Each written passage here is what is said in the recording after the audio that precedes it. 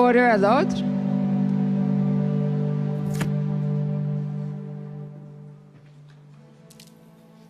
The Public Order Emergency Commission is now in session. La commotion sur l'état d'urgence est maintenant ouverte.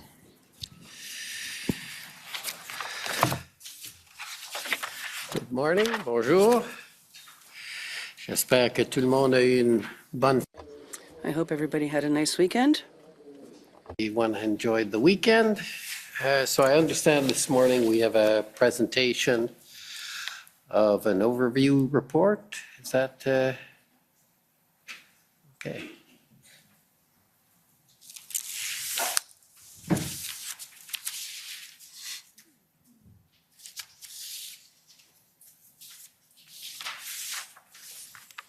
Good morning, Mr. Commissioner. Nasser Khan, Commission Counsel. I'll just wait for the PowerPoint to be pulled up on the screen there. Okay, perfect. So I'll be presenting the overview report titled Federal Government Entities Involved in a Decision to Invoke the Emergencies Act. This overview report is now available to the parties on the party database and will be posted on the Commission's website for the public very shortly. The document ID for this report is com.or 708. Next slide, please. So by way of introduction, this presentation focuses on the mandates of three key federal entities. That is the federal executive, the Prime Minister, Cabinet, and the Governor and Council, the Privy Council Office, and the Prime Minister's Office.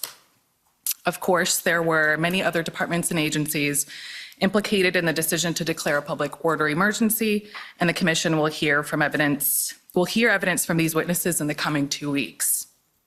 The purpose of this overview report is to contextualize and frame the anticipated evidence for the benefit of the parties, the public, and of course, the Commissioner. Next slide, please. So we'll begin with the definition. Section 17(1) of the Emergencies Act assigns the formal authority to declare the existence of a public order emergency to the Governor and Council.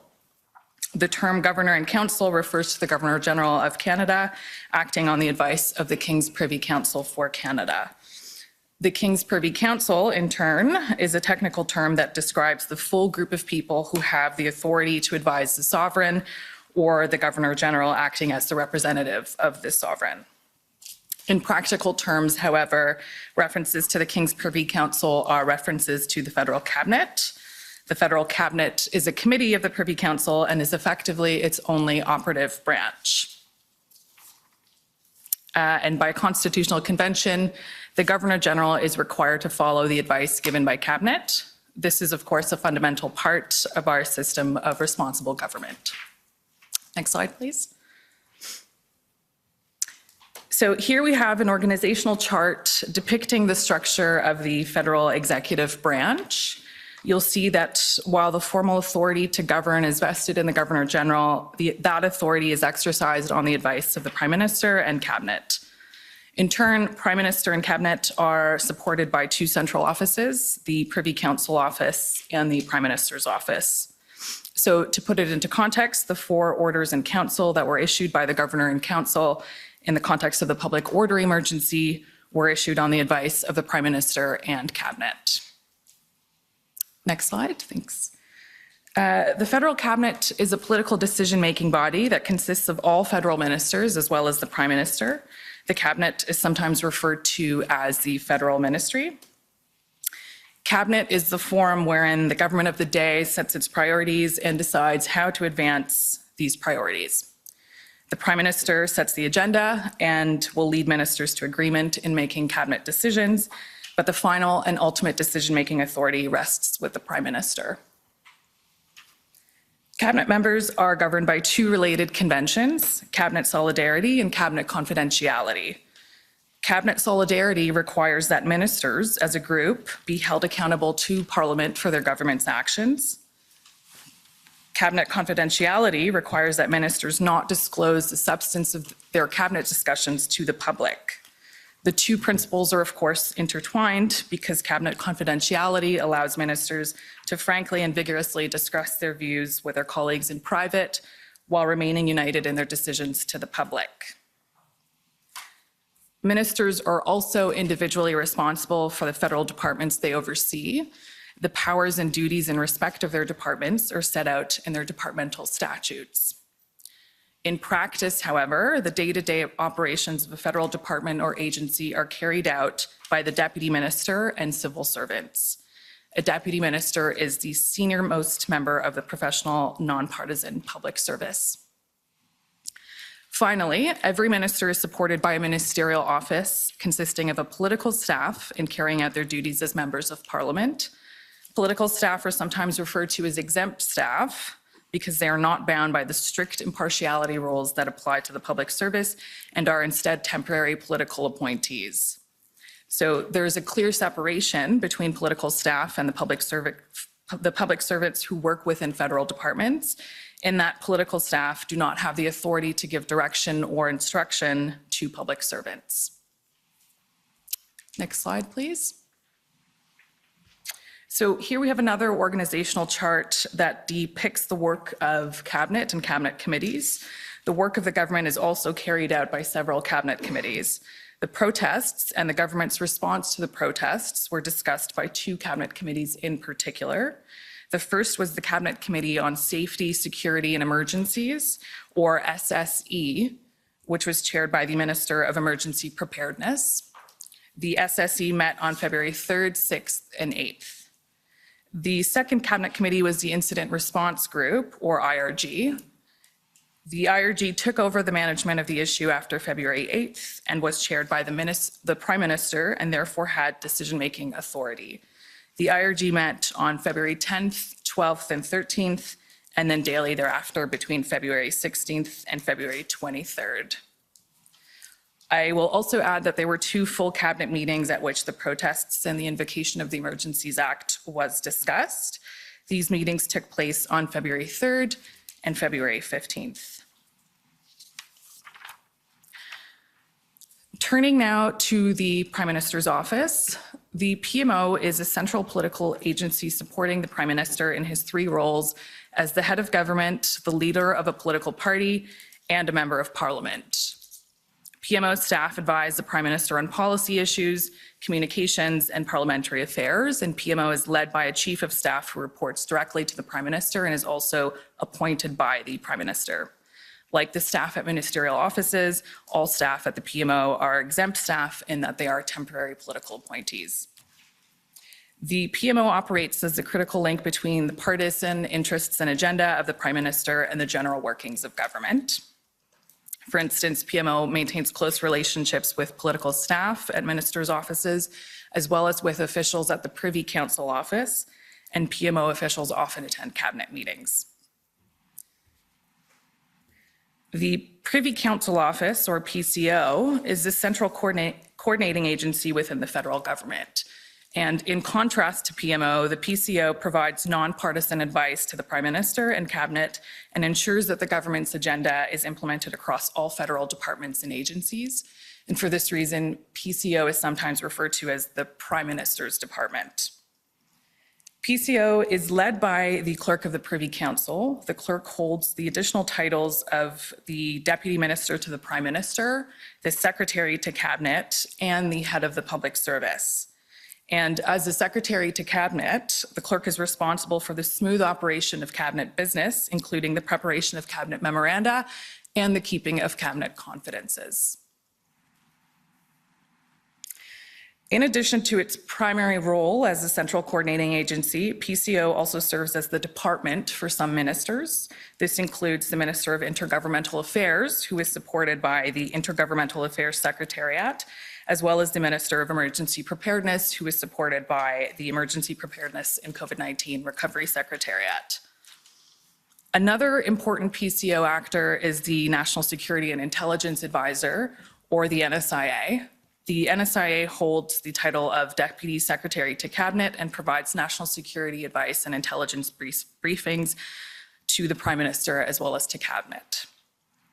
The Office of the NSIA plays a coordinating and convening function amongst national security agencies, and the Office of the NSIA itself consists of 4 secretariats, and it is responsible for convening 2 standing committees of senior civil servants.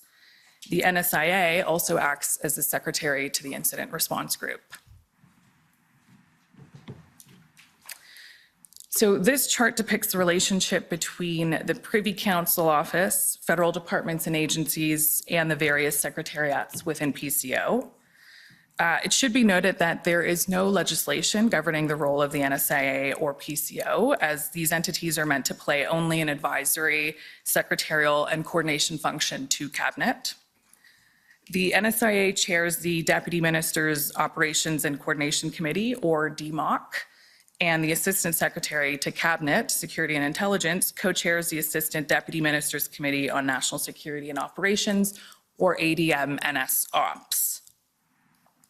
Both the ADM-NS Ops and DMOC met frequently, in fact, almost daily, in late January and throughout February 2022 to discuss the government's response to the protests. Finally, the departments and agencies listed on this slide were also involved in the federal government's response to the protests and blockades and the decision to invoke the Emergencies Act. And as I mentioned earlier, witnesses from each of these departments are expected to testify in the coming weeks. And I would invite the parties to consult the institutional reports prepared by each department for a fuller explanation of the department's mandate and involvement. So that concludes the presentation on this overview report. But before I go, I would also like to enter 3 additional overview reports prepared by Commission Counsel and that I understand the parties have had the chance to review. First, Commission Counsel are entering a report. Can you slow down for the interpreters, please? Yes. Commission Counsel are entering a report summarizing the proceedings commenced in response to the protests in January and February 2022, including judicial review proceedings commenced to challenge the invocation of the Emergencies Act. The document ID for this report is com.or 701. The second report that Commission Counsel are entering is a report summarizing the protests that occurred at 6 international ports of entry in January and February 2022. The document ID for this report is com.or 706. And the final overview report that Commission Counsel are entering is a report summarizing the oversight responsibilities of Parliament and the Parliamentary Review Committee under the Emergencies Act. The document ID for this report is com.or 707. And with that, that concludes my comments. Thank you. Thank you. And the parties will find that document, the overview report, useful for determining who they should be questioning as we go through the various departments, because for obvious reasons, the amount of time for cross-examination is limited for each of the parties. So you should be as much as possible targeting the departments and witnesses who are likely to have the answers to the questions you may pose. So with that brief introduction, I call on the next witness. I think it's a panel, as I understand it.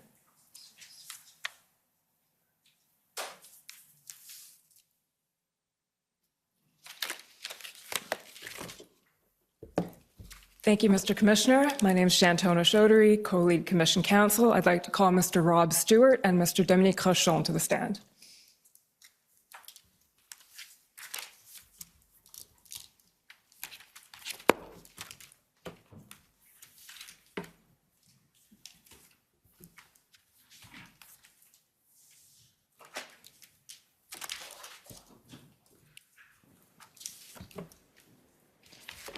Mr. Stewart, will you swear on a religious document or do you wish to affirm? Affirm. For the record, please state your full name and spell it out. Robert Neil Affleck Stewart. Spell it. Yes, please. R-O-B-E-R-T Neil-Affleck-Stewart. Do you solemnly affirm that the evidence to be given by you to this commission shall be the truth, the whole truth, and nothing but the truth? I do. Thank you. Mr. Rochon, will you swear on a religious document or do you wish to affirm? I will affirm. For the record, please state your full name and spell it out. Dominic James Rochon, Dominic Rochon. Do you solemnly affirm that the evidence to be given by you to this commission shall be the truth, the whole truth, and nothing but the truth? I do. Thank you. Go ahead. Good morning, Mr. Stewart. Good morning, Mr. Rochon. Nice to see you again. I'll just start by introducing your witness summary. So you'll recall sitting for an interview with Commission Counsel on September 1st, 2022. Thank you, Mr. Clerk. I'll ask you to pull up WTS.0000, I think it's 5066. Okay, so Mr. Stewart and Mr. Rochon, you'll recall that some of your colleagues who are not with us today, were not called to testify, also sat for that interview, namely Mr. Talal Dakalbab, I'm not sure I'm pronouncing that right. Dakelbab. Pardon me? Dakelbab. Dakalbab, thank you. And Mr. Derek Treherne also participated in that interview. I'll just ask you to confirm that you've reviewed the summary of the interview, and if you have no changes to make, confirm that insofar as it contains your information, you adopt it, and insofar and it's accurate to the best of your knowledge and belief insofar as it contains the information of your colleagues, and you believe them to have accepted it as accurate. I accept it. I believe it's accurate. Thank you. Mr. Stewart, at the time of the Freedom Convoy events in January and February, you were the Deputy Minister of Public Safety, is that correct? That is correct. Okay, and you've since moved on to become the Deputy Minister of International Trade? That is correct. And when was that? Just recently, 17th of October. 17th of October, okay. Mr. Rochon, at the time of the events, you were the Senior Assistant Deputy Minister of Public Safety's National and Cybersecurity Branch, is that right? That's correct. And you've also since left public safety to take another position. Is that correct? That is correct. Okay, Associate Deputy Minister of Transport? Correct. And when was that? October 31st was my first day. Okay, so also very recent. The next thing, I'll just ask you to introduce the Public Safety's institutional report, despite the fact that neither of you are currently with Public Safety. Mr. Clerk, that's DOJ IR 608.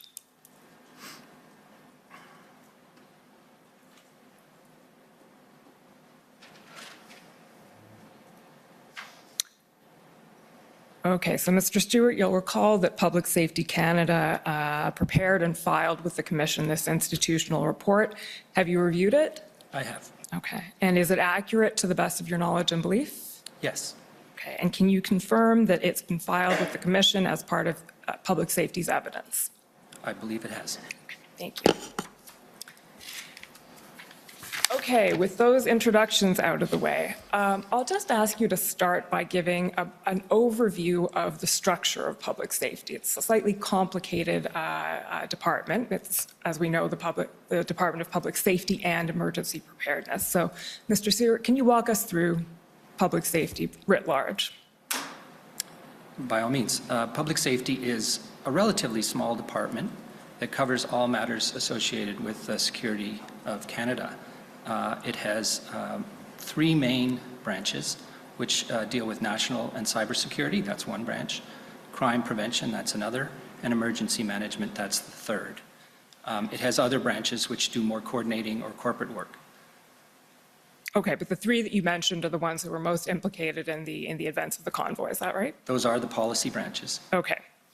And Mr. Rochon, I understand that the National and Cybersecurity Branch manages 5 directorates. Can you tell us about that?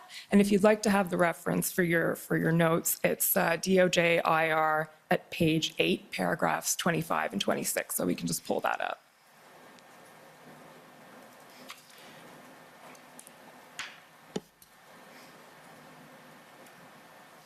If you could just move up the page just slightly, but I can speak to them, yes. So the National Cybersecurity Branch has 5 divisions. Primarily, it is responsible for national security policy matters, national security operations matters, critical infrastructure, cybersecurity, and over the last 3 years, there was a special task force regarding economic security. Okay, and if we can just scroll down a little bit, Mr. Clerk. Under critical infrastructure and strategic coordination, it says this directorate supports the ministers in leading the national effort to enhance the resilience of critical infrastructure against a variety of hazards. Do those hazards include protest? They could. Essentially, that particular directorate oversees the critical infrastructure strategy that has been in place since 2010. We have been, over the last couple of years, in the midst of refreshing that strategy. That particular directorate engages with the 10 critical infrastructure sectors. There are private sector leads and public sector leads for each of those sectors, and they deal with matters of we provide risk assessments when there are threats. They could be cyber-related threats, but any threats to any critical infrastructure across those 10 critical infrastructure sectors. Okay. And then the next, not bullet there, but the next line in the chart, the Task Force on Economic Security. Tell us a little bit about the work of that task force and whether or not it played into the convoy at all. It did not. That task force was stood up over the last 3 years, as I pointed out, in order to look at the broader framework that is economic security. Economic security is a term that can mean a lot of things. From a national security perspective, that task force was looking into, through various lenses, potential threats to Canada's economy stemming from threat actors, potentially hostile state actors. Those threats can emanate from, and indeed we have an elaborate control system across Canada. We have export controls, we have the Investment Canada Act, we have a series of tools, but the Economic Security Task Force was looking at whether or not those tools were fit to purpose and indeed whether that tool set was adequate in order to protect ourselves against the threats of today. And so most of that work looked at and is moving towards an economic security strategy that would introduce research security to protect intellectual property, for example, things of that nature. So specifically, that task force did not have a role to play with regard to this particular situation. Okay.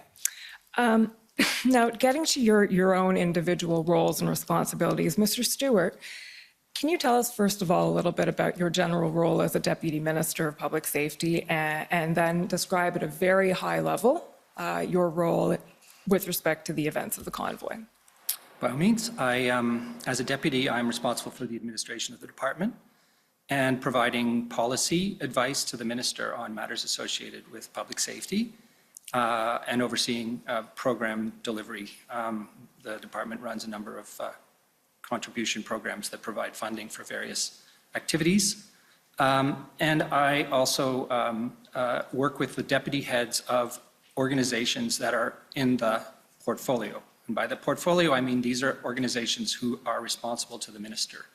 In the public safety portfolio, there are 5 main organizations: RCMP, CBSA, Canadian Border Service Agency, Canadian Security Intelligence Service, the Correctional Service of Canada, and the Parole Board. Thank you. They all are independently accountable to the minister, but we work together as a group and provide advice, and if necessary, the department will do legislation or regulation on their behalf. Okay. Sorry, go on. In the context of the protests, I was working with a subset of that group who were involved in daily calls and briefings. That would be the RCMP and CBSA primarily, and to a degree, CSIS. I think we're going to hear a lot more about that shortly. And thank you for speaking without acronyms. It's appreciated. On the first day of federal government evidence, we're still getting used to all the acronyms. I think CSIS we can handle and probably CBSA, but when it gets deeper than that, it's going to be a struggle. Okay, Mr. Rochon, can you tell us at a high level, first of all, your role at the time and your role in the convoy? I would describe my role specifically, having gone through the 5 directorates in my branch. The one directorate in particular, the National Security Operations Directorate. Through that directorate, I have a responsibility, and I'll refer to the presentation that was given to us this morning where we highlighted the Privy Council Office and its role. With the Privy Council Office, they have a Security and Intelligence Secretariat. The Assistant Secretary responsible for that Secretariat and I have a responsibility of convening the security and intelligence community, which is some 16 departments and agencies, on a regular basis to discuss ongoing operational national security matters for situational awareness, and indeed to be able to make sure that we're coordinating the community to be able to respond to potential threats to national security.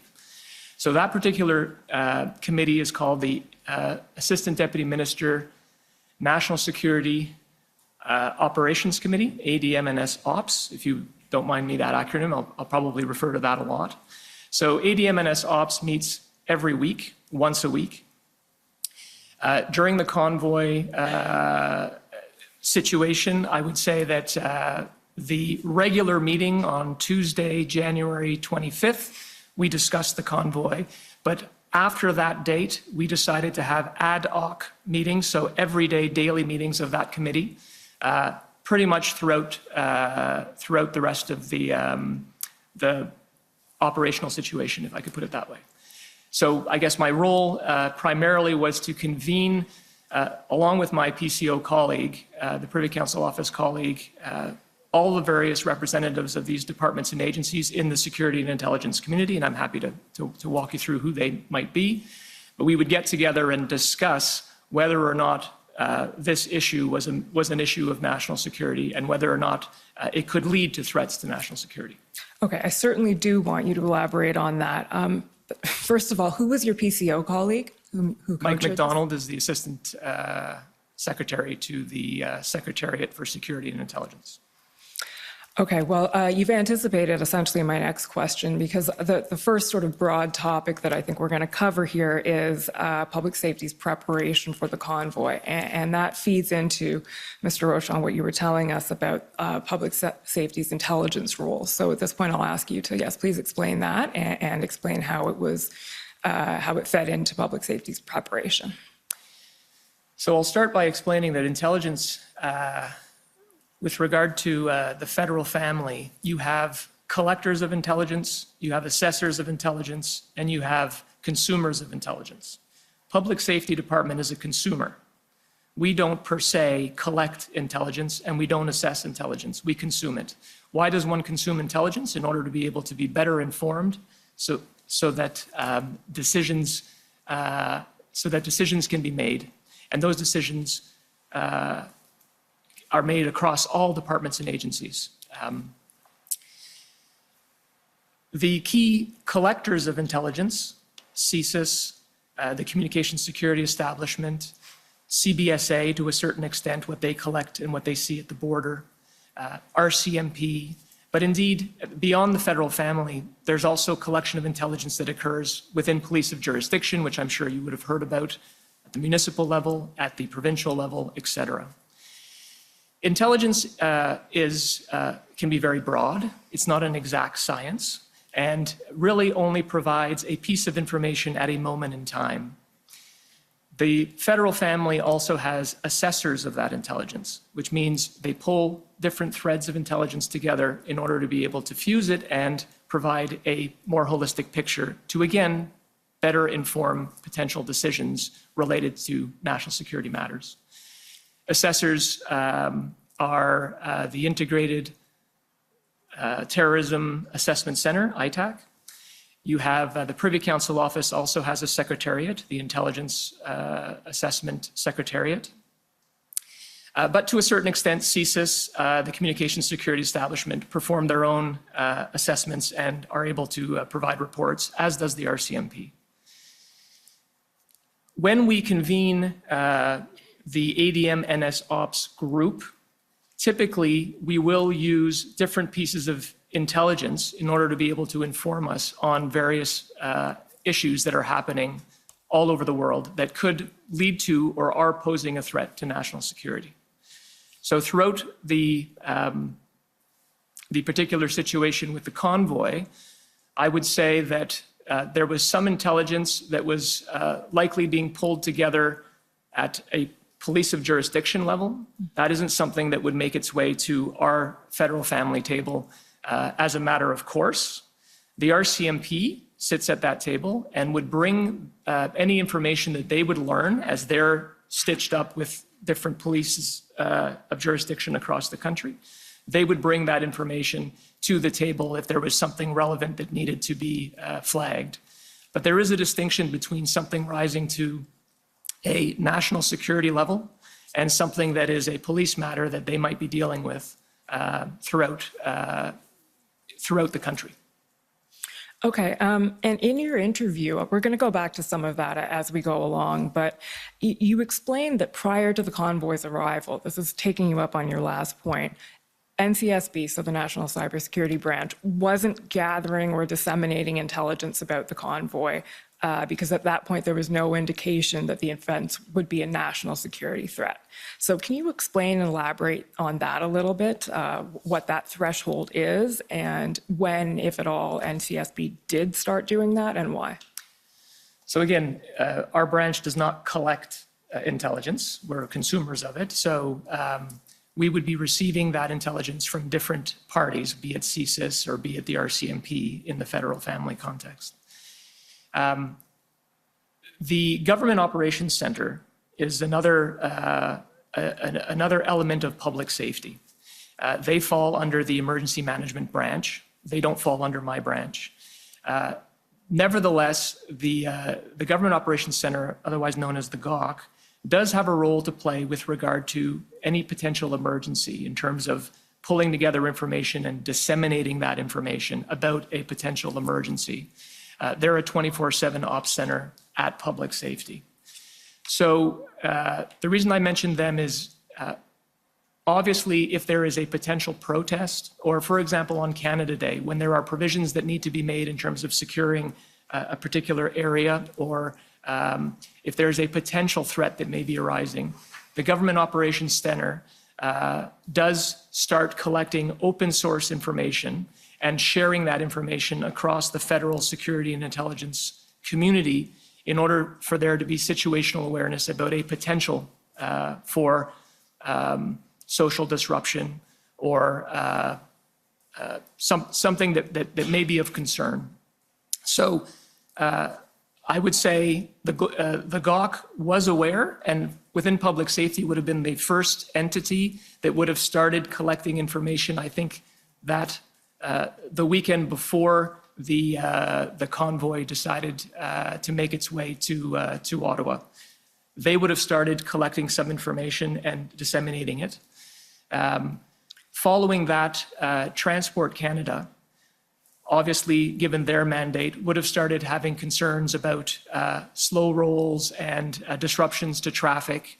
And the member of Transport Canada that is a member of the ADM&S Ops, Kevin Brosseau, would have called both Mike McDonald and I to say that he wanted to make sure that the issue was brought to the attention of the ADM&S Ops committee because it did have the potential of rising to a national security level, given the fact that this was happening across Canada. Okay, and when you say he would have called, you mean he did call? He did call, that actually yes. happened, okay. Yes. And so I understand that GOC started monitoring this, as you said, around January 19th, and it started producing two types of reports. One is called Key Points on Potential Impacts to Critical Infrastructure, and the other is Daily Operations Briefs. So these were being produced as of around January 25th, January 28th. Is there a difference, a marked or noticeable difference between those types of reports? No? Okay. And who receives those reports? Who are they disseminated to?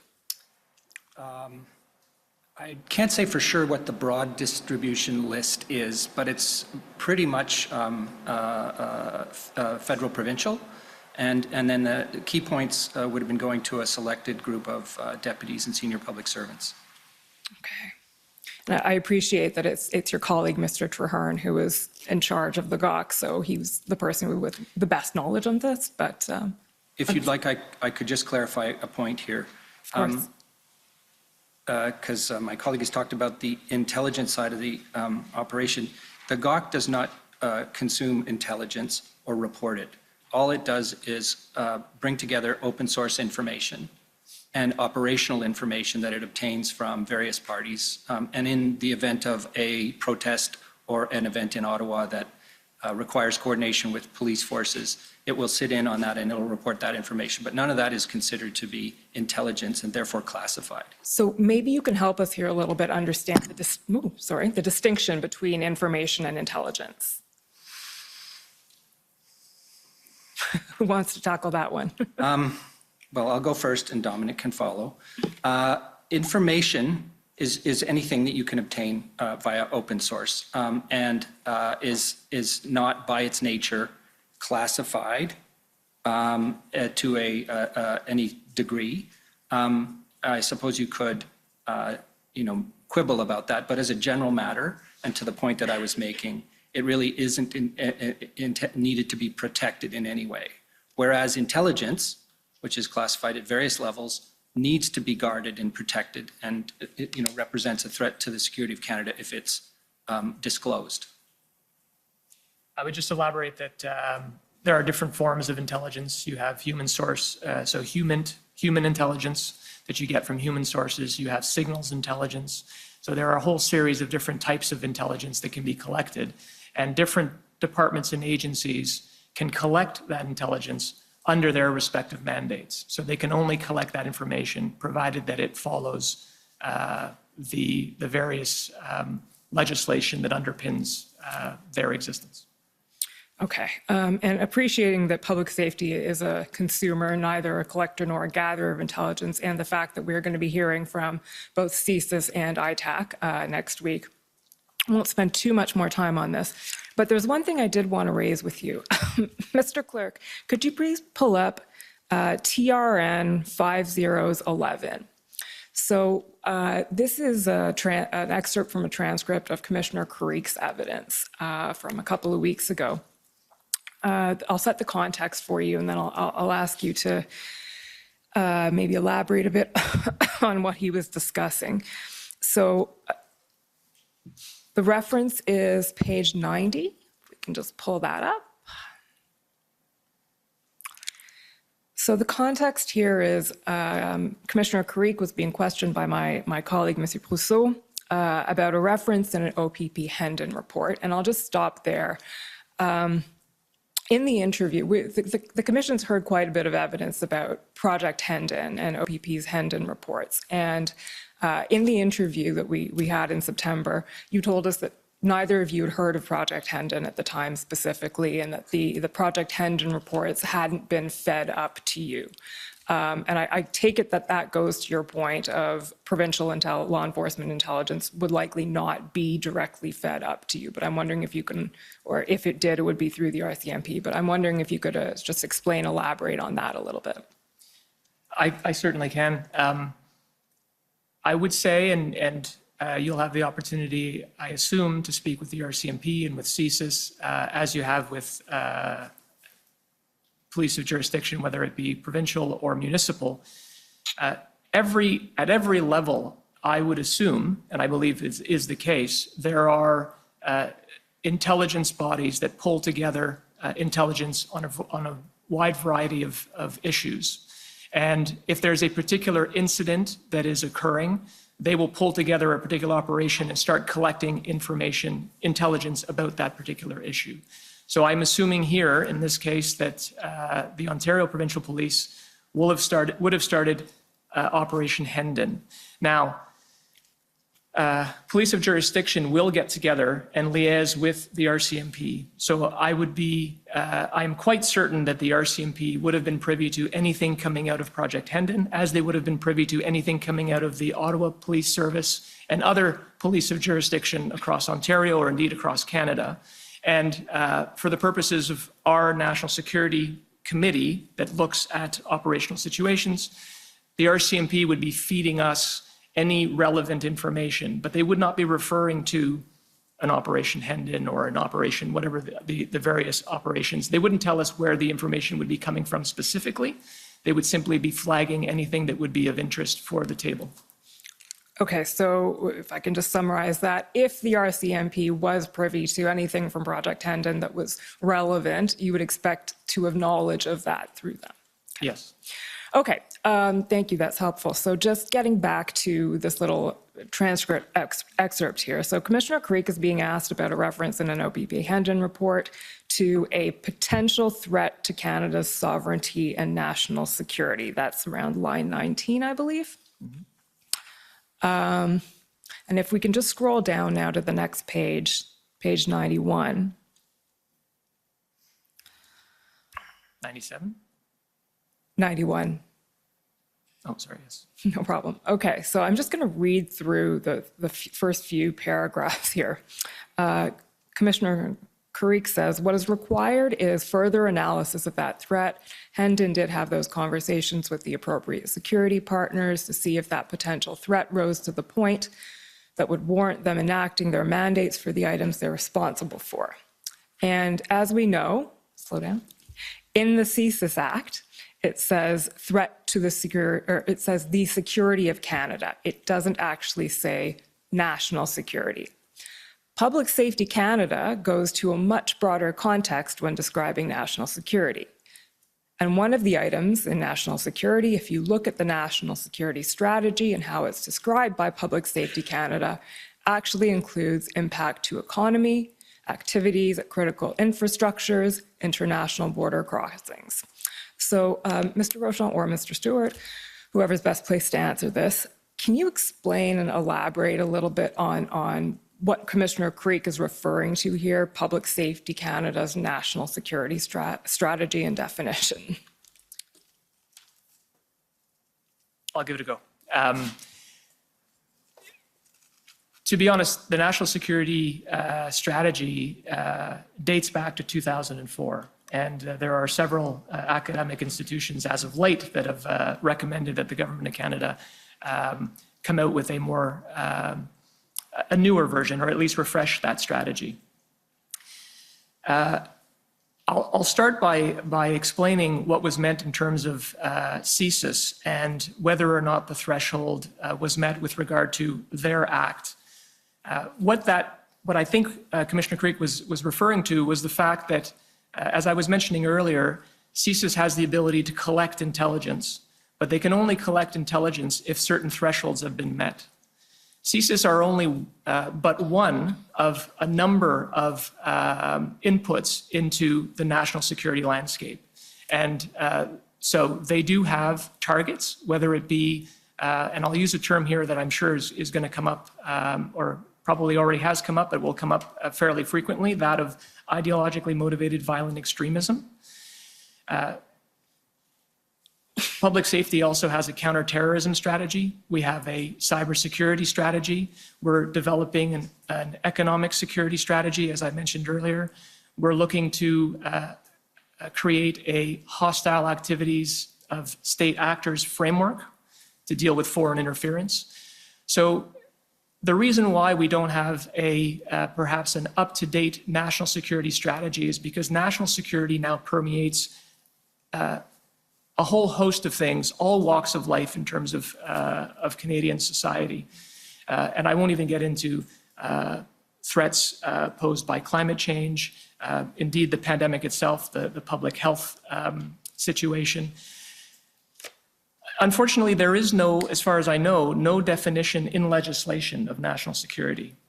CSIS does have a definition of threats to the security of Canada. I believe the Security of Canada's Information Disclosure Act, SCIDA, also speaks to a definition of threats to the security of Canada.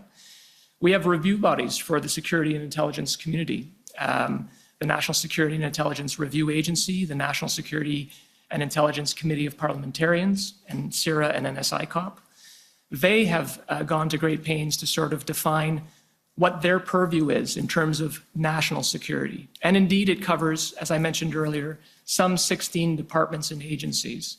So when it comes to national security, we're not necessarily looking at one specific threat, a terrorism threat, but rather the impact on Canada's ability to maintain the security of its institutions, its democracy, its people, its economy, the resilience of all of these things. Okay, so from public safety's perspective then, or in its modus operandi, there's a distinction between national security and threat to the security of Canada as defined in the CSIS Act. Is that fair? Yes, absolutely. Okay. Okay, moving on from there, I just want to situate us in time here. With the information that public safety was receiving prior to the arrival of the convoy, so the information it was receiving from its various sources, and Mr. Clerk, I'll just ask you to pull up at this point PB Can 50703. This is the GAWK key points from January 27th. But as that's being pulled up, feel free to already start in describing what your state of knowledge was at that point and what you anticipated happening when the convoy arrived. Maybe I'll back up just one step for that, is just to say that we were monitoring, as you noted earlier, the rising level of protest around the vaccine mandate, which came into force on the 15th of January. So we were through various groups monitoring just that there were protests that were likely to arise. And we started getting word of the convoy's formation on around January 20th, and were through the GAWK and its connection to planning and coordination groups, and one in particular called Intersect, which is a group that brings together all the police of the region and various other entities that have an interest in the security of the national capital. That would have been meeting and talking about that, and we were hearing reports, and then they would be reflected in these key points, those discussions. So this would have been January 27th is on the eve of the arrival of the early in Ottawa of the trucks, and I believe just prior to the blockade at Coots. But so we were growing, paying a lot of attention to it, getting somewhat concerned about how it would manifest, how many trucks and from where, and there were many convoys coming from east and west, and I believe south, and so we were trying to get a handle on that, and the RCMP were informing us about the numbers of trucks and when they were likely to arrive, and we were asking questions about what is the plan for managing this protest when it manifests. Okay, thank you. Mr. Clerk, if we can just scroll up, I guess, or down, sorry. Keep scrolling, keep scrolling, keep scrolling. So as you've mentioned, convoys coming from several directions. Keep scrolling. Mr. Stewart, I think you covered most of this in your introduction. Keep scrolling. Okay, stop around there. So we see Ottawa police are planning for around 1,000 to 2,000 vehicles. The convoy is going to be directed to Sir John A. The second to last or third to last bullet there, near Vanier Old Jet Forum Park will be used to park trucks and passenger vehicles with cabs and LRT available for demonstrators to get downtown. So we've heard a lot of evidence on at the commission already about what the plans may or may not have been, but I understand this reflects the notion that protesters would park at, I think what's now referred to as in common parlance as Coventry Road, and then be bussed in from there or from various locations. And then if we just scroll down here to assessment, Ottawa Police Assessment determines there's no need for people to stay home or businesses to close. OPP is advising motorists to avoid travel because of the delays. Ottawa Police, OPP, RCMP, as well as the City of Ottawa are coordinating a response. Disruption to government activities expected to be minor because most employees are at home. Intersect is indicating this will be a significant and extremely fluid event that could go on for a prolonged period. It's anticipated to be peaceful. Does that reflect essentially the information that you had at the time and your expectations? Yes. Okay, so is it fair to say you anticipated that it would be, well, actually, I'll just ask it open-ended. How long did you think it would last? What were you expecting to happen when the convoy arrived? The expectation that I had was that the convoy would park and stay for the weekend and leave on the Sunday. Okay. Mr. Rochon, is that your expectation? As far as the Ottawa situation was, yes. And we were also watching to see whether other protests that were bubbling across the country would also, but the expectation was they would all be peaceful and they would last for that weekend. Okay. Is there anything in particular you'd like to highlight about what was going on across the country at that time? No, other than to say, transport obviously had some concerns with regard to various protests happening and how it might affect the flow of traffic, how it might affect supply chain issues from a transport perspective. Canada Border Services Agency, I think, started to ask questions about particular ports of entry. And so from a critical infrastructure perspective, and this is really why GOC was involved, is to make sure that we were mindful that there could be impacts to critical infrastructure. And as a result, we were being watchful. But the expectation, although it does say in this document, I note that Intersect, which was the broader group that Mr. Stewart referred to a moment ago,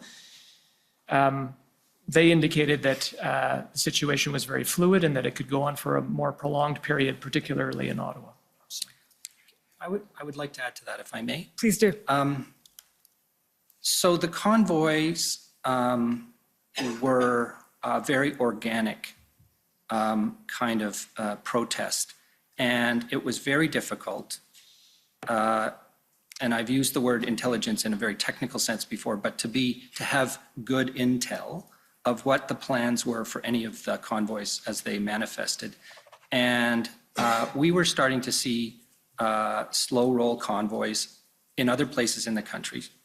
And as Dominic has said, we were concerned that this movement would grow and it wouldn't be just a one-time only event, but this would in the end manifest across the country in various places. And I believe right by the end of January, we were starting to see the blockade in the Coutts port of entry. So therefore, we had evidence that it could in fact impair critical infrastructure and the economy and the lives of Canadians. Okay, so one eye open that this could develop into something, but essentially, with respect to Ottawa at least, the expectation was that it would end after the weekend. And as we know now, that didn't happen. And it didn't end after the weekend. Some trucks stayed, many protesters stayed. So the next sort of topic I want to address is very broadly, how did the federal government respond? And let's start by talking, we know that there were a variety of committees struck and calls and meetings taking place. So Mr. Stewart, I'll ask you to walk us through that, starting with the internal federal government response. So. All right, so we've established that prior to the convoy's arrival in Ottawa, there were discussions taking place in the regular fora, which included the Deputy Minister's Operational and Coordination Committee, and bilateral discussions across departments, including transport, to just take stock, basically, and make sure we had situational awareness. And I believe PCO officials would have been informing political officials at their end. We were certainly keeping the minister apprised in his office. As the weekend progressed and it became clear that the convoy was intending to stay, and the original thinking was that they would only stay another couple of days, and then it gradually morphed into an extended period of time, we ramped up the internal discussions and started to have a regular briefing on a daily basis of a small group of ministers, including the Minister of Public Safety and the Minister of Emergency Preparedness, quite often the Minister of Transport and the Minister of Intergovernmental Affairs as well, and occasionally the Minister of Justice. So these were key ministers in the context of the protests. And they were We started daily briefings of that group at the beginning of the first week after the weekend. And they were supported by regular daily meetings of the DMOC, Deputy Minister's Operational Committee and Coordination Committee meetings, as well as other discussions that we were having, and that goes outside of government, but with other officials around the country. So those two groups, the DMOC group of senior officials and the ministerial briefing group, were the principal fora in which the ongoing protests around the country and the situation in Ottawa was discussed. Okay, so DMOC is another acronym that we're going to have to get used to pretty quickly. So no, this one is going to come up a lot over the next couple of weeks, so we'll learn it now. Deputy Minister Operations Committee, the DMOC. Who attended the DMOC? Who participated in it? The standing membership would be Chair of National Security Intelligence Advisor, the intelligence agencies, the Canadian Security Establishments and CSIS, RCMP, Department of Transport, Deputy Minister of Transport, Deputy Minister of Public Safety, Deputy Minister of Global Affairs, Deputy Minister of Immigration and Citizenship. I'm going to miss one here. The Chief of Defense Staff. Sorry, I'm. CBSA? CBSA, yes, of course. FinTrack. Defense. Okay, and sorry, you referred just now to the Communication Security Establishment. Can you just explain what that is? It's one of the two primary intelligence agencies that does signals intelligence. Signals intelligence. Can you explain what signals intelligence is? Foreign signals intelligence, I should point out, the Communication Security Establishment is responsible for two things. One, collecting foreign signals intelligence on non-Canadians outside of Canada. It's a very strict mandate. But they also have the responsibility for the Canadian Cyber Centre. So they produce threat assessments, for example, for cyber incidents and things of that nature. Thank you. Okay, Mr. Stewart, sorry about that little interlude. So there was the DMOC, and then you said there was these daily ministerial briefings. And at a high level, can you explain what those daily ministerial briefings were about? They had multiple purposes. The first was, of course, situational awareness. So there was a briefing at the beginning of it, typically by the Commissioner of the RCMP, and as well by the President of the Canada Border Service Agency on the situation on the ground across the country. That would be supplemented by any information obtained from other sources. If I had conversations with other officials elsewhere, I would report on that. And then we would discuss, the federal government's ability to deal with the protests, what we were able to mobilize or what we were doing, such as the provision of RCMP officers to support the Ottawa Police Service. And we would also discuss, what ministers' messages would be for Canadians because they were making frequent public appearances. Okay. And you mentioned that the principal briefer was often Commissioner Lucky from the RCMP. Yes. Why was that? Well, the police of jurisdiction in Ottawa were connected to the RCMP and are on a regular basis. The RCMP coordinates because they have jurisdiction over some areas of the city, small areas that are federal. And so they work very closely together. And of course, the police were, including the OPP, they had an integrated command. Well, they had a national capital region crisis center that they were that they'd staffed, and that was where the RCMP was getting the information. But the OPP was not in these calls, nor was the Ottawa Police. So they were in a sense, the commissioner of the RCMP was in a sense the person who collected that information and brought it to the table. Okay, so these two things that we're talking about, the DMOC and the ministerial briefings, these are entirely internal to the federal government. That's what you asked for. It's exactly right. Okay, and before we move on to external, Mr. Rochon, I'll just ask you to explain, you touched on this before, but what the ADMNS Ops was doing at the time. So commensurate with those two meetings that Mr. Stewart just described, ADMNS Ops was also meeting daily and essentially feeding into those meetings.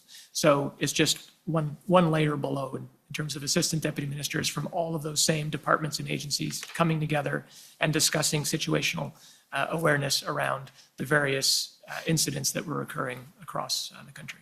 So would it be fair to say that the information chain would sort of be ADM and SOPs up to DMOC, and then from DMOC up to cabinet where warranted? Yeah. To the ministerial level? Okay. Okay, Mr. Stewart, now I'll ask you about the meetings that were happening that included actors external to the federal government. So a couple of different points of note there. As a standing matter, there is a committee of federal provincial assistant deputy ministers, which was our colleague Talal Dakalbab, who is a co-chair of that committee. And it was a committee to discuss crime prevention and policing matters. And it exists on a permanent basis and involves ADMs from across the country, all provinces and territories. So that fora was used for outreach and discussion, information sharing. And that's what's referred to as the FPT-CPCC, I think? That is correct. Crime Prevention and Policing Committee. CPPC. There we go. CPPC. So that was one forum. On an ad hoc basis, we convened deputy ministers of federal, provincial, and territorial governments to discuss the situation with the protests around the country. And that happened more than once because I co-chaired a call, and then my colleague, the Deputy Minister of Transport, had calls with deputy ministers of transport departments around the country as the protest went on. I'm sure we'll come back to that. But there was, generally speaking, deputy ministers' calls and meetings. And as well, I reached out to the City of Ottawa early in the week that the protest became entrenched, and we stood up calls and discussions amongst officials and also at the ministerial level involving the city and the province. Okay, Mr. Clerk, can I ask you to pull up ONT 0000159? 50159.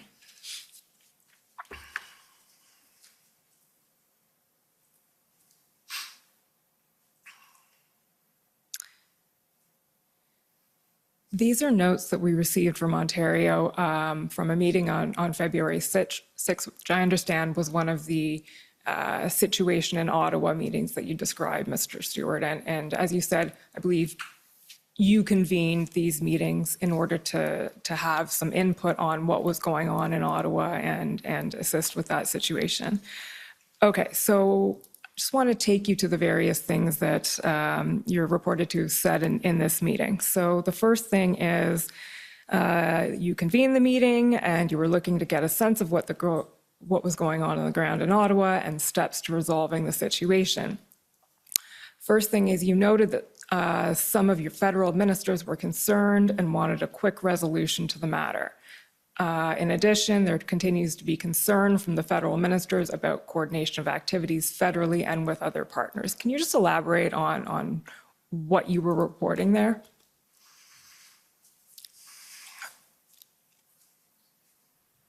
So I was reflecting the fact that the federal government was taking, and the ministers of the federal government were taking the protests very seriously and were very concerned about how it was evolving. I've referred earlier to its kind of organic nature, the uncertainty that prevailed, the sense of, quite frankly, menace that was starting to manifest itself.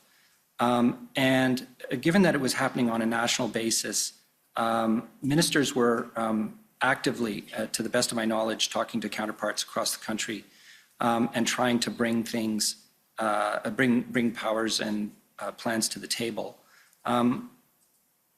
It's important to note, I think, at least for the record, that at no time did anybody start to think about instructing police to do anything, but they were very interested in what the plans of the police were in various parts of the country.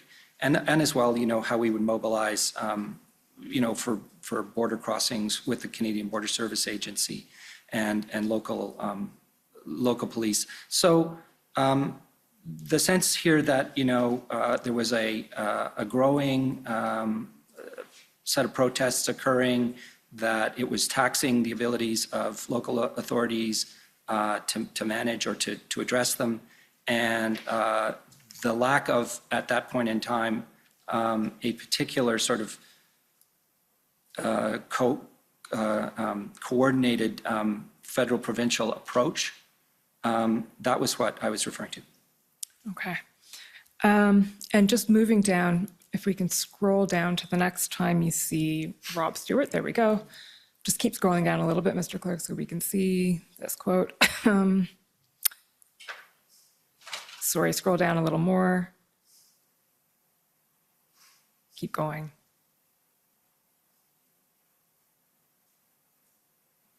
There we go. Rob Stewart posed the following question to Chief Peter Slowly. What is the nature of the support that Ottawa is likely going to ask for? And it says here, note, Rob Stewart was trying to understand in unsaid terms whether the OPS will directly request non-law enforcement assistance. Can you tell us a little bit about what was going on there? Well, I didn't take these minutes, and I don't think that's accurate. The Chief Slowly was saying very openly, almost right from the beginning, after the weekend, that he needed more resources. And fairly early on, the RCMP did add resources to help the Ottawa Police. And the number was quite a bit lower than Chief Slowly was asking for. So we weren't entirely clear as to what exactly he needed in terms of the type of resources. And here we're talking about policing resources.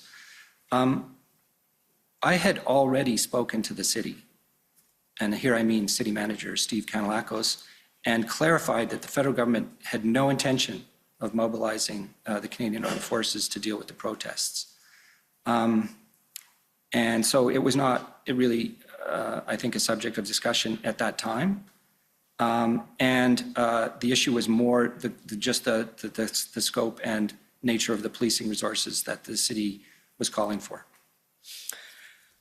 Okay, and the next bullet point is what are the obvious and visible successes that ministers can be told and can also see? What were you referring to there? What were you asking Chief Slowly about? Well, Chief Slowly, and I think the document does give some clarity to this, was reporting on what the Ottawa Police Service was trying to do to limit and contain the protests. And there had been, for instance, a kind of a shack erected in one of the parks, federal parks, which was causing quite a lot of heartburn, and that the police were successful in negotiating being taken down. It was storing gas and was actually, I think, a barbecue stand. But that was, as an example, one of the things that, Chief Slowly was reporting on the police having achieved. And he was projecting a sense of intention that they were going to continue, the Ottawa Police, to the best of their ability with the resources that they had, stretched as they were, to take steps to interdict and to disrupt the protest. And so this is what that question gets at, is what are your plans in the short run to do that kind of thing? This is not predicated on, at that point in time, the expectation that the Ottawa Police would be able to actually bring the protests to an end. Okay. And that, I suppose, reflects the fact that these meetings are sort of information sharing and aimed at sort of information sharing and attempting to sort of brainstorm solutions. Would that be fair? Okay. Now, if we can just keep scrolling down. Sorry, just stop right there. Nope, keep going. Until you see Jody Thomas, National Security Advisor.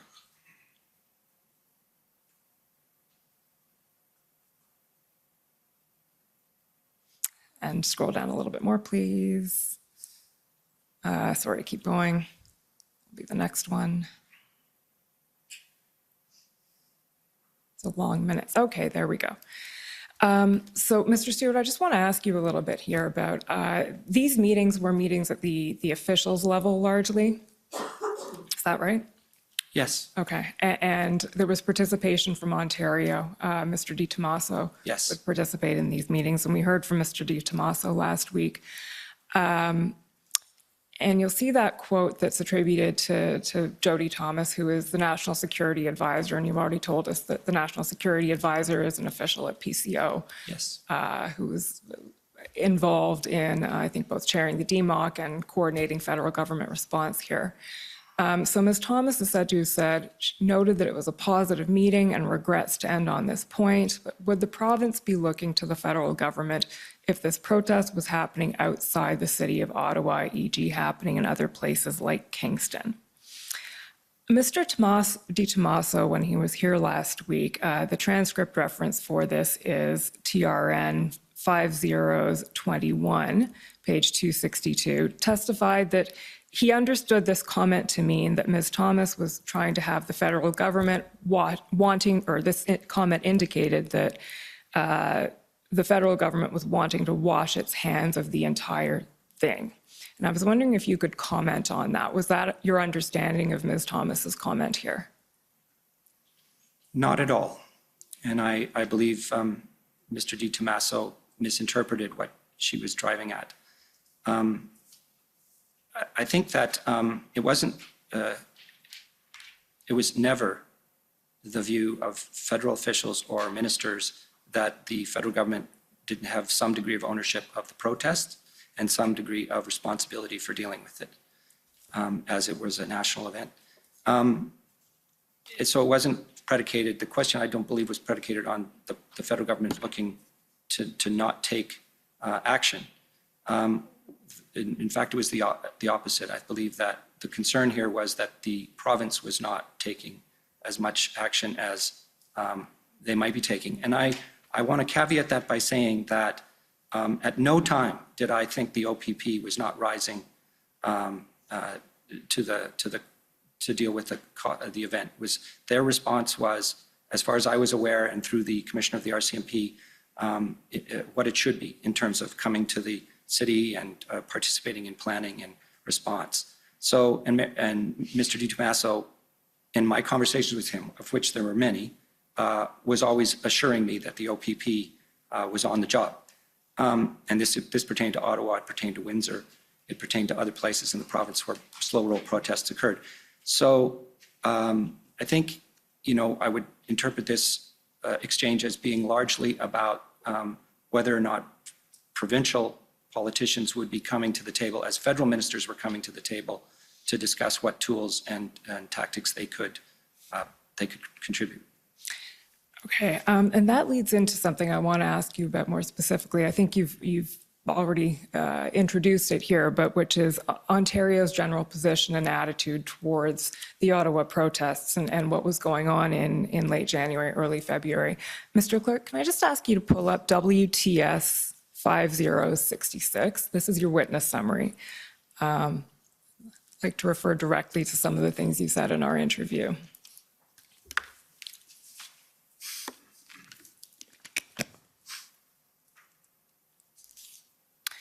Okay, if we can go to page 17.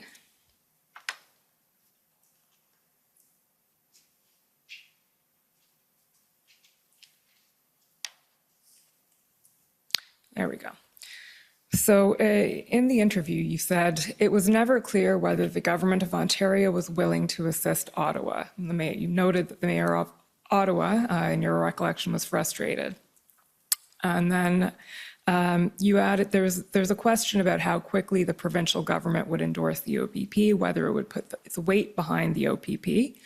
And then I think you've just answered that the OPP was fully behind this.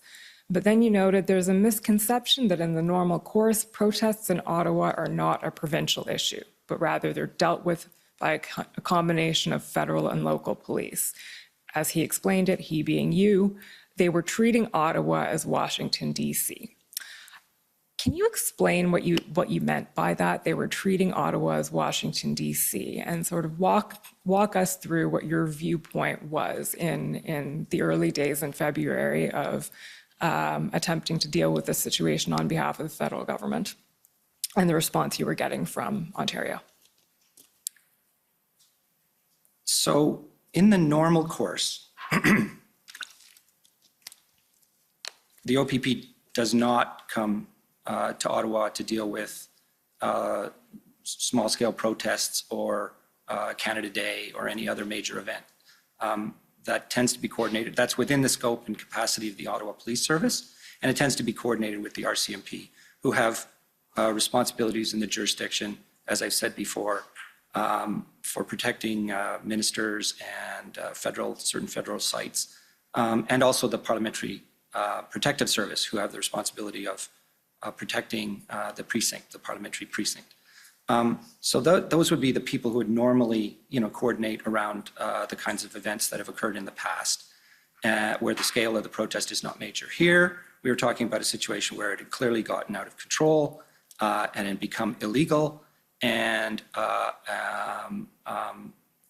notwithstanding that the Ottawa police were being backstopped by the OPP and the RCMP, there was clearly more that needed to be done, and ultimately was, to add, tools and powers to address the situation. And this was lurking in the background on all the calls that we had with ministers, is where's Ontario? The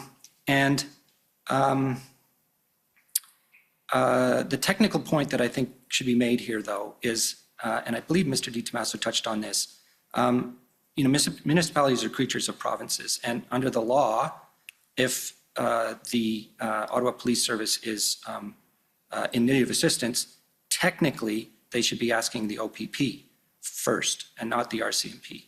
That's according to the law. This isn't normal course, and indeed it wouldn't be the RCMP's, I believe it would not be the RCMP's position that they wouldn't do anything if Ottawa needed help. Police come to the help of each other all the time. But this issue here of Ottawa turning to the federal government and asking for RCMP and not really articulating, how many more OPP they needed, I think was also kind of a question that was floating around in the background. When you say according to the law, they should go first to the OPP, what law are you talking about there? I can't tell you the specific law. It's the one that Mr. DiTomaso cited. I believe that was the Police Services Act. I believe so. Okay. So in addition to the meetings that we've already talked about then, the DMOC meetings and the ministerial briefings, there were also a series of tripartites convened. Can you tell us a bit about those?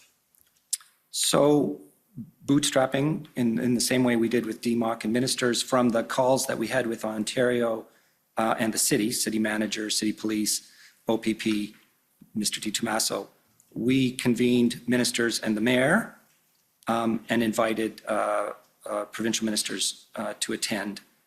In the end, only Mr. DiTomaso attended those calls, but they were called tripartite because they were the city, the province, and the federal government. And they were of a very similar nature to the kinds of calls we were having with ministers internal to the federal government, a discussion of the situation, a discussion of what people's position and concerns were, a discussion of what we knew the plans to be at that stage, largely a sharing of information and concerns. Okay, and you noted that those calls were not attended by any politicians from Ontario. It did not have political representation from Ontario. Who convened the tripartites? I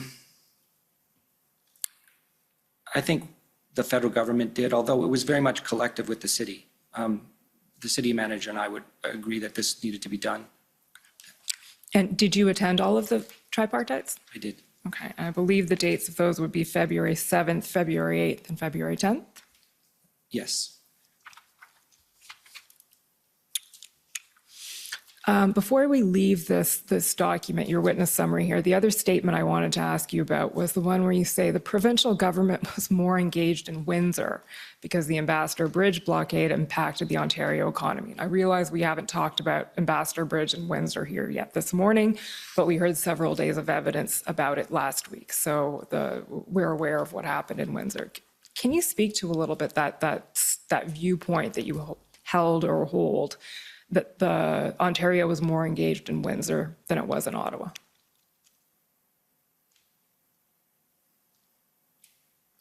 Well, to a certain extent, I believe it speaks for itself. In my conversations with Mr. Di Tommaso, we were also discussing, of course, what was happening in Windsor and what the plans were for ending the protest there. And it was clear that there was a lot of attention being paid to it at the provincial government level. And there was, in part because it was a smaller scale protest, a much more active set of plans going on to bring it to an end. So in other words, as I understand it, I'm not a police official, there are different skill sets the police have. And one of the skill sets, or one of the types of policing units that was necessary in both Ottawa and Windsor was public order units, who wear the helmets and carry the batons. These were needed and had to be mobilized from across the province. And so I was aware that that was the plan that was underway, that they were mobilizing to take out the protest in Windsor. And therefore, this would support the comment that I made here. Okay. The next series of meetings that I'd like you to tell us a bit about, you've already referred to. The acronym is FPT-CPPC, so Federal Provincial Territorial Crime Prevention and Policing Committee. Mr. Clerk, can I ask you to pull up PBNSC CAN 605?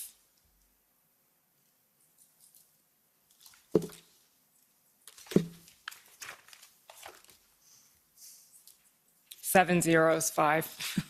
I see you nodding, so you know better than I do.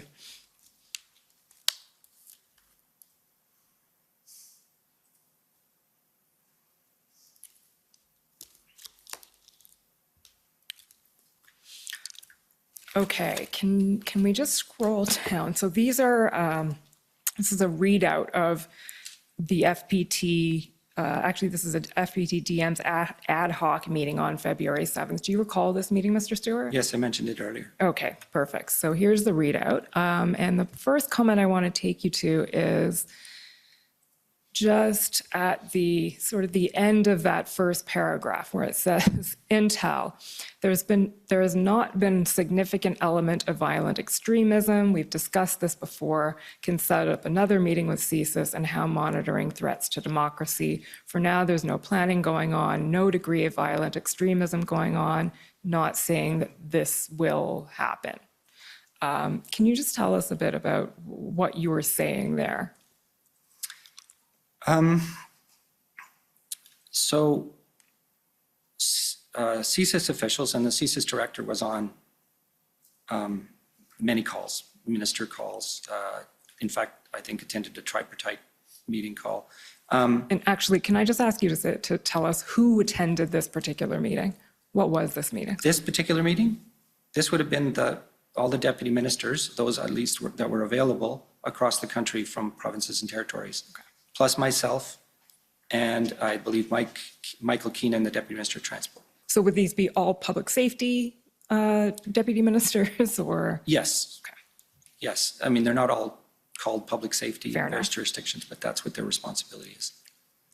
And the purpose of this call was to share, as I've mentioned, information, help people come to terms with what was going on, make plans in their own jurisdictions. And as we know, police jurisdiction across the country learned very quickly, but there was still the broader issue of why are these protests happening and what can we do to de-escalate them. So the director of CSIS had been reporting fairly consistently that in terms of the threshold for monitoring under the CSIS Act, he was not observing any increase in activity or any evidence of plans. And this is, to be clear here, a very high threshold. CSIS, and my colleague Mr. Rochon can explain this in more detail if you wish, can only monitor people that they believe to be threats to the security of Canada. And that's a high bar for them. And so it's not a very large number of people that they're monitoring. It's quite small. It does not, as a general matter, include the population or large elements of the population. They are very targeted in their activities. So in that context, given their targets, they were reporting they were not seeing any activity on the part of those targets. And that's what I was reporting there. And then the simple observation that on the ground in Ottawa, things were kind of chaotic. We didn't have any evidence of planning, we weren't hearing about planning, and no sense of extremism in the violent sense, although there was plenty of criminality by that point. Okay, and we will be hearing from CSIS directly next week, but I think it might be useful, if Monsieur Rochon, you can just elaborate briefly on what CSIS can and cannot do and what it was and was not monitoring here, following what Mr. Stewart said. Well, in this particular case, it again refers to extremist elements. So from a terrorism perspective, I had mentioned earlier the ideologically motivated violent extremism, which is something that CSIS is coming to grips with, and indeed have provided language in and around defining that. Because historically, I would say individuals are influenced by a singular definable belief system. And that's how we used to treat terrorism. There's been an evolution with regard to terrorism as of late. Now there is a confluence of a whole series of grievances that can come to bear, and it becomes a lot more difficult to track exactly how a particular threat can manifest itself in this IMVE environment. So there are xenophobic violence, anti-authority violence, gender-driven violence, other grievances that CSIS now have to wrap their minds around. How do we go after and collect information to protect Canadians against these emerging threats? When it can, as opposed to as I mentioned earlier, a belief system where there is a clear head and a org structure behind a particular organization. In today's world now, we're seeing more and more that a lone wolf, a lone actor, can actually perpetrate a particular extremist violent event. Nevertheless, the tools at our disposal and at CSIS's disposal is very much the CSIS Act that was written in 1984. And there is Part 2C of the CSIS Act, indeed Part 2 of the CSIS Act gives 4 different distinctions as to what they can collect intelligence on, and it describes threats to the security of Canada. So in this particular instance, what we were referring to, as you could appreciate, provinces and territories representatives would be under the impression that federal government is sitting on a treasure trove of classified intelligence. And based on that intelligence, they would want to know, are we seeing something from an intelligence perspective that would show that these protests are organized and that ultimately they constitute an extremist threat to overthrow the government or something to that effect. So specifically with regard to that extremist element, what we were saying here, or what the deputy was referring to here, is that as of yet, CSIS has not met a threshold to cause them to collect additional intelligence on a broader set of Canadians because they had not seen evidence of that. That being said, I should just also qualify that doesn't mean that they weren't monitoring certain extremist targets of theirs that have met that threshold and seeing whether or not they were interested. And I also want to qualify a comment that I might have made earlier. Intelligence, again, is not an exact science, and it's not foolproof. So just because you have a piece of evidence, or a piece of intelligence rather, doesn't mean that you have the full picture. And it becomes a very difficult mosaic to try and pull together in terms of pulling together intelligence emanating from CSIS, emanating from police forces, emanating from Canada Border Services Agency. Pulling that picture together to determine whether there's a national security threat is a different proposition than indicating whether or not CSIS specifically had evidence of a violent extremism meeting their threshold. Thank you. That was helpful in understanding that. So the second bullet point then, to go back to Mr. Stewart, on people protesting in accordance with the law. In Ottawa, the law has been disregarded, norms of behavior and laws. You talk about what's going on in downtown Ottawa. Police have not been able to control. Have heard comments made to federal ministers, do something. CBSA, Transport, and PS, that's public safety officials, have heard from our ministers. Roles of police and government have not tried to get involved in enforcement, but staying in touch with police. Police, including RCMP and outside Ottawa, have supported. I think that's probably stayed in close touch. Political layer is engaged. And then the last line is strong desire not to engage protesters and to let enforcement take its course. Do you recall what that referred to, in particular that last line? That last line refers to essentially the decision by ministers not to speak to the protesters. Okay. So this was, to situate us in time, this was on February 7th. And at that point, that was the position being taken. That was the position. Okay. Mr. Clerk, we can take that document down. And the next one to pull up is ssm.nsc.can 50246.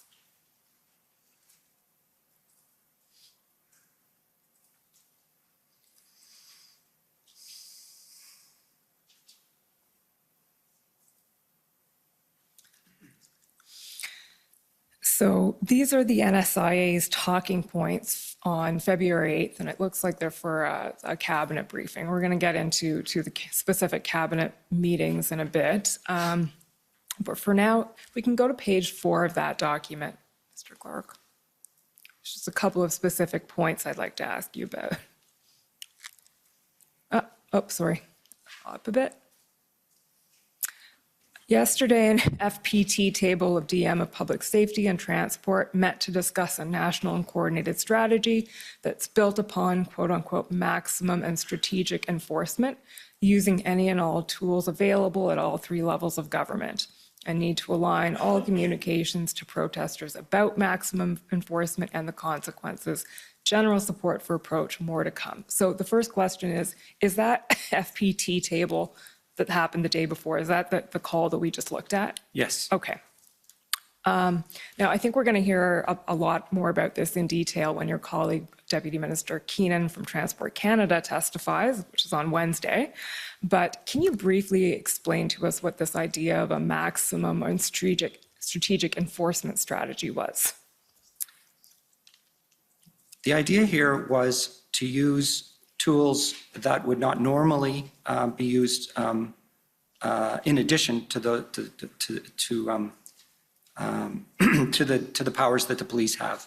So that would, in a sense, it would include enforcement of bylaws and traffic laws, but it would also involve, as a means of deterring people from joining protests or being party to protests, the use of regulations and other provincial authorities, which are related to trucking. So here, as an example, and as you say, Mr. Keenan, Deputy Minister Keenan can speak to this, we're talking about deregistering a commercial vehicle, making it unable to be used for, commerce, not renewing licenses, or various other ideas that were being floated around that we could use at the transport authority level, that would have some effect. So that's the general idea. Okay, and if we just scroll down a little bit more to page 5. departments have developed a Rolodex of quote unquote creative alternatives to be explored in addressing this matter. So that refers to, that's what you were just talking about, this idea of trying to come up with alternatives or ideas. And can you give us some examples of what that Rolodex would have contained? Well, certainly what I just spoke of. I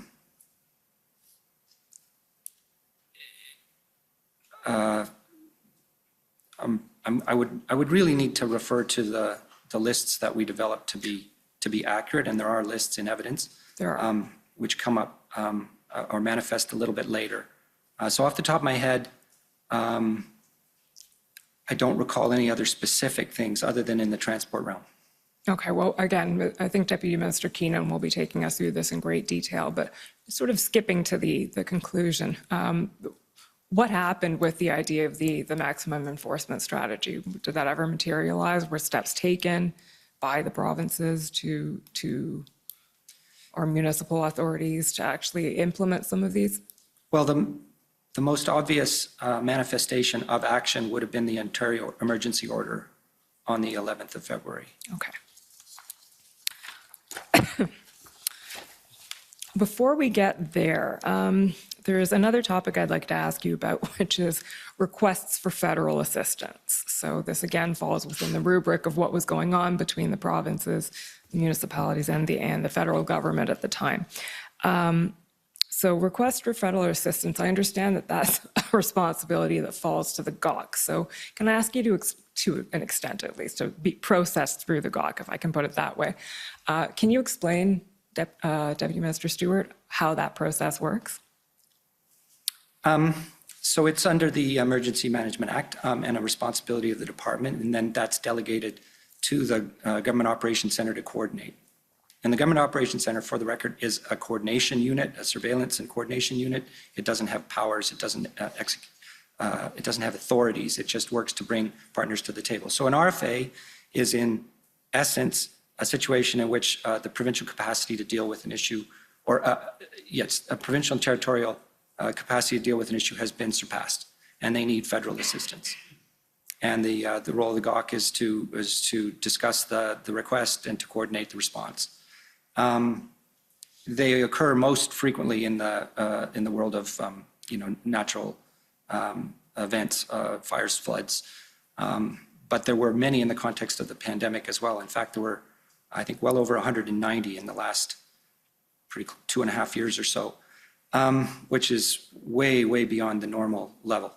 In the context of the protests, there were only 3, and some of them can be very routine. So one of the first one was for to use a federal space, the Cartier drill hall, to park police vehicles, and that's a federal land. It needed a permission granted. There was also an RFA from the Parliamentary Protective Service at one point in time to make sure that they could be supplied with food and support in the event that they were barricaded in due to police enforcement. So those are 2 RFAs that occurred.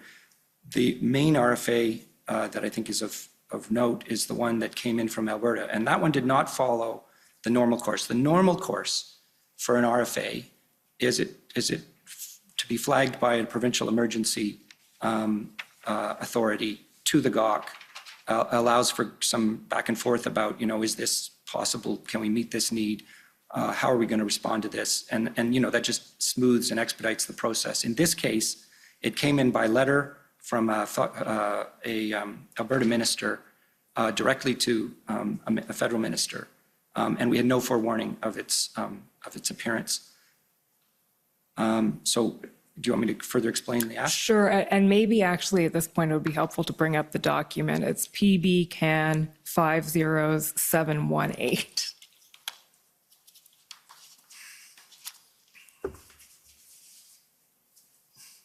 So this is the RFA, request for federal assistance from Minister McIver to Minister Blair. And the request here is for tow trucks and personnel, described largely. So I believe, Mr. Stewart, you were in the process of telling us how that RFA was dealt with in public safety. Yes, so background, this is with respect to the situation in Coots. The RCMP is police of jurisdiction, and we're faced with the problem of getting the trucks off the border crossing and the highway, and the absence of tow trucks. And in a general sense, it was a feature of these protests across the country, and particularly where they manifested as encampments, that the local tow truck industry would refuse to provide service, ostensibly due to threats to their livelihood. So this letter came in. As I say, it came a bit out of the blue. It wasn't hard to understand why the request was being made. And the question became, is this a RFA that we can address? And, two issues surfaced. One was whether we had the resources, and that would be, in effect, the towing equipment of the armed forces. They have a base in Edmonton, quite a long way from the border, and it has equipment to tow heavy vehicles. However, there's a very limited number of those units, I understand, and moreover, they were not of the same type as heavy lift tow trucks, and would have, had they been used, likely damaged the trucks they towed. So the general conclusion was that the resources of the Canadian Armed Forces were not appropriate to the task, and of course, we didn't have any other tow trucks elsewhere. The other issue that surfaced was whether the province had exhausted its authorities. And here, I note that the province had a Critical Infrastructure Defence Act, which gave them the power to command tow truck industry, as we did with the Emergencies Act, and that had not been used.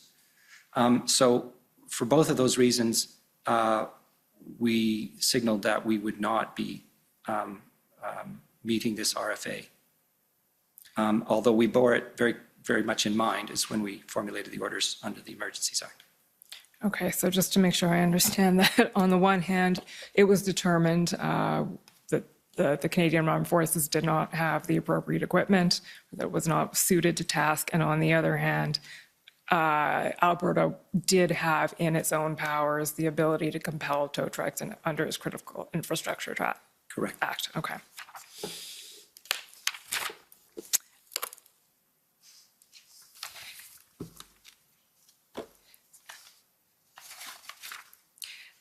The next topic I'd like to address briefly is the engagement between public safety and the U.S. Department of Homeland Security. I understand there were a couple of calls around February 10th, February 11th.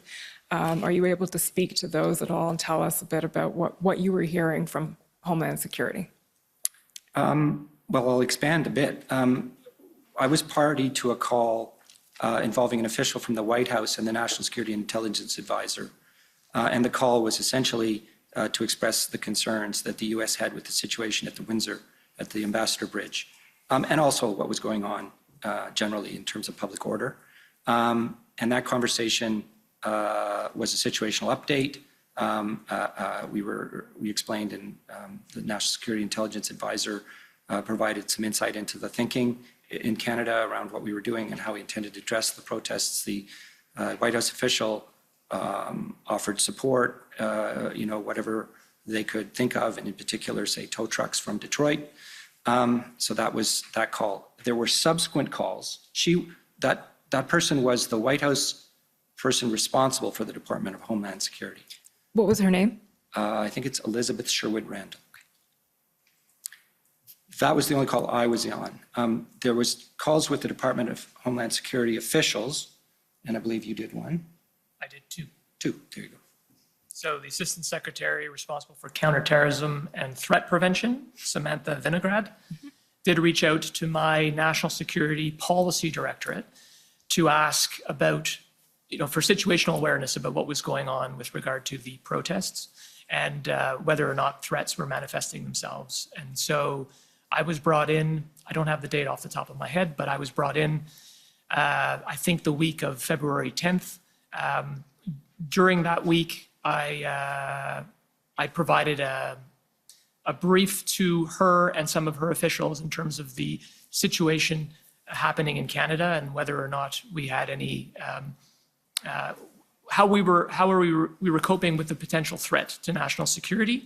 And similarly, obviously, on her side of the border, you know, following the year prior with the January 6th Capitol event, they still had potential extremist elements, and there was also the possibility of convoys happening in and around various activities happening in Washington.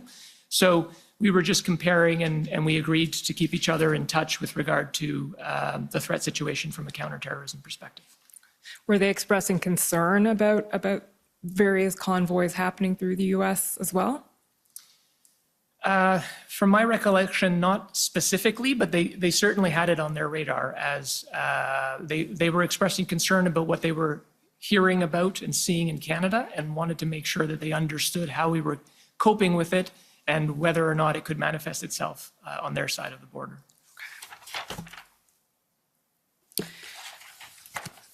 The next topic I want to get into is the inputs that you were providing to Cabinet over the course of the convoy. So, Mr. Commissioner, I don't know if you'd like me to start now or if this would be a good time for the break.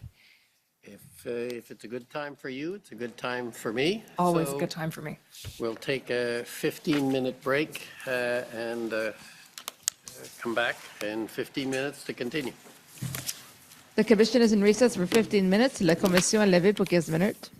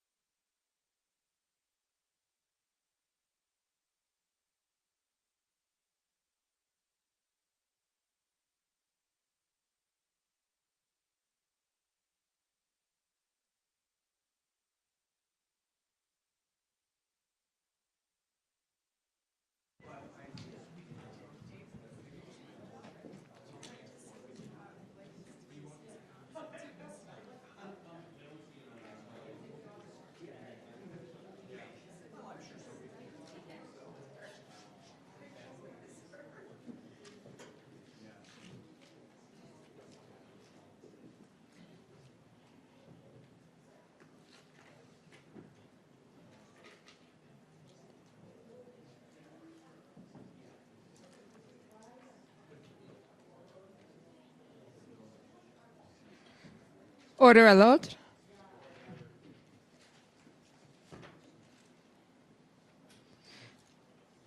The commission is reconvened. La commission reprend. Go ahead.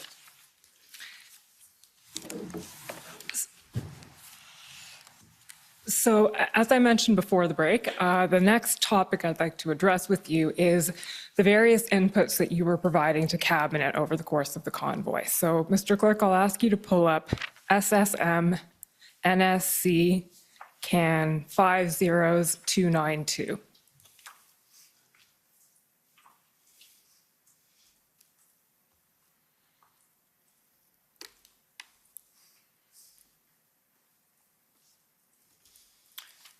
These are minutes from a Cabinet Committee on Safety, Security, and Emergencies on February 3rd. So, Mr. Stewart, the first thing I'll ask you to do is, can you tell us what the Committee on Safety, Security, and Emergencies, or SSE, is? It's a standing committee of Cabinet under the current government, created to provide a forum for discussion on issues associated with its title. And is chaired by Minister Blair, meets periodically, and generally is a forum for bringing forward policy and expenditure items in this domain. But it also is a forum for discussion of extraordinary events. Okay, and I understand that the SSE committee met 3 times in relation to the convoy, and this was the first meeting that addressed the events of the convoy. Is that right? I think that's right. I could quibble a bit and say, I think one of those meetings was a regular meeting and they talked about the convoy, but I believe there were 2 ad hocs. Okay. If we can just scroll down to page 5, Mr. Clerk. We'll see about halfway down that page, the there we go, Deputy Minister of Public Safety. So, Mr. Stewart, I'll read this slowly for the benefit of the interpreters. The Deputy Minister of Public Safety provided an overview of engagements to date with the City of Ottawa and the Province of Ontario. The Deputy Ministers stated that the view of the Ottawa Police is that they will not be able to bring the protest to a conclusion without the assistance of the federal government due to concerns for public safety. There is a risk that increased enforcement will provoke some protesters.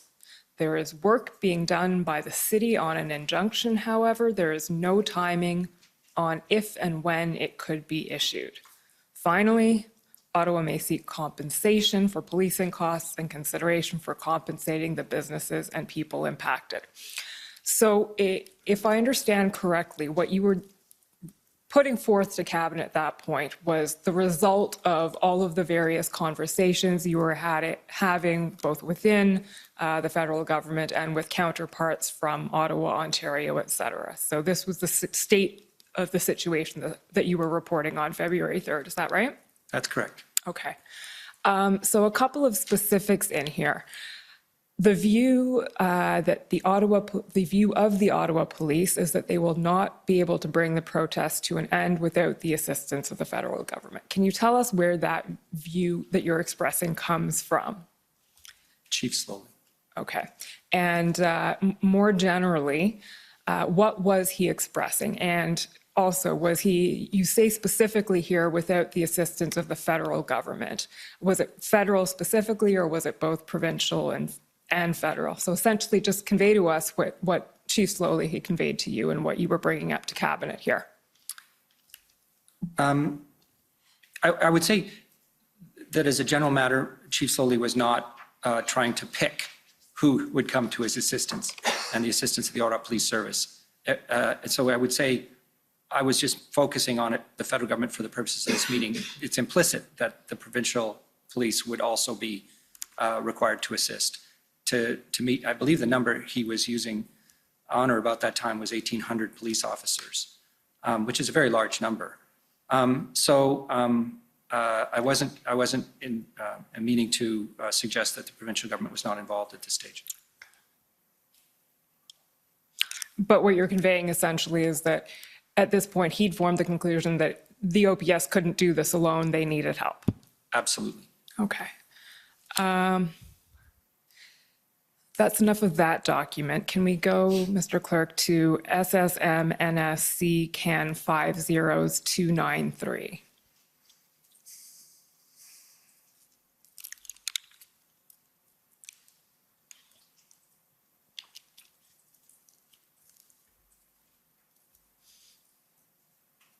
So this is the next SSE meeting, which was on February 6th. These are the minutes from that. And again, at page 5, please.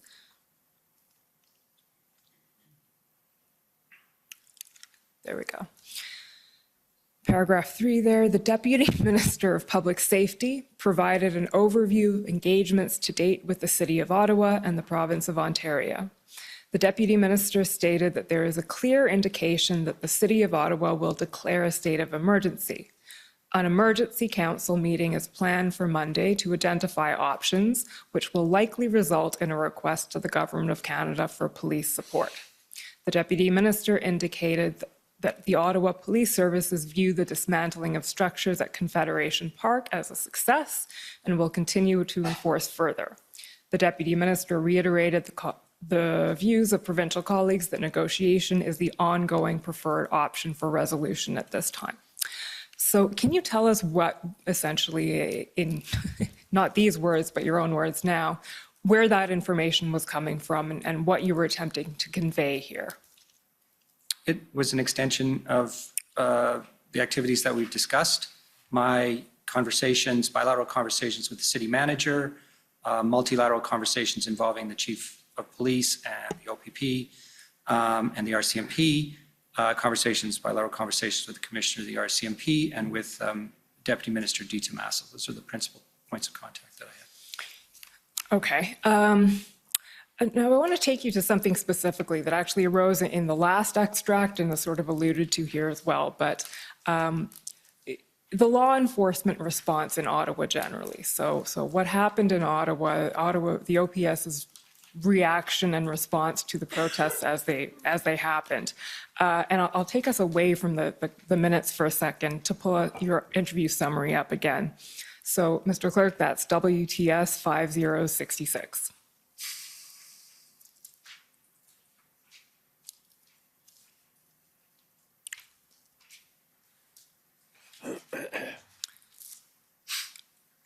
If you can go to page 12, please, Mr. Clerk.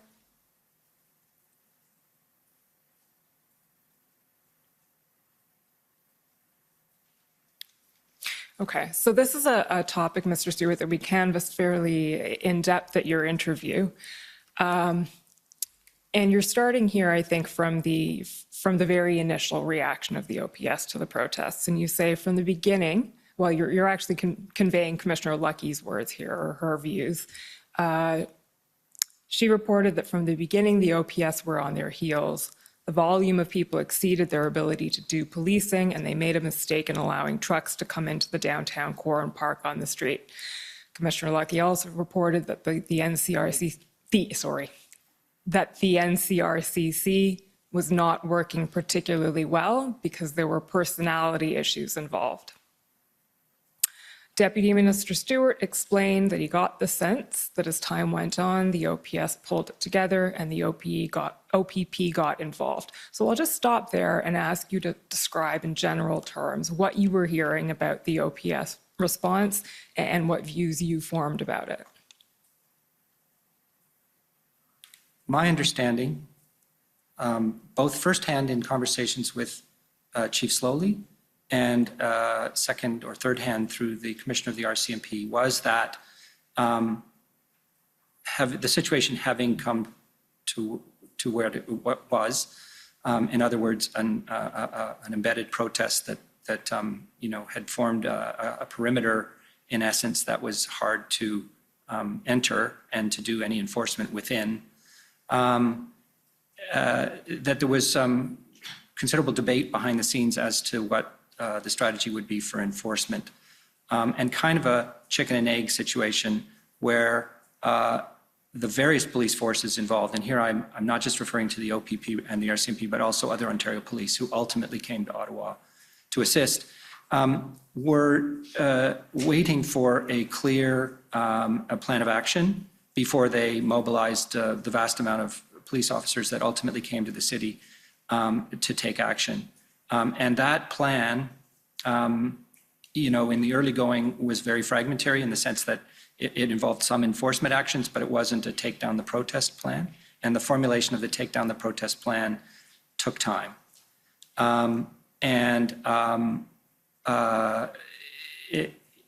In general, I think there were differences, as far as I could tell, of view about what the right strategy would be. And it took a couple of weeks before the right chemistry in behind the scenes in the integrated command center was attained. That was my impression. Okay. And if we can just scroll down a little bit here to page 13.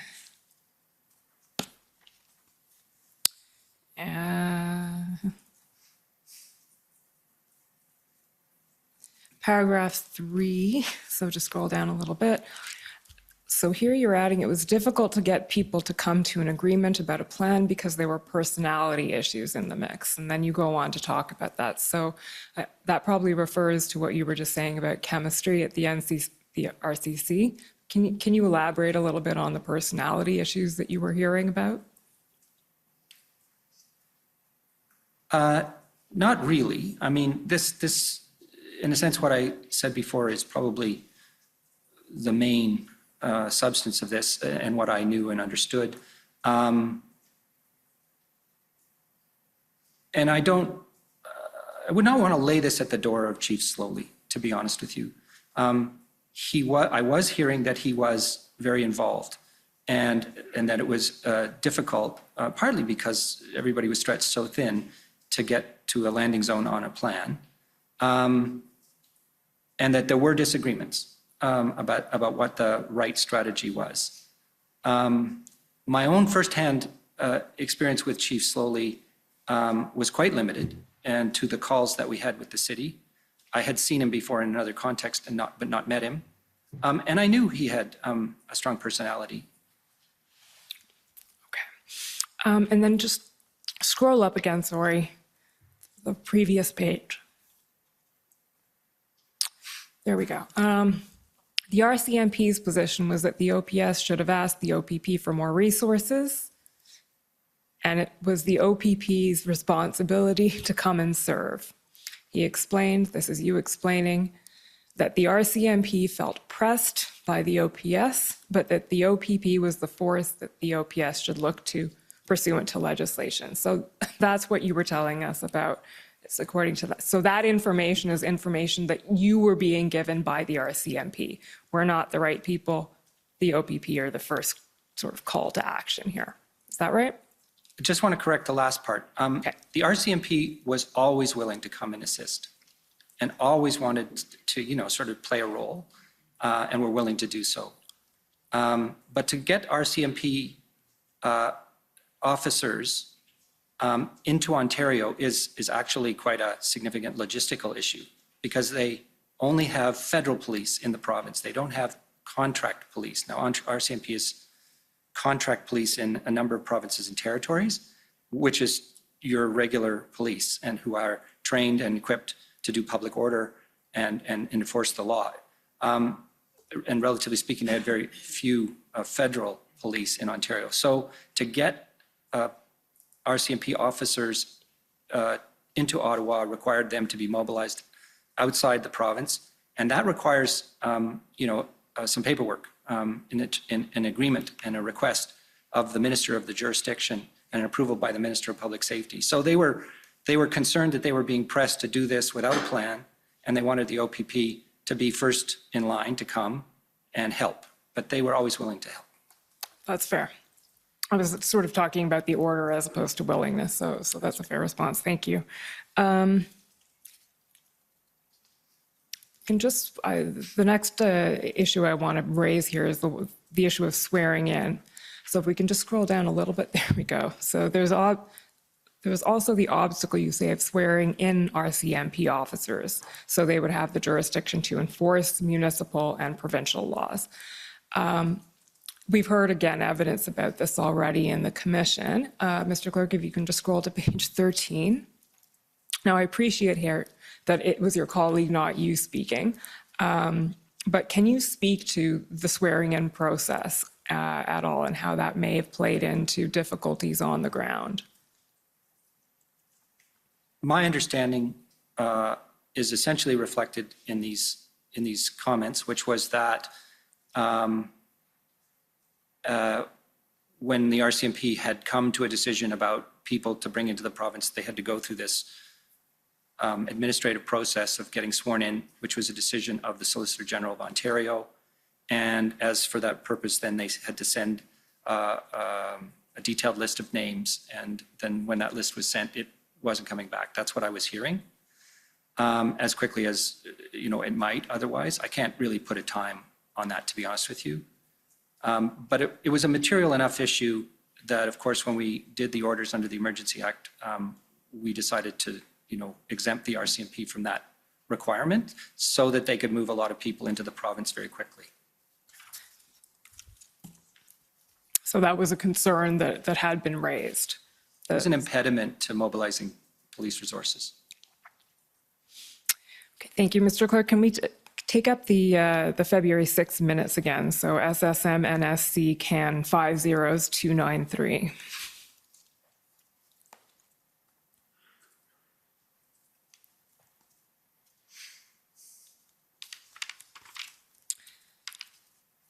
Page 5.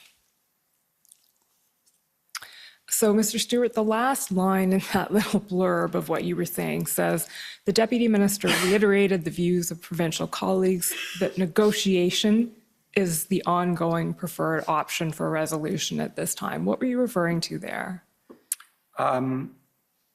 Well, two things in essence. One, it was my experience 2 years before when we had the Wet'suwet'en protests. And we had the situation in Tyendinaga where the trains were blocked. And my conversations with, again, Deputy Minister Di Tommaso at that time, where he was very clearly and strongly expressing the view, and this was based on history for the OPP, that de-escalation is very important to managing a protest, and enforcement can only lead to further trouble. And that was certainly seemed very likely in the context of the Wet'suwet'en protests. But I'd say as a more general matter, in the context of the conversations that I was having with him, he just always held that view, that from a policing point of view, and I want to say this, actually I want to say this very clearly, the police, as I understand them, and I've come to know them fairly well in the 3 years I've been in the job, at least the RCMP, are very concerned about public safety and protecting public safety and keeping the peace. And they will always prefer, given the latitude to do so, to de-escalate and to find ways to stop protests and prevent violence from occurring without taking enforcement action, because it's safer for their members and it's safer for the public. And so this is, in a sense, a first principle of policing: protect the members and the public from things escalating.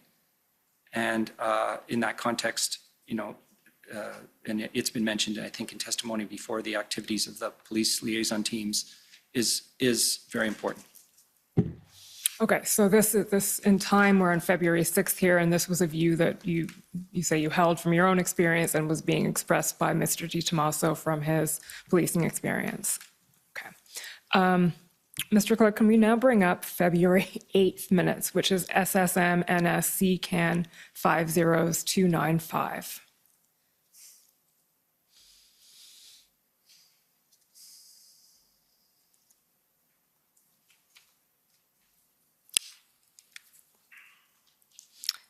Page 10, please.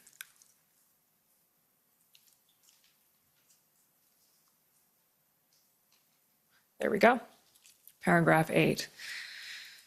So here, the Deputy Minister provided an update on engagement with Ottawa, confirming that since the injunction has been in place, there have been no horns used in Ottawa by the protesters. The OPS is reporting that their staff are tired and need enforcements. It is evident that the protest is well organized and that the blockade at Ambassador Bridge is designed to divide the attention of the Ontario Provincial Police. The Deputy Minister confirmed that Ottawa has developed a plan that is being reviewed by the OPP and the RCMP, which includes 4 key elements: reliance on negotiation, ongoing enforcement, containing the demonstrations once an area is cleared, and gathering intelligence of various trucking companies. Okay. So a couple of things I want to ask you about here. First of all, just to situate us in time, this is now February 8th, and the blockade at Ambassador Bridge has happened and sort of coalesced on February 7th. So one thing you note here is that the Ambassador Bridge blockade is designed to divide the attention of the OPP, and that this is evidence that the protest is well organized. Can you comment on that and where that observation came from and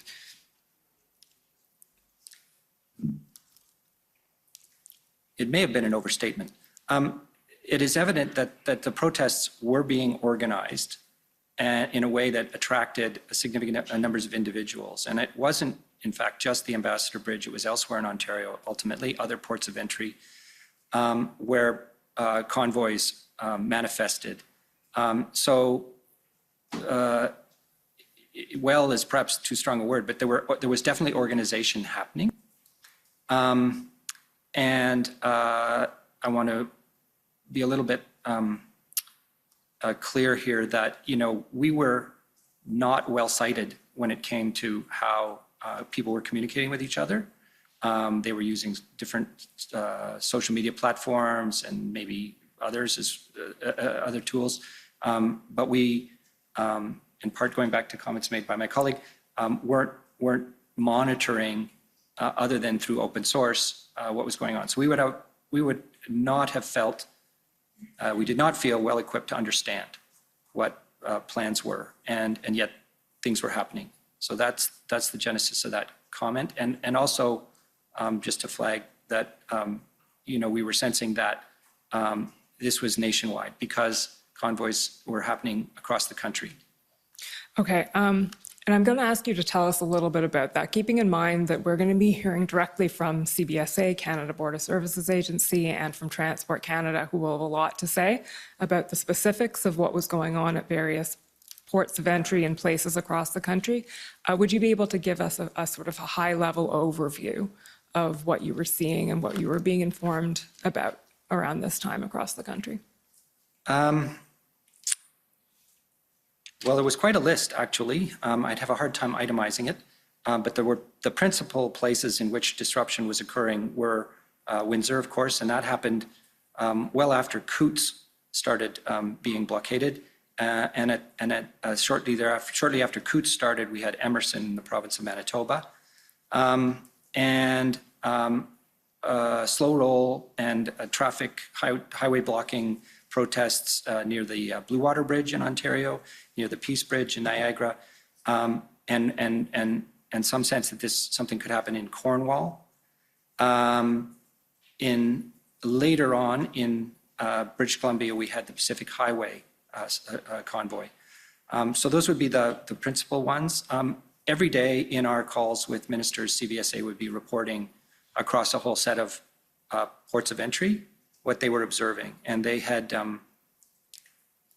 taken steps to better equip themselves to see what was going on and to talk to local police authorities to see if it could be managed, that if a trucking or a convoy manifested itself, it could be directed away from the port of entry and couldn't install itself in the port or on the bridge or whatever the case may be. Okay. So essentially, as you've said, you in your position as DM Public Safety were looking at not just what was happening in Ottawa, but what was happening across the country. And yes, the federal government was as a group. We were all conscious that this was not something which limited to Ottawa. Ottawa is the most extreme example. But the general impression we had was that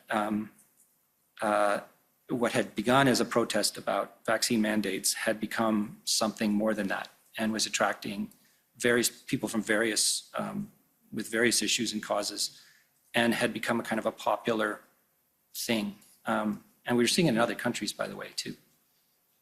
Can you tell us a bit about that? Yeah, there were convoys in New Zealand with Canada flags, which were just essentially emulating the protests. That was happening in Canada? Yeah. Okay. Now, let's go to now the February 10th minutes. So this is SSM NSC CAN 50209.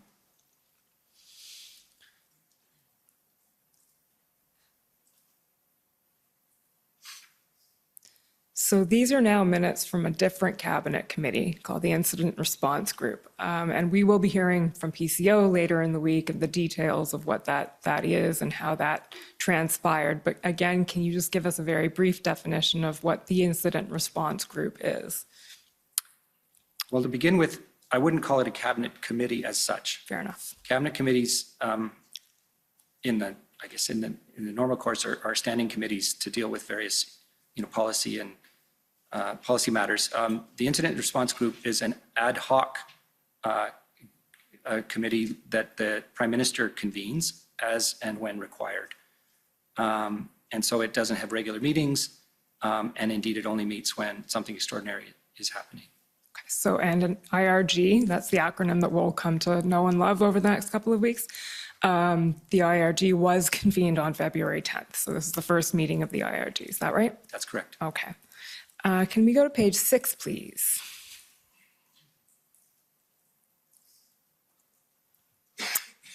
Scroll down a little bit until you see Public Safety Canada.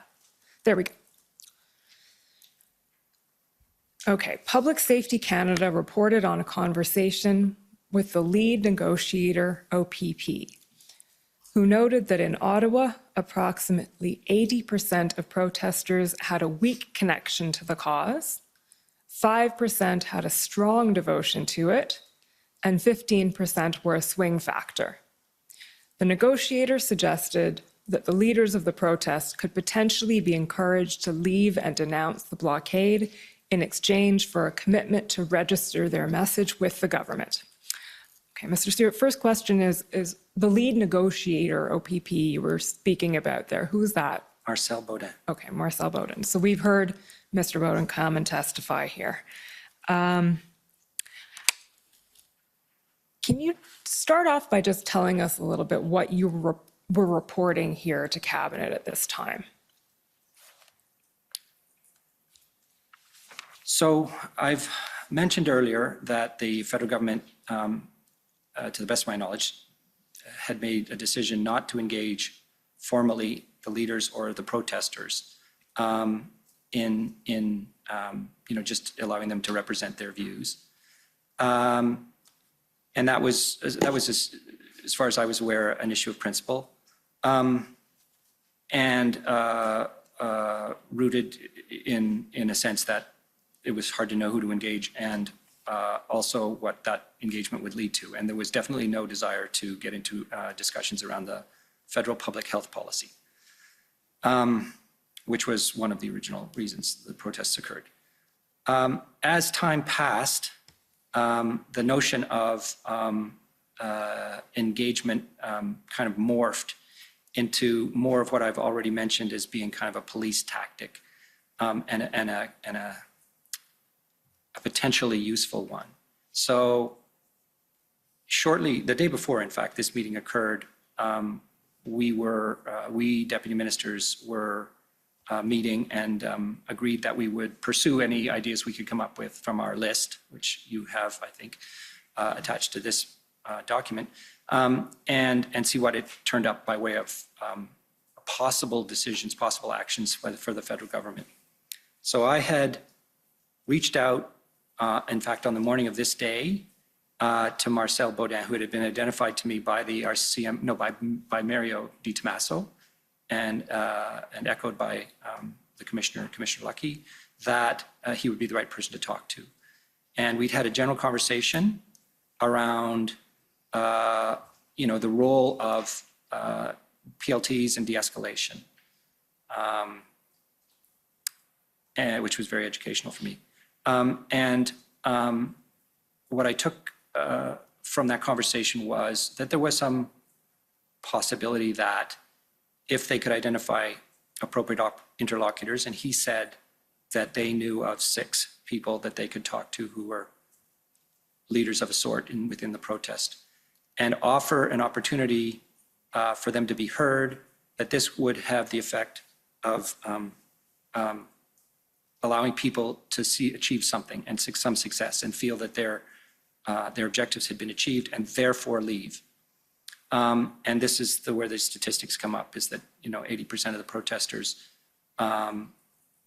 particularly 2 and 2.5 weeks into the protest, where they'd been sitting on the streets of Ottawa in freezing weather, were probably likely to go if they had the right offer. And so we were talking about that possibility. And it was really at that point in time not about engagement in the way that it had been about engagement before. It was more in the context of engagement as a stepping stone to enforcement, because it was very clear by the 10th of February that the RCMP, the OPP, and the Ottawa Police Service were beginning to come together on a plan, and enforcement was only a matter of time. And so in the background, of course, was this question, which I think was very material in the overall decision to invoke the act, of what would that enforcement engender by way of reaction. And we had strong concerns, as Mr. Rochon has mentioned, about lone wolves and people who've been attracted to the protest and could act out in a violent way. So there was a virtue to de-escalation in this context. Okay. Engagement as a stepping stone to enforcement. I just want to unpack that a little bit. So you said at this point, the engagement that was being contemplated was not something that would lead to an end to the protest in and of itself. Correct. So the intention would have been Shrink it. to shrink the footprint, as they say in the lingo that we've learned. Okay. And we know what ultimately comes of this, or at least part of what comes of this, is something that's come to be known as the engagement proposal. Can you tell us how that proposal came to be? Well, it flowed directly from what I've just spoken about in the context of coming up with options for federal government action at a point in time when the protests were, in Ottawa in particular, but just nationwide, given the slow roll convoys manifesting all over the place. What could we do that would help? And so, with the aid of Inspector Baudin, I drafted a very short document. It's attached to the minutes of one of these IRG meetings, and brought it forward for consideration. Essentially, it was the notion that the federal government would acknowledge the desire to meet and offer to do so at a later time, away from the protest, on the basis that a protester would denounce the protest and leave. So it was essentially a bargain, and it was positioned to be just a hearing of protesters' views and not any discussion of what the federal government would do or could do. It happened very quickly, did it over a day or so, and didn't have time to do anything other than consult with sort of key authorities, which would have been the RCMP and the OPP, and colleagues at PCO, who obviously were leading the overall effort. It could have been consulted more, it could have been, talked about, but it was raced forward to the cabinet table 2 days after this conversation occurred. Okay. You noted that there were some colleagues from PCO involved. Do you recall who was involved? When I talked to Inspector Baudin, I was accompanied by a PCO official, Jeff Hutchinson. Okay. And I included him in the call because I wanted PCO to be fully plugged into what I was doing. Okay. So Mr. Hutchinson's role there was essentially? Observer. Okay. And I understand there was some back and forth that you had with the RCMP and with Inspector Baudin about the proposal itself. So, Mr. Clerk, if we can just pull up OPP 50150. Excuse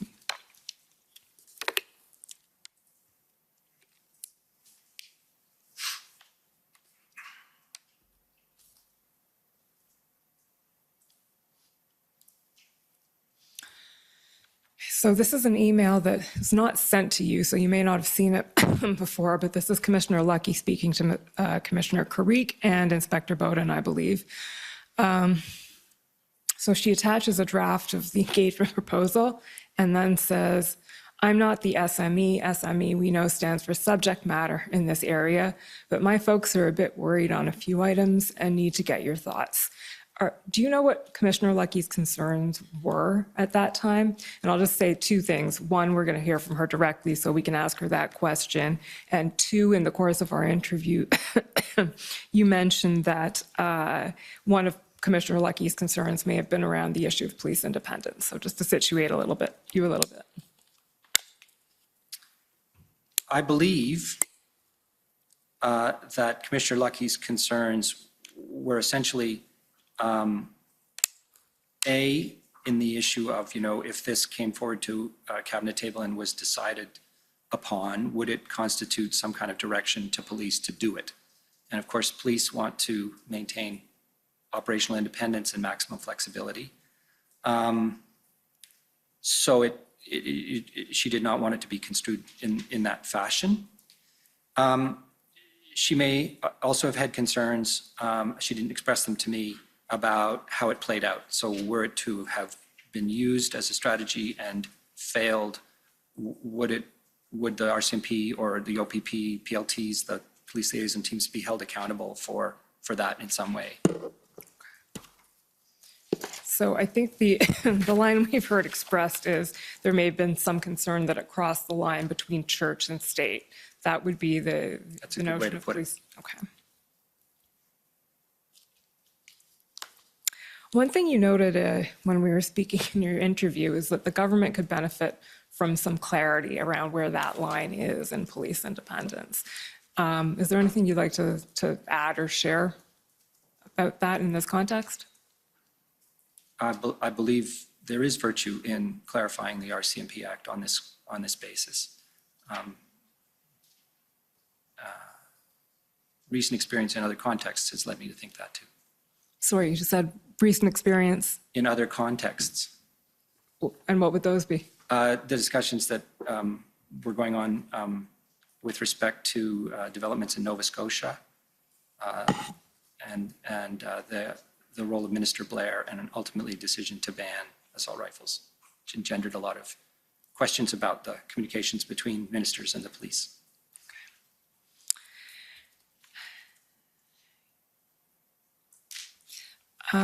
Mr. Clerk, can we bring up OPP 50171?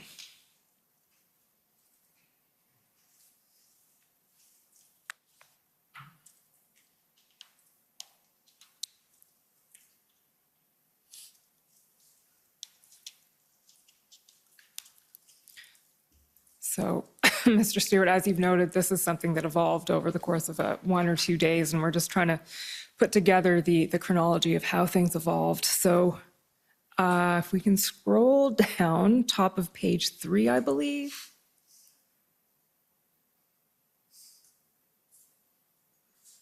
Okay, and now, so in this email, you're raising some concerns about the engagement proposal, but to the very last bit of the email now, sorry.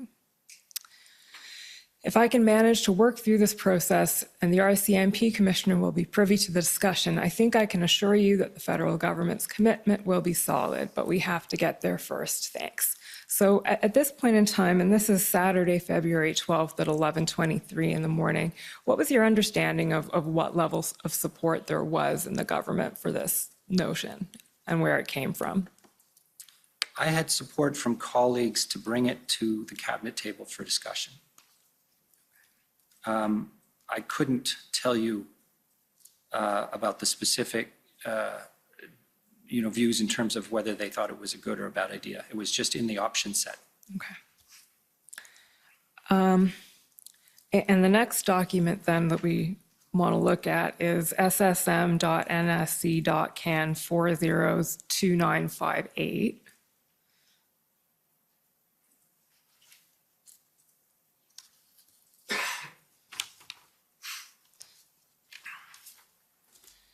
So this is a text between Minister Mendocino and Katie Telford, who's the Prime Minister's Chief of Staff, and I believe this is on the evening of February 11th. And Minister Mendicino expresses here that he's just learning about the engagement proposal. So do I understand that at this point, while this was playing out, you hadn't yet had the opportunity to brief Mr. Mendicino on this? Is that right? Or? Well, Minister Mendicino was aware that I was working on this idea, as it had been mentioned the day before in the context of the IRG meeting. He had not seen the proposal. And as I say, it came together really very quickly, and I only had time to solicit the views of, and it wasn't the Ontario government, it was the OPP, I believe, and just to make sure that nobody had any objections to what it said or put forward. So he would have just had seen it in terms of paper, and he would have, I think, felt or did feel uncomfortable that he had not had an opportunity to contribute to the drafting of it. So it was the OPP as opposed to Mr. Di Tommaso, you think, who you were speaking to about it? I'm pretty sure. I'd have to check the emails, but I wasn't, I mean, I was certainly conveying to Mr. Di Tommaso that this is something that we were considering. And there was a parallel event, I think I should note it for the record. So he knew that I was talking to Marcel Baudin. He had given me the name, and he knew that, the general idea of what I was trying to bring forward. On the day of Friday the 11th, Ontario did their emergency order, which I didn't know about. He called me in the morning and informed me. And then later in the day, he called me and he said that they were planning to do enforcement over the weekend on the Windsor Bridge, the Ambassador Bridge. And that as a stepping stone to that enforcement, they were going to adopt this idea of offering a meeting. And that Minister Jones, Sylvia Jones, was interested in making that offer. And would the federal government join the Ontario government in making that offer? And I signaled that that was not possible. We had yet to discuss engagement at the federal level. And so, there was no way on an hour's notice that he was going to get a decision to sign on. But he sent me a draft letter that, which is referred to here, that they were going to use with the protesters. The OPP was going to use with the protesters on the Ambassador Bridge. So it was a kind of a parallel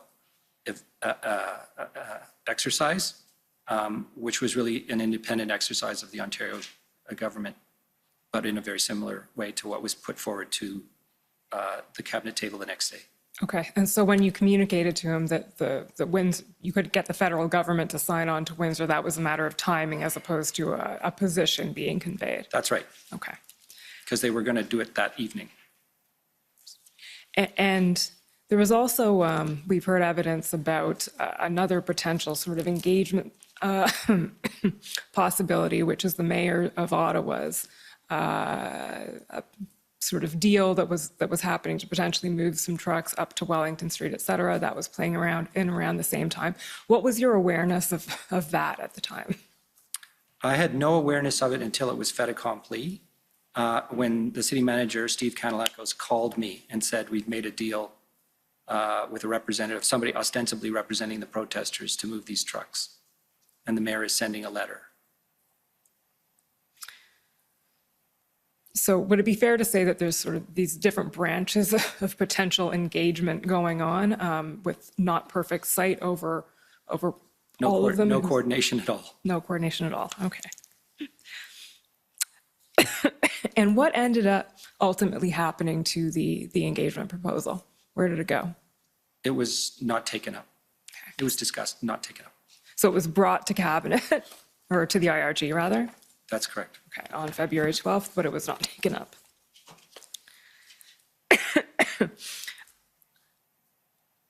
So with the benefit of hindsight, and this I'm going to ask you, although it's completely speculative, but what effect, if any, do you think that might have had, the engagement proposal?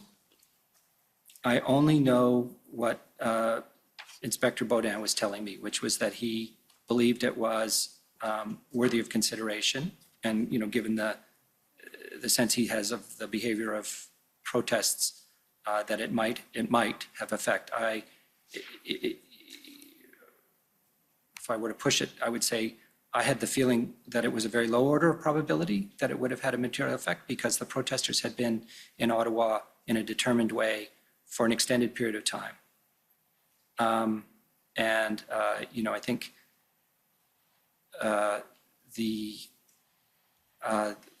the general view here is just it's part of the toolkit of policing, and you want to try and discourage people from staying in a protest if enforcement's going to occur, because it's going to get rough. So would it be fair to say it's an option worth considering, but not a deus ex machina? Right.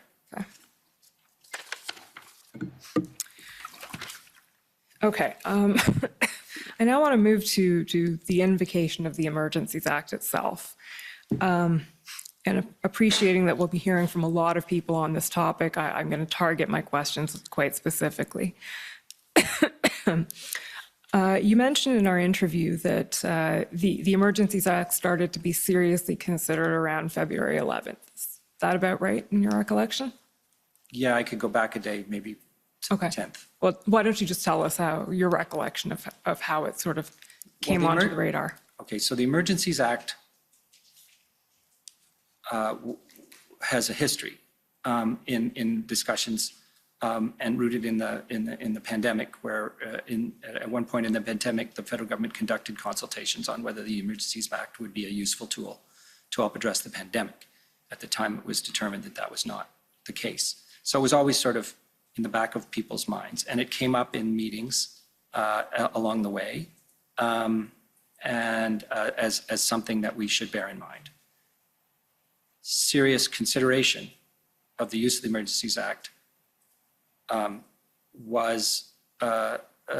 began in the latter part of the week of February 6th or 7th, and then became, a matter for discussion and decision after that. Okay.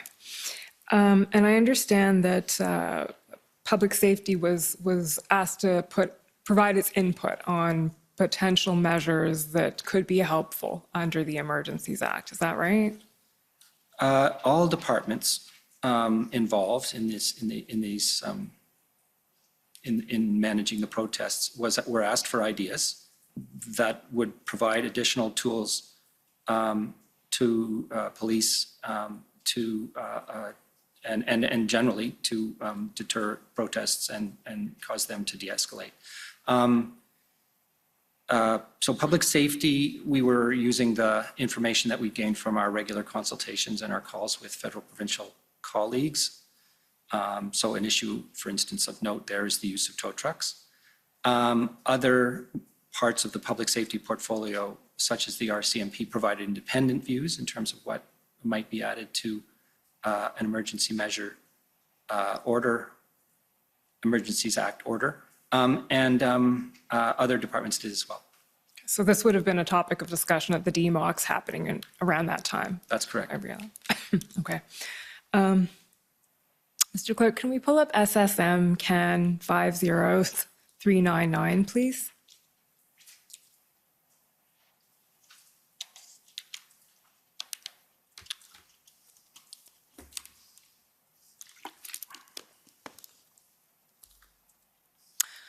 So this is an email, and you weren't on this email, but it reports something that you said. It's from Mike Keenan, who is the Deputy Minister of Transport, to Kevin Presseau, ADM Transport, and it's reporting on the February 13th DMOC. And you'll see Emergencies Act is fast, don't need to pass anything. Rob and I argued, Rob being you here, I believe. I believe. That the Emergencies Act can backfire in building more energy. What did you mean by that? Well, we were having a discussion around the pros and cons of using the Emergencies Act. And one of the concerns that I had at the time was of the potential for serious violence. So in fact, one of the reasons to invoke the Act was also a concern in terms of what happens when you invoke it. And if it were to lead people to become violent, then that would be, an undesirable outcome. So that was just one of the many considerations we were discussing. So essentially, it might do more harm than good by inciting rather than calming? That's right. Okay. Another document, a related topic, PB Can 401147, please.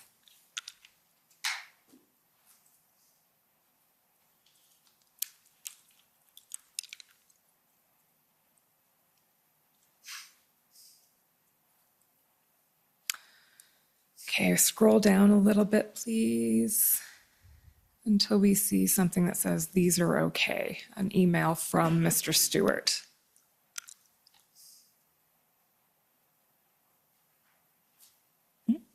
Page 5, please. Okay, there we go. So this is forward a bit in time, but it's on the same topic. This is in preparation for, as it says, some technical briefing remarks that Mr. Rochon was due to give on February 15th about the Emergencies Act once it had been invoked.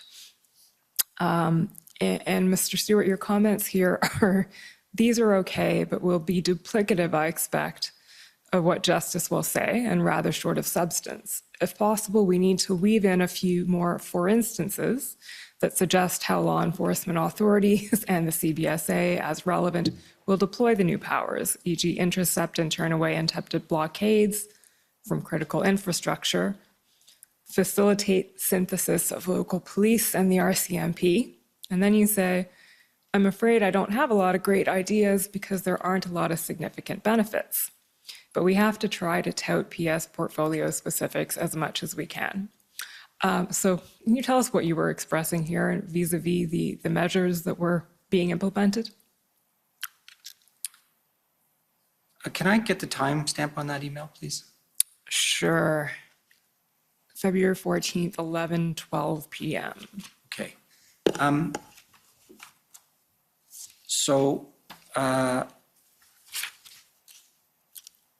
I believe that I underestimated the impact of the Emergencies Act, and that in aggregate, the measures that it contained had material benefit.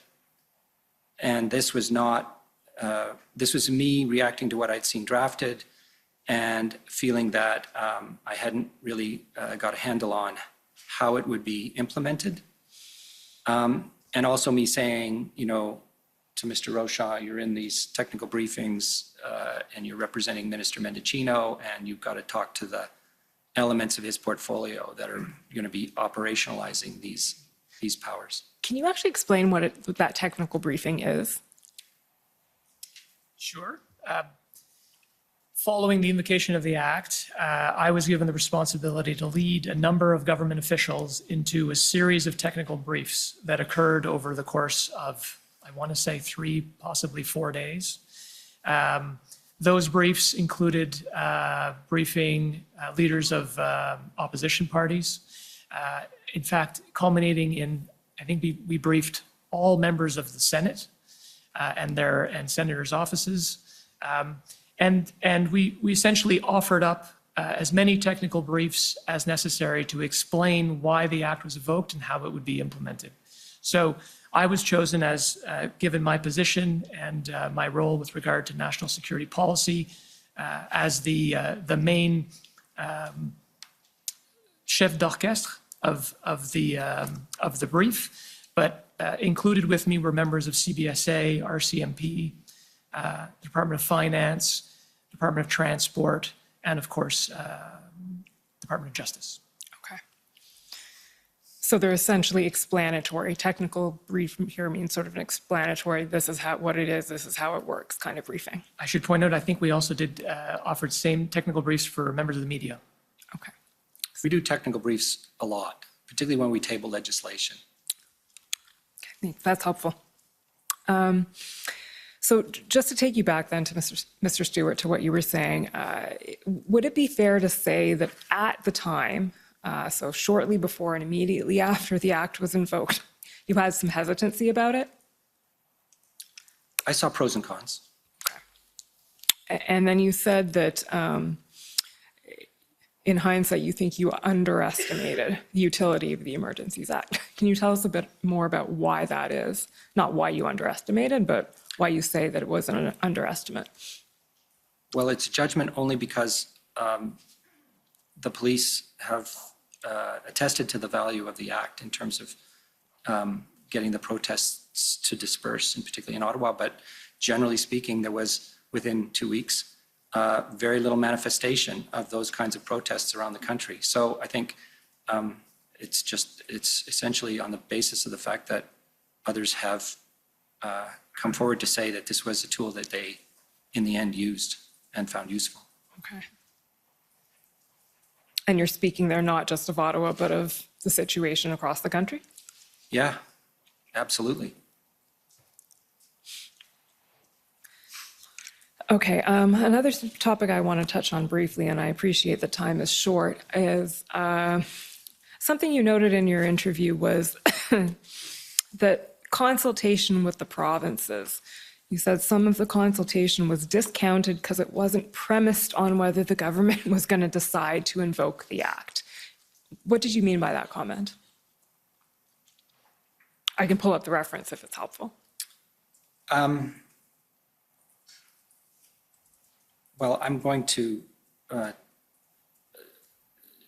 infer that what it represents is the view that, we had been actively engaged for over 2 weeks with a variety of concerned parties, including police of jurisdiction, the RCMP, federal provincial officials. And we were not on the face of it asking the question, should we invoke the Emergencies Act? We were asking, what tools do you need? What are you facing in terms of challenges? How can we work together to overcome these challenges? And so we deemed that to be consultation on what was ultimately the decision to invoke the act, because it is about the substance of that decision. Okay.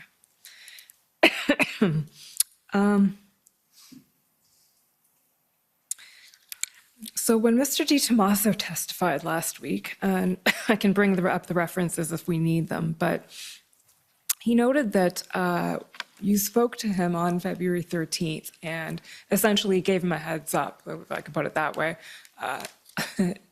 told him or advised him that the federal government was considering invoking the Emergencies Act. Do you recall that conversation? Not in its detail, but yes, I would have talked to him, and I do accept that I would have said to him, it's on the table. Okay. Another thing, I'll come back to that in a second, but another thing he noted you said was that the provincial declaration of emergency that had come in on February 11th, quote unquote, had more teeth than the provisions in the Federal Emergency Act. Do you recall that and what you were speaking about then? Well, again, more by way of inference than by, kind of clear memory, I would say I was conveying to him that I would have been, let me back up and say, I would have been trying to be a good colleague with a provincial colleague, but not at the expense of betraying any federal decisions or kind of thinking in a political sense. I would just have been trying to keep him apprised of the state of affairs. And I would have said to him, I believe, that there are pros and cons of invoking the act, because that was my view. And one of the cons, which had been noted in other discussions, was the fact that the penalties under the Emergencies Act are not very big. It's like $5,000 on indictment, 6 months in jail. Whereas the Ontario order, which was put out on the Friday, contained very significant penalties, $100,000. And so as a form of deterrence to anybody thinking of joining a protest, it was clearly a substantive tool. But that wasn't the only, that was really just one of a number of considerations. So the reference to had more teeth was specifically in reference to the penalties? To the penalties, yes. Okay. Are you aware of any other discussions with provincial officials on the 13th or before the invocation of the Emergencies Act in which they were notified that the act was under consideration? Not aware. So the other thing that Mr. DiTomaso mentioned was that you had a call with him the following morning, I believe, on February 14th. And on that call, he inquired as to whether the Emergencies Act was going to be invoked that day. And his comment in the notes was silence, exclamation mark. So I'm gathering that you said nothing at that point about whether it was going to be invoked. Can you just explain a little bit how that conversation went? Well, I can't really give you the blow-by-blow. This would have been a normal conversation to touch base on what's the status of things, where's enforcement, how are things going with the OPP. I would have been, because on that morning, I believe, the Prime Minister held a First Minister's call to formally consult on the invocation of the Act. And I was aware that that was going to take place. And I didn't want to do anything that would get in the way of that conversation. So I was not in a position, as I've said before, to convey anything about what the state of federal thinking was at that time. Okay. We're fast forward now to the issue of revocation. So, Mr. Clerk, if I can ask you to pull up SSM CAN 50429.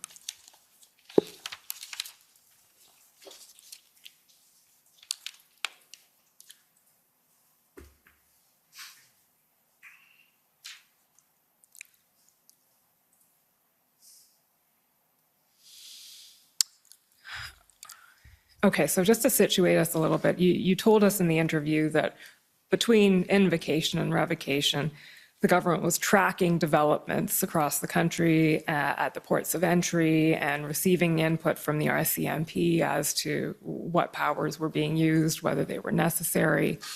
Mr. Clerk, can we just scroll down a bit here until we get to an email from Rob Stewart?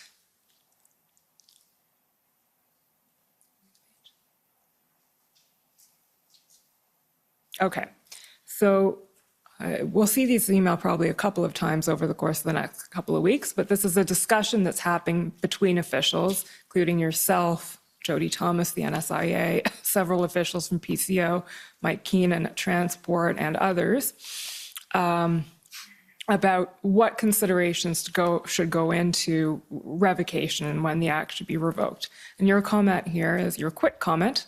My quick comment is that while these are probably all worthy considerations, they focus too much on the utility of the act and not its proportionality. In other words, we need to assess the threat in terms of serious violence, not in terms of whether the truckers are hanging around. What were you attempting to convey here to your colleagues? Well, I think in the back of my mind was the grounds for invoking the act. That's a high bar, which ministers decided was met. And in that context, serious violence was an important element. There was economic impacts as well, but particularly from a public safety point of view, the uncertainty and risk of serious violence was an important consideration. And so given that that was the reason for invoking the act, I thought it should be the reason for considering revoking it. Okay, so essentially bring revocation right back to invocation, coming full circle. Same grounds.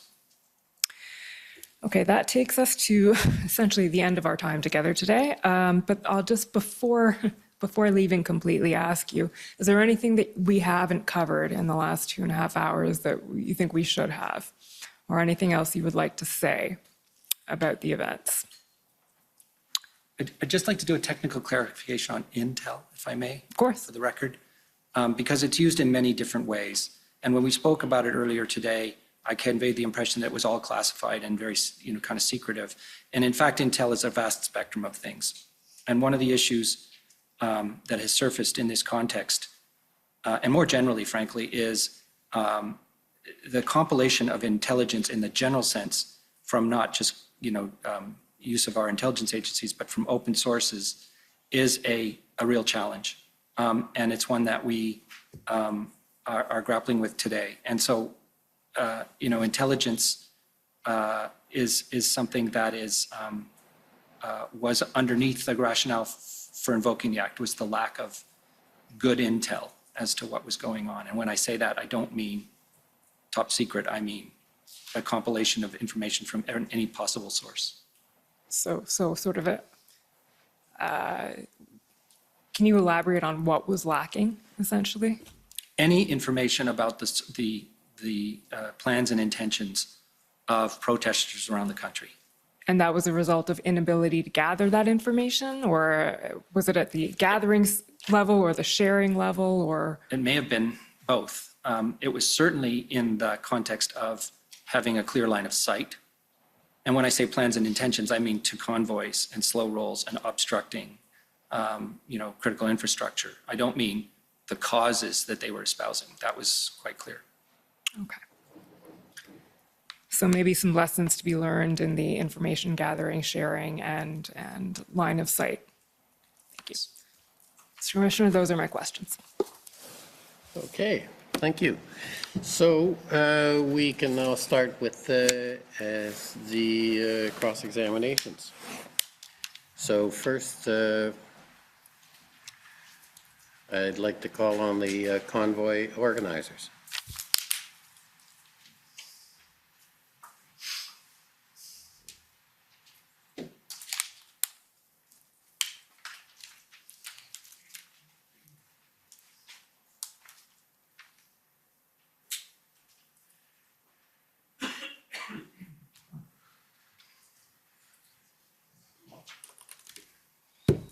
Good morning. For the record, my name is Brendan Miller. I'm counsel to Freedom Corp, which is the organization that represents the protesters that were in Ottawa in January and February of 2022. Thank you for coming here today and testifying. First, before I begin, sir, I am going to be referring to one document that I believe I need to leave before I do so. It has been referred to in the notice I gave already, but because it is a witness statement with a witness who's not yet testified, but it's relevant to this, it's WTS 00000060. It's the statement from the CSIS panel. The relevance and materiality of that is that these gentlemen were the essentially the consumers of information, and there is a lot of statements in there with respect to what the government was told and when, and I'm intending to put that to them. So I would ask for leave to be able to refer to that document through my examination. Okay, seeing no objection, that's fine. Thank you, sir. So just to begin, Deputy Minister Stewart, you've been the Deputy Minister of Public Safety since December of 2019. Is that fair? Until just recently, yes. Until just recently. All right. And when you took over that portfolio, I take it that you had familiarized yourself with the process of law enforcement and intelligence agencies with respect to investigations. Is that fair? Let's say I learned on the job. You learned on the job, right? And because prior to that, you were with finance, is that correct? That's correct. Right. And prior to your appointment into the portfolio of public safety, is it fair to say that other than financial intelligence, that you had not worked in the area of law enforcement or the intelligence field? Is that fair? Not entirely. Not entirely? In the world of finance, there were criminal issues. Right, exactly. So financial intelligence within the criminal sphere of the Ministry of Finance. Anti-money laundering, Right. securities crimes. Right, right. And so in your evidence here today already, you've spoken about the thresholds for investigations in your chief, and I want to discuss that for a moment, okay? So you understand, I take it, that law enforcement and intelligence agencies in Canada, the threshold that you're speaking of with respect to opening an investigation, it's referred to in Canada as reasonable suspicion. Are you familiar with that term? Reasonable grounds to suspect, yes. Yeah, so there's, and we'll get into that. And you can agree with me that that's a pretty low threshold, is it not, in law enforcement terms? I would not agree. Okay. And you're aware that the law recognizes, though, that reasonable suspicion essentially requires more than a mere suspicion, but something less than a belief based on reasonable grounds. Is that your understanding? I would say it's reasonable grounds to suspect. Right. And so reasonable grounds to suspect is different than reasonable grounds generally. You understand that, correct? No. All right. So you don't know the difference between reasonable grounds and reasonable grounds to suspect. I don't understand what Right. you're trying So to there's drive at here. there's two thresholds in Canada with respect to investigations criminally and in intelligence. We have the lower threshold of reasonable suspicion, which you call reasonable grounds to suspect, and then reasonable grounds, which is also called reasonable and probable grounds. Reasonable probable grounds is a higher threshold than reasonable suspicion. You understand that? I would have gone the other way. Pardon me? I would have put it the other way, so this just shows what I know. So your understanding is that reasonable suspicion is a higher threshold than reasonable grounds? If you're going to suspect something, you're going to have a particular act in mind. Okay. And it's the same thing with reasonable grounds, right? You also have a particular act in mind. Can you agree that reasonable grounds require some reliable information that there is a reason to believe a person or group could have committed an offense or pose a threat to the security of Canada? Can you agree with that? Yes. All right. So whereas reasonable suspicion, it just requires a reasonable suspicion, right? It's a lesser threshold than reasonable grounds. Can you agree? And you know that. I'm a little concerned about getting into a discussion about legal terminology, Okay. on which I'm not an expert. All right. And so can you agree, though, that it is CSIS who is the main agency that administers the CSIS Act? Yes. All right. And they're the agency that's primarily responsible for assessing if there's a Section 2 CSIS Act threat to the security of Canada, right? Yes. And under Section 12 of the CSIS Act, CSIS is only required to have a reasonable suspicion that there is a Section 2 CSIS Act threat to open an investigation. Is that fair? Yes. And they're not required to meet the higher threshold of reasonable grounds to open an investigation. Do you want to comment? Well, for Section 12, they would have to get a warrant. For Section 12, and that's reasonable suspicion. That's what it says. Again, I'm not an expert when it comes to CSIS, the CSIS Act specifically. When CSIS gets a warrant, they have to bring a case to a judge, a federal judge. So Right. there's going to be more than just reasonable grounds in that case. Okay, so can I bring up WTS 0000060, please?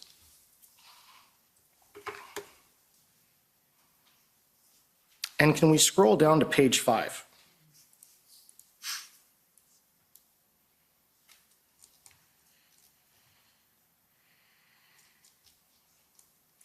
Okay, and can we scroll down to the heading Intelligence? And just the first paragraph, I'll give you a moment to read that.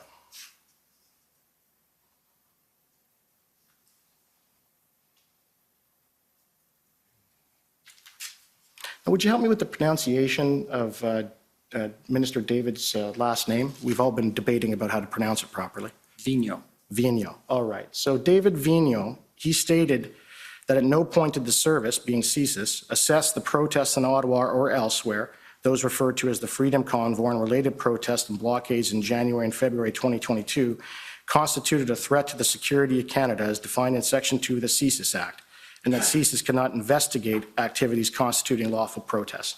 And I take it you were advised of this, correct? Correct. All right. And can we scroll down then to page 7? And go to the heading Foreign Interference. So Director Vigneault explained that the use of the term foreign influence under Section 2 of the CSIS Act refers to foreign state interference as the term is used within the national security community. Just slow down, Right. please. CSIS assessed there was no indication of foreign state interference occurring in the course of the protest. CSIS did not assess that any foreign state supported the protest through funding, that foreign states deployed covert or overt disinformation techniques, or that any foreign state actors attempted to enter into Canada to support the protest. And I take it that you were advised of that by CSIS and Director Vigneault. Is that correct? That is correct. All right. And if we can go down to page number 8 and the heading Recommendation to Cabinet. There, Director Vigneault states that he learned that the EA referenced the threat definitions set out in Section 2 of the CSIS Act once the federal government began to seriously consider invoking the EA between February 10th and 13th. He requested that the service prepare a threat assessment on the risks associated with the invocation of the EA. He felt an obligation to clearly convey the service's position that there did not exist a threat to the security of Canada as defined by the service's legal mandate. The threat assessment prepared by the service was that the invocation of the emergencies legislation risked further inflaming IMV rhetoric and individuals holding accelerationist or anti-government views. You were told that, is that correct? That is correct. All right. So can we now please bring up document number ts.nsc.can.001 000-00206 underscore rel underscore 0001. So in this document, which is already actually in evidence, I just want to scroll down to page 5, please.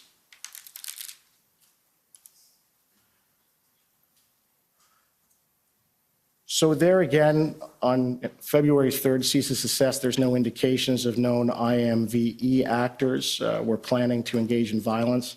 And it's on February 13th, I believe that this is the document that Director Vigneault is referring to that states that, you know, it could have been a risk if you invoke the Emergencies Act to making things worse. Is that correct? Yes, Okay. And you knew about that? I did. Right. And so did Cabinet. They knew about all of this, correct? Yes. Right. Okay. If I could bring up the next document, which is going to be tsnsc.can.001.000000160 underscore rel underscore 0001. Now, before I get into this, you can agree that it was clear to both you and Cabinet that CSIS did not have reasonable suspicion that there existed a Section 2 CSIS Act threat during the protest. Is that correct? Was clear to me, and I believe it was clear to ministers. Right. I can't say with authority, however. And I also understand that the Canadian Security Establishment, the CSE, they never advised you or the government or Cabinet that they had identified a Section 2 CSIS Act threat either. Is that correct? That would be correct. Right. And both the RCMP and the OPP, from at least their evidence and things we've seen to date, they never identified or advised the government that there was a Section 2 CSIS Act threat, right? To the best of my knowledge, no. Right. And so the entire intelligence apparatus and law enforcement apparatus within Canada tells the Cabinet and the government that there is no Section 2 CSIS Act threat. Is that right? No, that is not right. CSIS, and Director Vigneault will be here to speak for himself. CSIS assessed according to their standards under their act. Nobody else was assessing under the standards under the CSIS Act. You asked me, did they tell anybody it had met a standard? They wouldn't use the CSIS Act. That wouldn't be their tool. They would be looking at broader national security issues. Okay, so what intelligence bureau or agency or law enforcement agency told the government, here's the evidence of reasonable and probable grounds, or reasonable grounds, of a Section 2 CSIS Act threat? And you know, I take it now, because it's advised to you, that that's required to invoke the Emergencies Act. It's in the documents. You were advised of that. Yes. Right. So what agency gave you the evidence and the intelligence that said, hey, we have reasonable grounds of a Section 2 CSIS Act threat? There wasn't one, was there? So let me explain. Nobody bringing advice to the table other than CSIS is assessing that against that threat. Nobody advising the cabinet. The cabinet is making that decision. And their interpretation of the law is what governs here and the advice they get. And their decision was, evidently, that the threshold was met. And I understand that. But you understand that when ministers or administrative agencies, et cetera, are entitled to make a statutory decision, whether or not a statutory requisite is met, they do so based on the evidence that is before them and the submissions before them. You know that. And indeed, they had a lot of evidence. Right. And you have the RCMP, you have CSIS, you have the entire intelligence apparatus in the federal government, and none of them said that this threshold was met, did they? They weren't asked. Okay. So, And with respect to the ministers making the decision, when you're talking about ministers, you're talking about the elected executive, correct? I am, All right. So the prime minister. among others. Right. To your knowledge, what training in national security and law enforcement does the prime minister have? I couldn't answer that question. Yes. Sorry. Can you agree with me that he doesn't have any, to your knowledge? I couldn't answer that question. I'm sorry. All right. And what about Minister Mendicino? He, I understand, has training as a Crown prosecutor at least. Is that right? That was his former job, yes. Right. And Minister Blair, he was the chief of police for the Toronto Police Service. That's correct. Right. And when did Minister Blair first tell you that he was thinking about invoking the Emergencies Act? Minister Blair didn't tell me. It came up in discussions Okay. at the officials level, and then it came up in discussions at the ministerial level. There's a record not yet in evidence that states that Minister Blair's strategy was from February 4th on to invoke the Emergencies Act. Were you aware of that? No. Okay. Can you please bring up the next document, which is, we have the input, and I'll just ask you about these. These are the, if you can scroll up to the top, please. I take it that this is the input that CSIS gave to your ministry, public safety, with respect to the key messages they thought should be put out with respect to the convoy. Is that right? Presumably, I don't have a date on this document, so I'm not really sure where it falls in the overall scheme of things. Okay, so I'm just going to go through it with you then. You're out of time, so you're going to have to do it very quickly. Right. I'll be quick. This document, you agree that none of the messaging from this document was actually incorporated into the messaging from public safety, was it? Really, I wasn't the spokesperson for public safety. My colleague may be. Right. And I have to be quick, so I just want to bring up one last document. And that's ssm.can.00001079 rel.0001.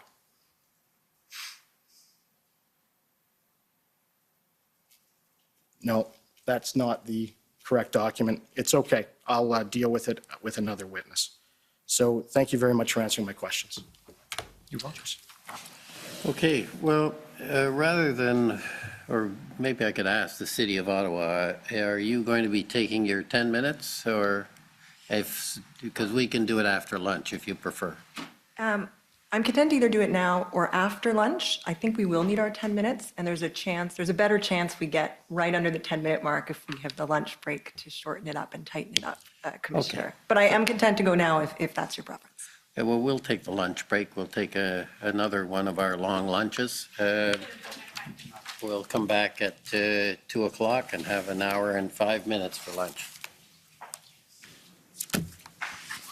The commission is in recess until 2 o'clock. La commission est levée jusqu'à 14 heures.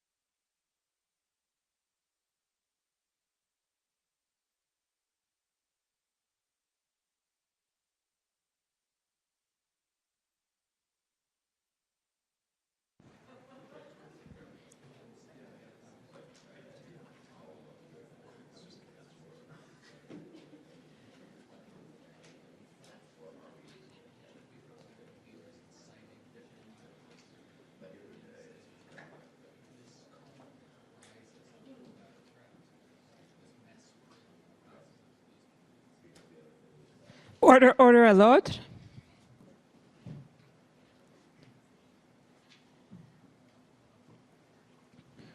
The commission is reconvened. La commission reprend.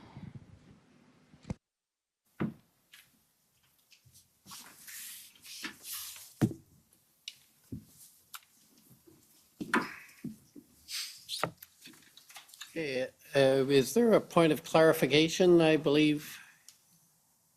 Yes, thank you, Mr. Commissioner. Yes. Just a small clarification coming out of the overview report that was presented this morning. The first cabinet meeting of full cabinet in relation to the convoy was held on February 13th and not February 3rd. Thanks. Okay, thank you. So with that clarification, City of Ottawa, please. Ready, you're okay to go? Ahead? Yes, oui. D'accord. See, see. Good afternoon. My name's Anne Tardif. I'm one of the lawyers for the City of Ottawa. Can I ask Mr. Clerk to pull up pb.nsc.can.409542?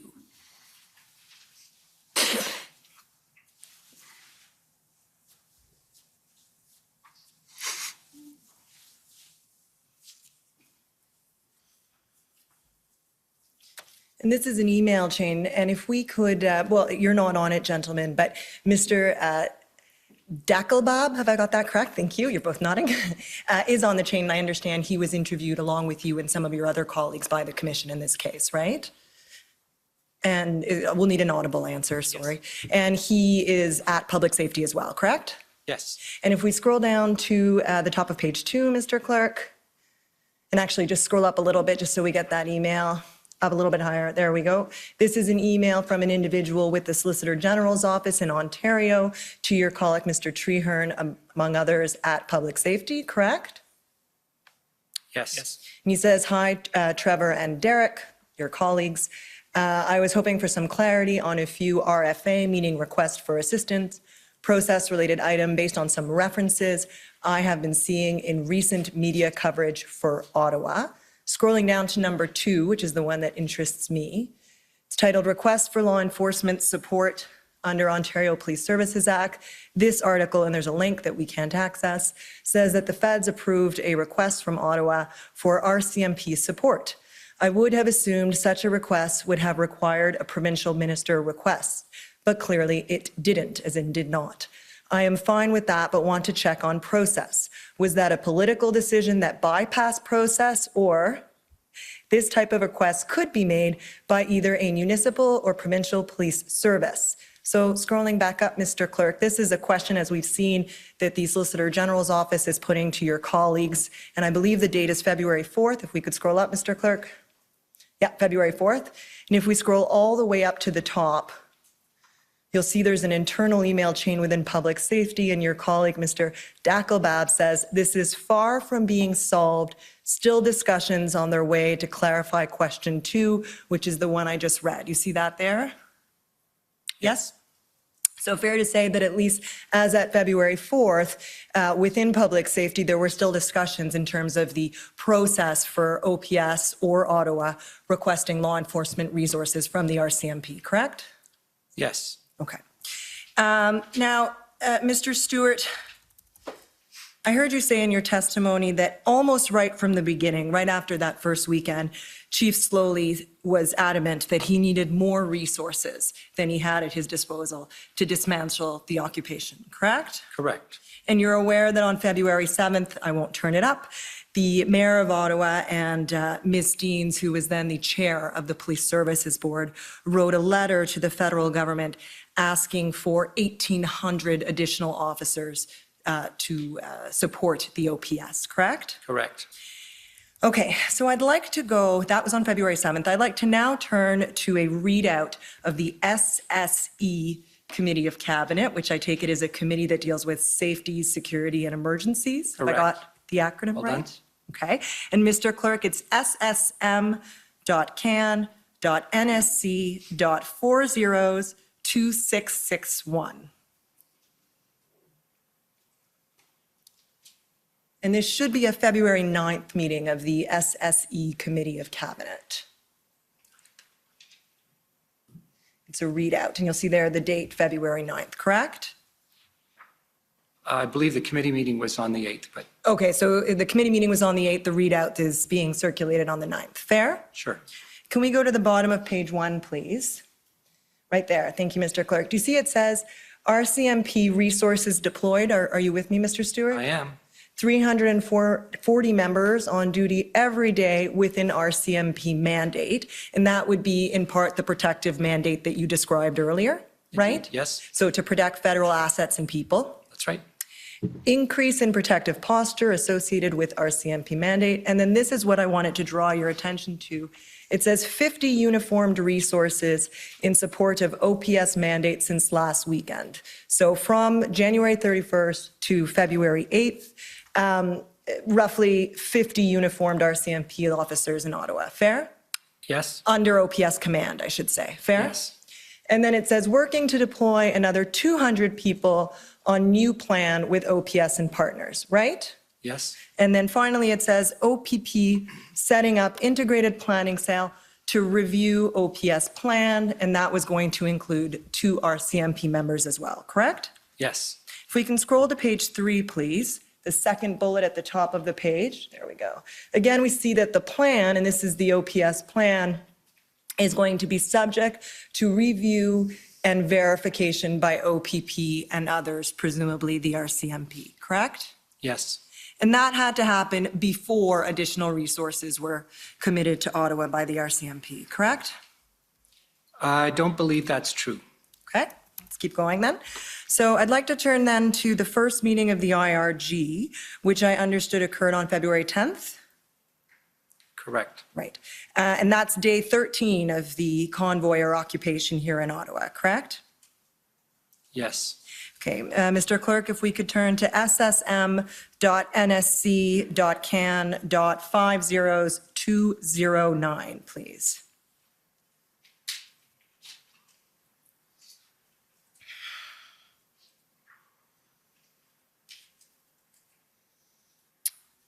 Okay, and if we could turn then to page 5, please, halfway through the first complete paragraph, yeah. So you'll see there it says the RCMP, it's about 6 lines down, do you see that? Thank you, Mr. Clerk. The RCMP has provided all recourses requested by the OPS, do you see that there? I do. But I think we can agree that the 1,800 or any significant portion thereof requested on February 7th was not yet in Ottawa by this date, February 10th, correct? Correct. Right. And then if we scroll to page 6, please, halfway through the page. Right there, the commissioner of the RCMP, do you see that, Mr. Stewart? I do. Indicated that Windsor remains the #1 priority. And I don't think that's quite contentious. This is February 10th. But that was what the commissioner indicated on that date, right? Right. And I put it to you that that's the reason that the IRG was not convened until this date. That is, until Windsor had occurred, the blockade at Windsor. I would not agree. Okay, and then why did it take 13 days for the situation in Ottawa before the IRG to be convened? That's not a question that I can answer, other than to say that there was extensive involvement at the federal officials and political level right from the start. So when the Prime Minister chose to convene the IRG is a decision that you should ask either him or colleagues at PCO about. Okay, will do. Okay, so I guess we'll jump ahead now to the second IRG meeting. I only have a few minutes left. We can turn it up. It's SSM NSC CAN 50214, Mr. Clerk.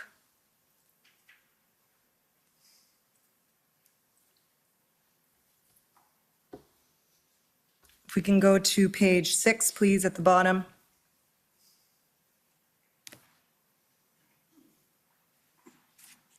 In the last 2 sentences, there continue to be challenges, and I should say the date, it's February 12th. This is the second meeting of the IRG. There continue to be challenges working with the integrated planning team in Ottawa around communication, and I think that word should be decisiveness of the OPS chief. Every request made by the OPS has been fulfilled, with RCMP personnel exceeding the 250 agreed upon in the MOU. And maybe this comes back to what you were saying earlier, Mr. Stewart, that you thought more had been provided than that 200 even before the plan had been finalized. But I take it we can agree that the large number requested, the number that was eventually needed in order to dismantle the occupation, was still not in Ottawa by this date on February 12th.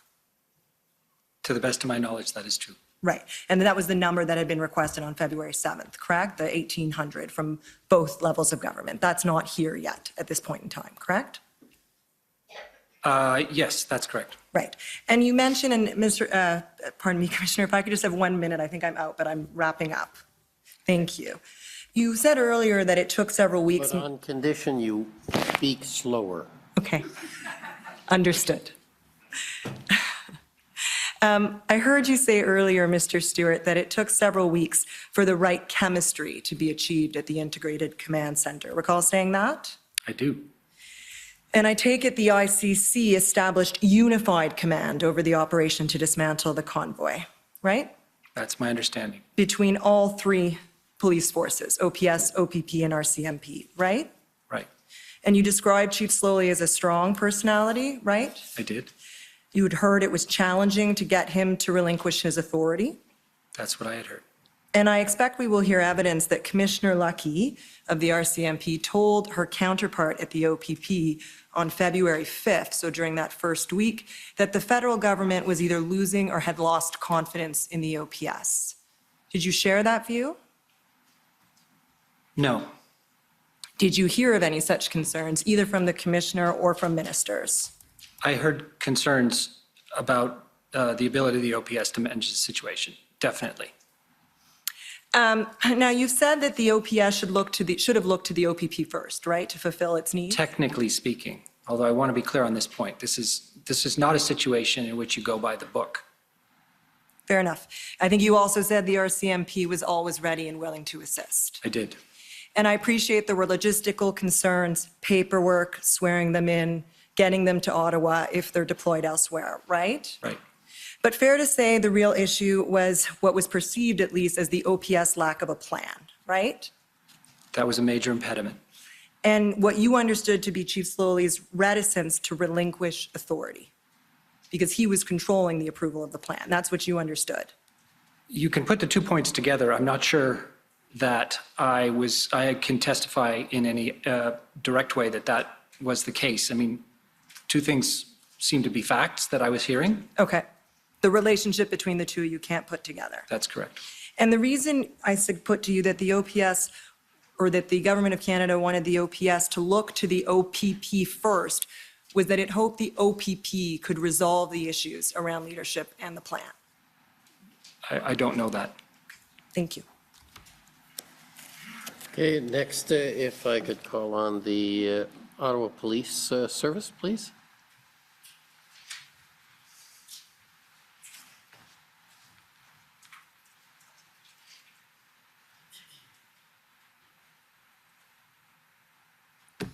Good afternoon to you both. My name is Jessica Barrow, and I'm one of the counsel to the Ottawa Police Service. My questions will be directed to you, Mr. Stewart. I just want to start by discussing some of the information that was known to public safety prior to the arrival of the convoy. And I know you went through some of that already with Commission Counsel, but I wanted to clarify a couple of things. So you indicated in your witness statement that there were challenges in obtaining information in relation to the convoy because the novelty of the events made it difficult to distinguish between things seen on social media that were credible versus not credible. Is that correct? That is correct. And in fact, you testified this morning that because of the organic nature of the events, it was difficult to obtain what you referred to as, quote, good intel, correct? That's correct. And you would agree with me that these would have been challenges that all law enforcement agencies would have been facing as well, correct? Yes. So Commission Counsel took you to one of the key points documents, and I want to take you through a couple as well. I'll start with January 26th, and Mr. Clerk, the number is pb.can.701.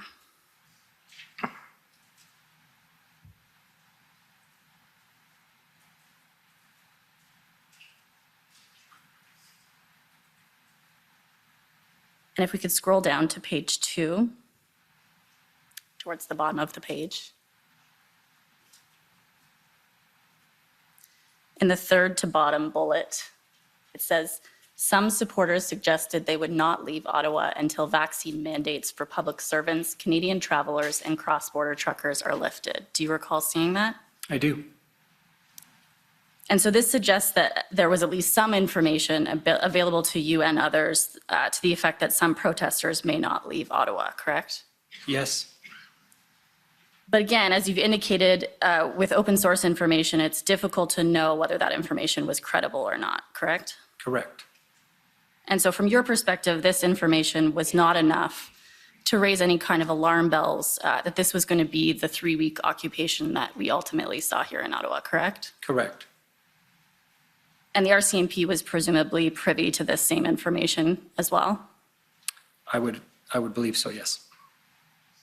And you indicated in your witness statement at page 10, and I'm happy to turn it up if necessary, but I suspect you'll recall saying this, that if the RCMP had intelligence that the convoy was planning on becoming entrenched in Ottawa and failed to report that information up to public safety, that you would have considered that to be problematic, correct? Yes. And notwithstanding the fact that we see that there's at least some information to suggest that protesters might stay, the RCMP was similarly not raising any kind of alarm bells around that, correct? That is correct. And if we scroll to the top of the document, and if you go down, yes, the first sentence there, the following relates to a planned peaceful demonstration in Ottawa on 28-29 January. So even with that information in mind, you're still planning for a couple of days, That's correct? Okay. So I want to turn back to the one on the 27th, which you did speak about briefly with Commission Counsel. That number, Mr. Clerk, is PB.CAN 703.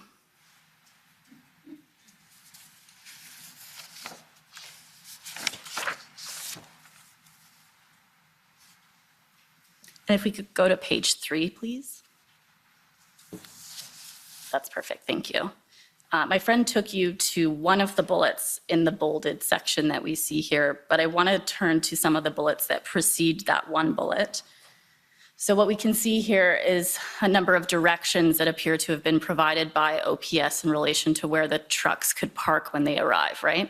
Right. And is it your understanding that this information was coming from Intersect? That would be my understanding. Okay. And so what we see is a number of different options. The first one we see is from the west, they're being directed to Sir John A. Macdonald Parkway, correct? Yes. And then following this, Kent and Metcalfe exits can be used. The George Etienne Parkway can be used. And then ultimately we see in the third bullet there that Wellington will be closed, but there will be 3 lanes dedicated to the demonstration, correct? Yes.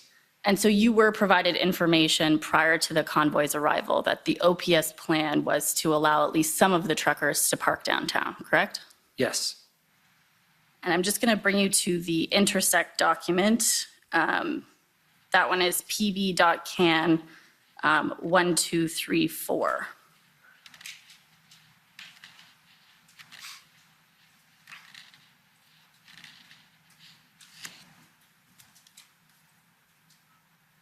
If you could scroll down a little bit, please. So this is presumably then the Intersect information that ultimately we see coming through that key points document. Is that fair? I believe so. And so again, we see here that there is information to suggest that OPS's plan involved having some truckers park on Wellington, correct? Correct. And so again, this didn't raise any kind of alarm bells from your perspective that this was the plan for OPS, right? No alarm bells. And again, this information would have been available to RCMP. Yes. And similarly, RCMP didn't raise any concerns with you in relation to the plan. Not with me.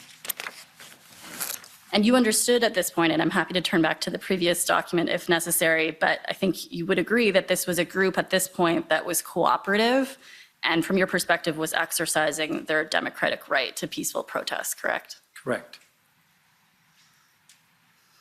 Mr. Clerk, could we turn to SAS 12, please?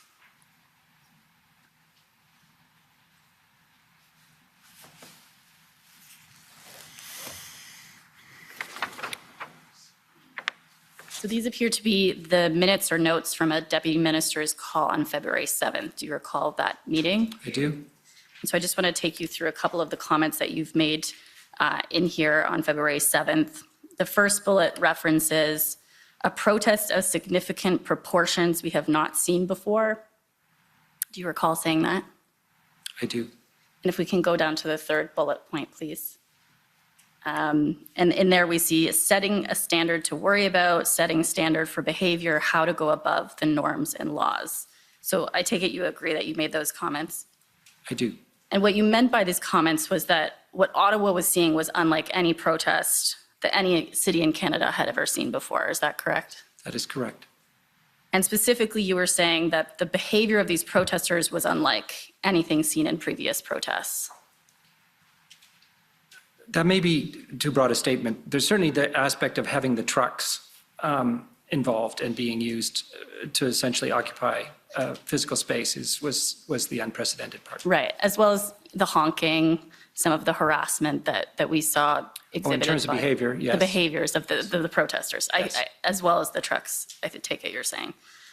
And so the protesters were prepared, from your perspective, to disregard the laws as well as the social norms of behavior that we had come to expect in the city and other places as well with respect to the behavior of protesters. Is that fair?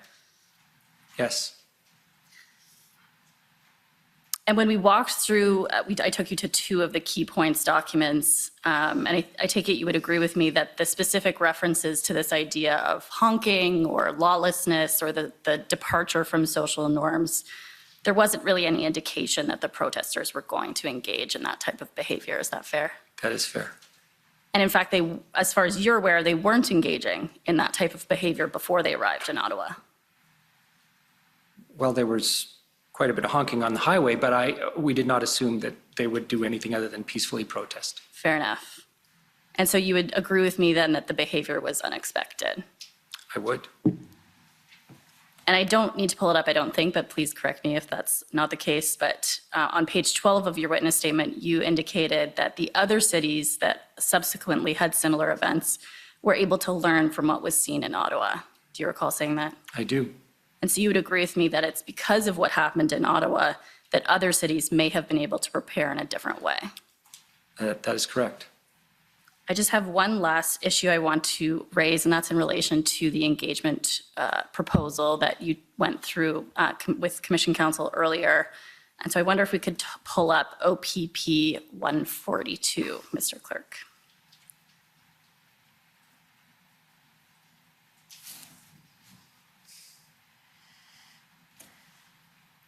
And if we could scroll down to page 2, we'll see an email between yourself and Inspector Bowden. And that's setting out some considerations in relation to the proposal. If we can, I think it might be up a little bit. Yes, there. Do you recall seeing this email with all the considerations? Yes, indeed. And what we see from Inspector Bowden is that he was of the view that this could constitute a win of sorts for protesters in terms of providing an exit strategy. Do you recall that? Yes. And would you agree with me that the comments that come from Inspector Bowden involve an advocacy for a measured approach consistent with the national framework rather than simply resorting first to enforcement? Yes, I agree. And in your witness statement, you indicated at page 18 that there were particular difficulties actually to enforcement operations in Ottawa. Do you recall saying that? I do. And that was because the protesters were very entrenched and they were aggressive towards the police? That's correct. And so the proposal was presumably aimed at trying to change that posture. Is that fair? That would be true. Okay. And you indicated in your witness statement that you did not share the proposal with OPS. Is that right? I believe it was shared with OPS because there was a question about who would, if it were actually approved, how it would be managed. And I think OPS was alerted that their PLTs, their teams would be perhaps delivery agents. Okay, I didn't consult OPS. You did not consult them, so maybe we'll just bring up one last document. I'm almost completed, Mr. Commissioner. OPP 633, just to provide some clarity on this point, So you're asking for more time? if you wouldn't mind. Yes, you can have a little more time. Thank you very much.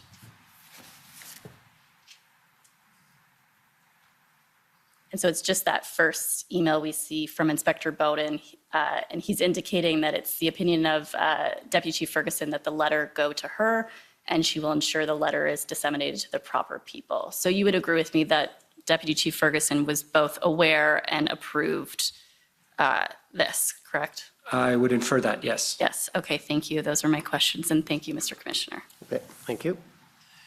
Next is counsel for former Chief Slowly.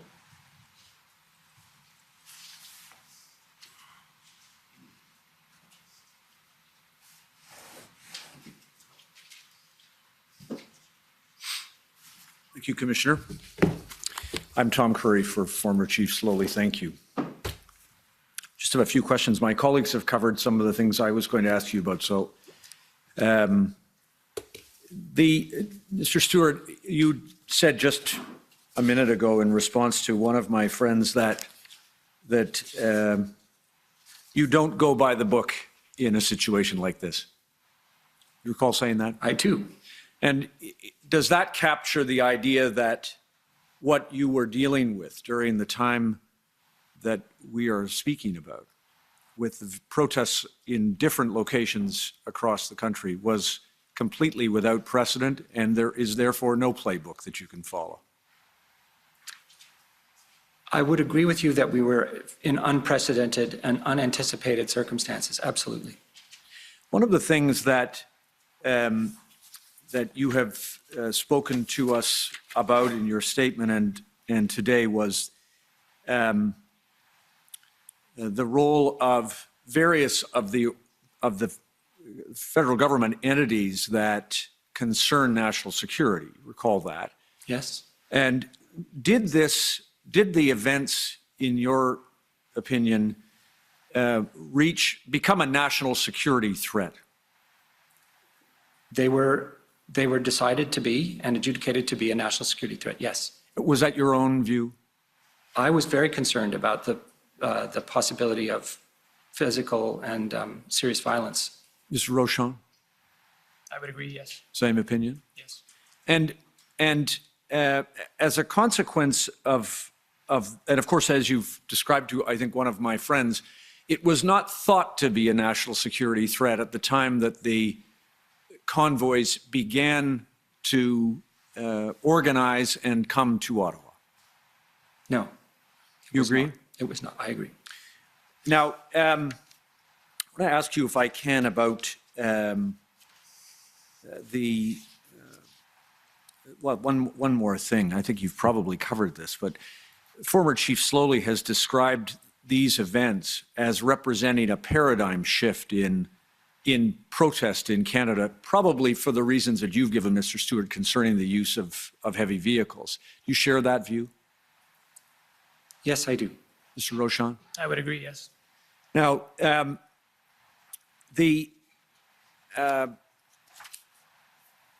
you've spoken to my friends about Chief Slowly's consistent requests for the need for additional resources. Do you agree that those came in two forms? First, there was a request for resources to maintain the safety of the citizens, the protesters, and police service members who were policing the areas in Ottawa that were the subject of protest. Yes. And second, of course, that a greater need for resources in the event that a dismantling of the occupation was required. I would agree. Two very separate ways of thinking of resources. You agree? I agree.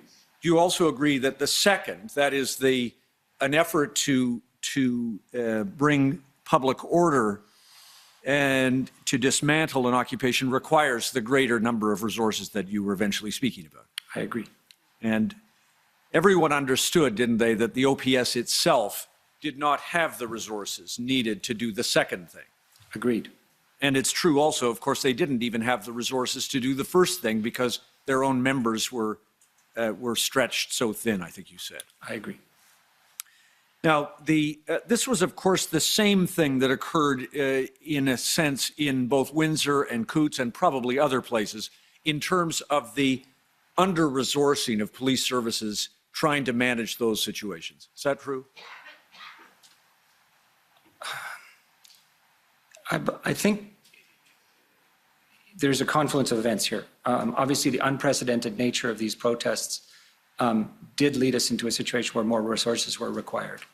I don't know if that equates to chronically under-resourcing police, because if we were better prepared and as they were in other cities, they didn't need more officers.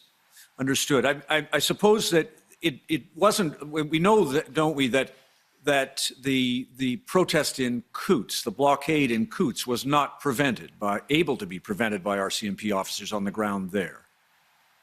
It wasn't anticipated, and it happened before they could mobilize. And then once it did, once the protesters were there, the vehicles were on the road and stopped, then enforcement became very challenging, correct? Exactly. And I think, in fact, one of the lessons that was learned in Coutts by your team, I assume, and others, was that an early effort to enforce failed because the protesters resisted and police were required to fall back. Do you recall that happening February 1st? I do. And that's an indication, isn't it, of the challenge of enforcement. You need significant resources to enforce that kind of a police operation. I would agree. Now, in terms quickly about Windsor, do you understand that the Windsor, that resources that were requested by the Windsor Police Service and by the OPP were pledged by the RCMP prior to the completion of a plan by the Windsor Police Service? I don't know the details of that. Okay. I would be inclined to believe that the RCMP would have made a commitment to support whatever action would need to be taken. In the absence of a plan. Just a commitment. Right. And of course, for the reasons that you've given to one of my friends, the circumstances of the blockade of the Ambassador Bridge was a significant escalation in the national security threat, wasn't it? Absolutely. Now, of the protests across the country, do you agree that Ottawa was the most complex and the most challenging? In the physical sense, I believe that's true. In the economic sense, not as much. Fair enough. In terms of as you say, the physical sense, or if one thought about it as a security issue, it was the more volatile. It had the most vehicles and the most protesters across a larger area. Is that fair? Agreed. Now, I think you indicated that there was a time, at least, when there was a debate between, or perhaps even a disagreement between federal and provincial officials in Ontario, that is, about which police service was the first port of call for the Ottawa Police Service to call on. Is that fair? Well, we've been shown evidence to that effect. I didn't have that issue with my colleague. All right, understood. Now, a couple of other things. You were also aware, and I think you've told the Commissioner, that enforcement was not the preferred strategy here in any of these protest locations. Negotiation, de-escalation was the preferred strategy. That is always the preferred strategy. And yet the ministers, the federal government ministers with whom you were interacting, were demanding some kind of action. Is that fair?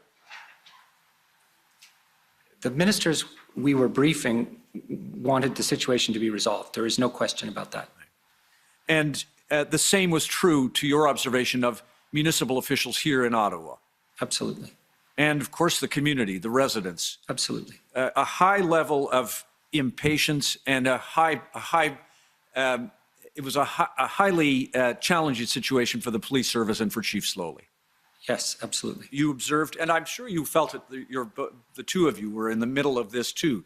Can you tell the Commissioner, did you yourselves feel enormous pressure to try to do something to solve this problem? I did. Mr. Rochon? That would be fair, yeah. And you observed it across the spectrum of police services and other government agents. Is that fair? That would be fair. You agree that Chief Slowly, during the time that you were dealing with him, was a passionate defender of the city's residents and of the police service in trying to find a solution? I would agree. And acted in good faith in the performance of his duties? I would agree. Now, one last area, if I may. Chief Slowly has described options that were other than enforcement. And do you agree that Commissioner Lucky also expressed a preference for even the effort of an interlocutor to try to negotiate something with protesters. Do you recall that? No. May I just show you, please, a document then? See if you can assist us, because I think you received it. You're a member of the, one of the acronyms, the Deputy Minister's Committee on Operational Coordination. Yes. True? DMOC. Could I please show the witness the interview summary from, oh no, I won't need to go to that. Let me show you the document. PBCAN 50750.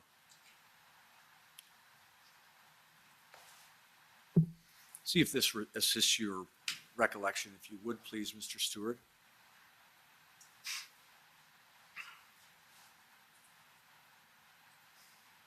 There's a suffix on that, REL.001. I don't know if that's important to the registrar.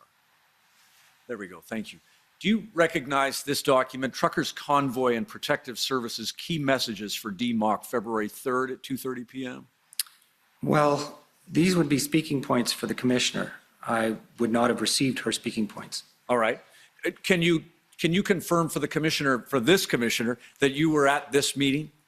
Yes. Could you please just scroll down, if you would, please, Mr. Registrar, to a expression that begins, "I will be honest." Second page. There it is. Just read that, if you would, Mr. Stewart. For the record, I'll be honest. This may not be something that can be negotiated out of or resolved only with enforcement. There may need to be some other solutions, maybe the engagement of an interlocutor. Does that refresh your recollection that on the 3rd of February in the afternoon, Commissioner Lucky raised this concern, that there may not be a solution through only through enforcement, and there may be other solutions, including an interlocutor? Yes, it refreshes my memory. And that she said that? Check against delivery, but I believe she did. All right. I'm out of time. Thank you very much. Thank you, Commissioner. Okay. Thank you. Next, the Ottawa Coalition.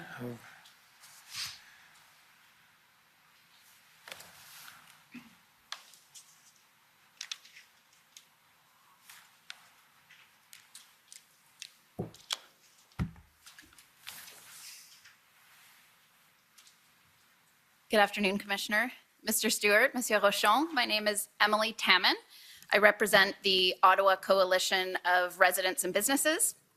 And I just have a couple of questions for you arising out of your testimony today. Monsieur Rochon, if I could start with you, please, sir. You explained that within the broader intelligence matrix in Canada, that public safety is a consumer of intelligence, right? Correct. And you indicated this morning that the government had determined prior even to the Freedom Convoy, that there is a need for a refresh of the national security strategy. Is that right?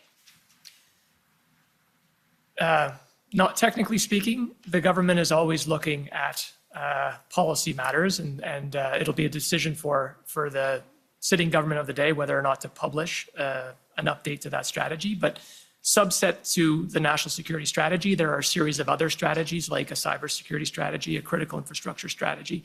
So we're always working on those, yes. Okay, and the current strategy, I believe you said, dates back to 2004? The national security one, yes. And at that time, I think you explained that threats to Canada's national security were understood to be different than they are today. Is that fair? Indeed, I would say post 9/11, the very creation of our department at public safety followed, and indeed, I think that was the impetus for Canada's national security strategy at the time in 2004. Okay. And so in pursuing a refresh or in continually, considering and reconsidering the government's approach, it's a recognition that the current strategy may not be optimal, because it could miss certain kinds of threats from groups oriented around certain radical ideologies, or even, as you said, I think this morning, individuals acting alone on the basis of a broader range of grievances than the current strategy might have otherwise been built for. Is that fair? I would even go so far as to highlight the counterterrorism strategy, which I think dates back to 2012, if I'm not mistaken. And we're in the process of refreshing that. A parliamentary committee in the House of Commons for National Security, SECU, has recently done a study on ideologically motivated violent extremism, which came out with 33 recommendations. We recently tabled, I believe, the government response to that study, and we're in the process of updating our counterterrorism strategy that will deal with what you referred to, yes. Okay. And you testified this morning that in the lead up to the Freedom Convoy's occupation of Ottawa, there was no reason to see the convoy as a national security threat, right? Based on the intelligence that had been produced for you. That would be correct. But ultimately, a national security threat was, as Mr. Stewart articulated, I think, adjudicated to exist, at least from the perspective of the federal government, which ultimately led to the invocation of the Emergencies Act, right? Correct. So as a consumer of intelligence products, then, would you agree that the intelligence product you were provided with was flawed in the sense that the threat posed by the convoy was grossly underestimated at every level, OPS, OPP, RCMP, CSIS? I wouldn't say flawed, because intelligence is only as good as a moment in time when it's collected, and you have to know where to go looking for it. And at the time, all of the various indications were pointing to a peaceful protest. And so police of jurisdiction who handle these types of protests on a regular basis, there was no reason to question their integrity in terms of their assessment. But as the protests grew in number across the country, and indeed witnessing the various behaviors and the entrenchment of the occupation in Ottawa, and the impacts on Canadians, Canadian lives, the economy, the reputation of the country, trading issues, supply chain issues, yes, it definitely rose to a national security concern. But we can't necessarily know if the issue was how the available intelligence was interpreted, or if it was actually a failure of intelligence to actually see what might have been in front of law enforcement authorities. Is that fair? The difficulty is that you don't know what you don't know, and therefore there are always unknowns. Right.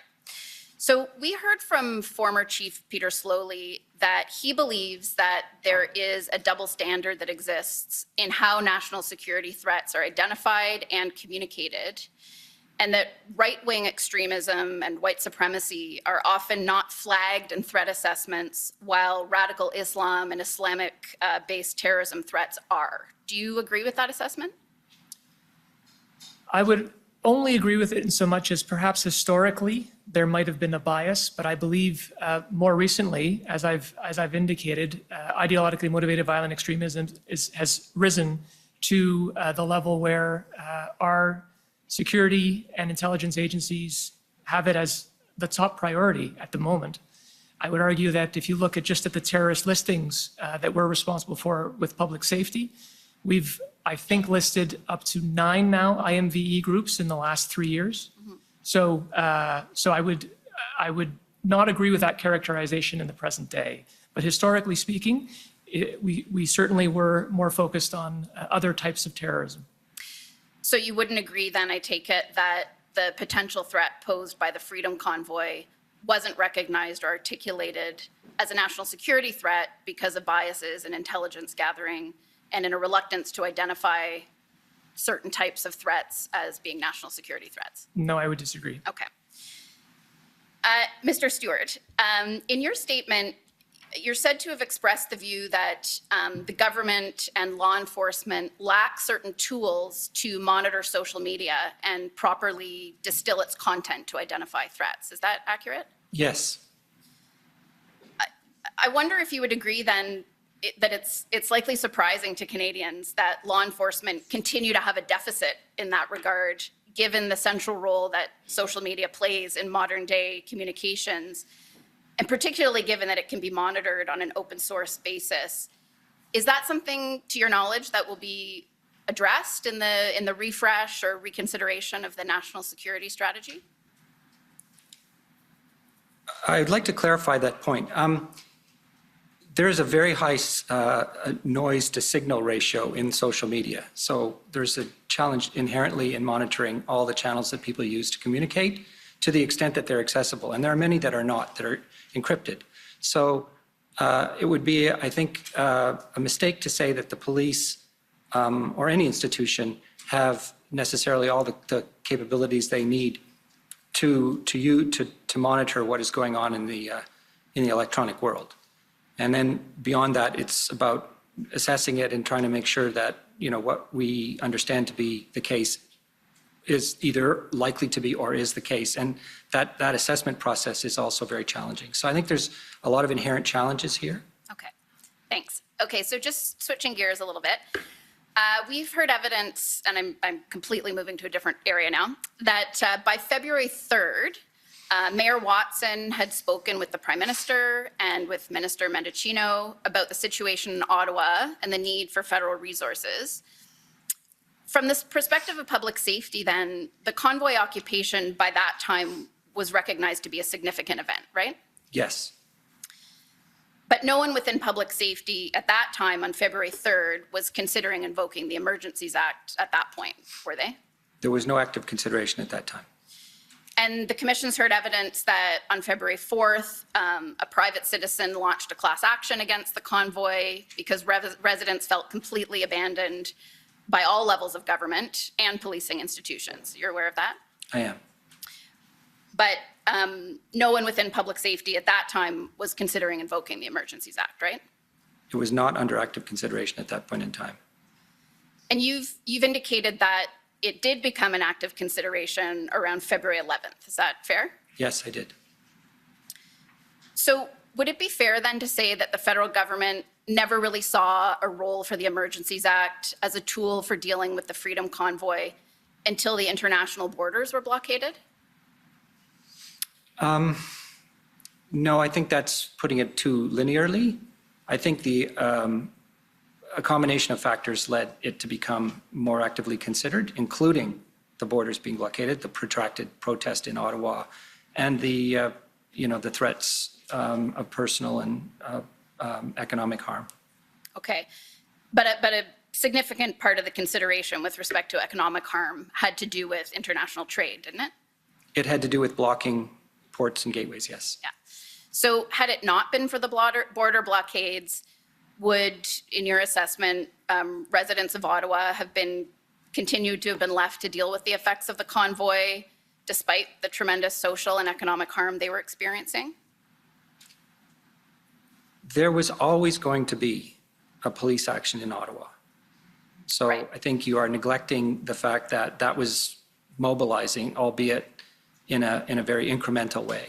But specifically with respect to the Emergencies Act, would you, based on your understanding of the discussions that took place around that, in your view, would the Emergencies Act have been an appropriate tool to deal with the situation in Ottawa had it not been for those other events? The Emergencies Act is generally considered to be a tool of last resort under very exigent circumstances, urgent, time limited. So there were many other tools in the toolkit. Indeed, Ontario used one, and it was not used until quite a bit later in time. So I would say, we were all conscious of it as being a tool, but in the minds of those who were, discussing it with counterparts, there were other tools as well. Okay, thank you. Those are my questions. Okay. Next, I'd like to call on the Ontario Provincial Police.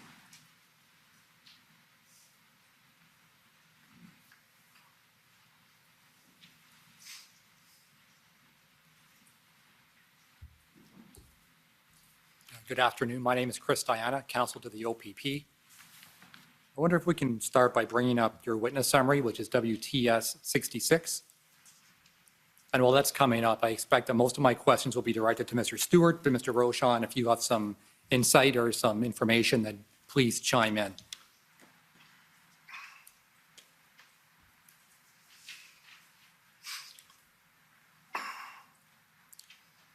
All right, so this is your witness summary. Can we go to page 21?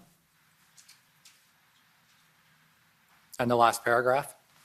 And I want to ask some questions about the consultation that took place before the invocation of the Act. So it reads, DM Stewart added that the Act was welcomed by law enforcement, especially police of jurisdiction. Though they were never explicitly asked to invoke the Act, they were asked whether they had the tools they needed, and the answer was consistently that they could use more tools. I want to ask about that paragraph in particular. You use the word they, which suggests that multiple law enforcement agencies were canvassed about tools that could be used under the Act. Is that a fair characterization of the summary? There's a spelling mistake in there, just for the record. The were in the second sentence. No, this is a composite statement based on all the consultations we undertook with officials as well as with police. Right, and so my question arising from that is, which law enforcement agencies were consulted about the use of the Act?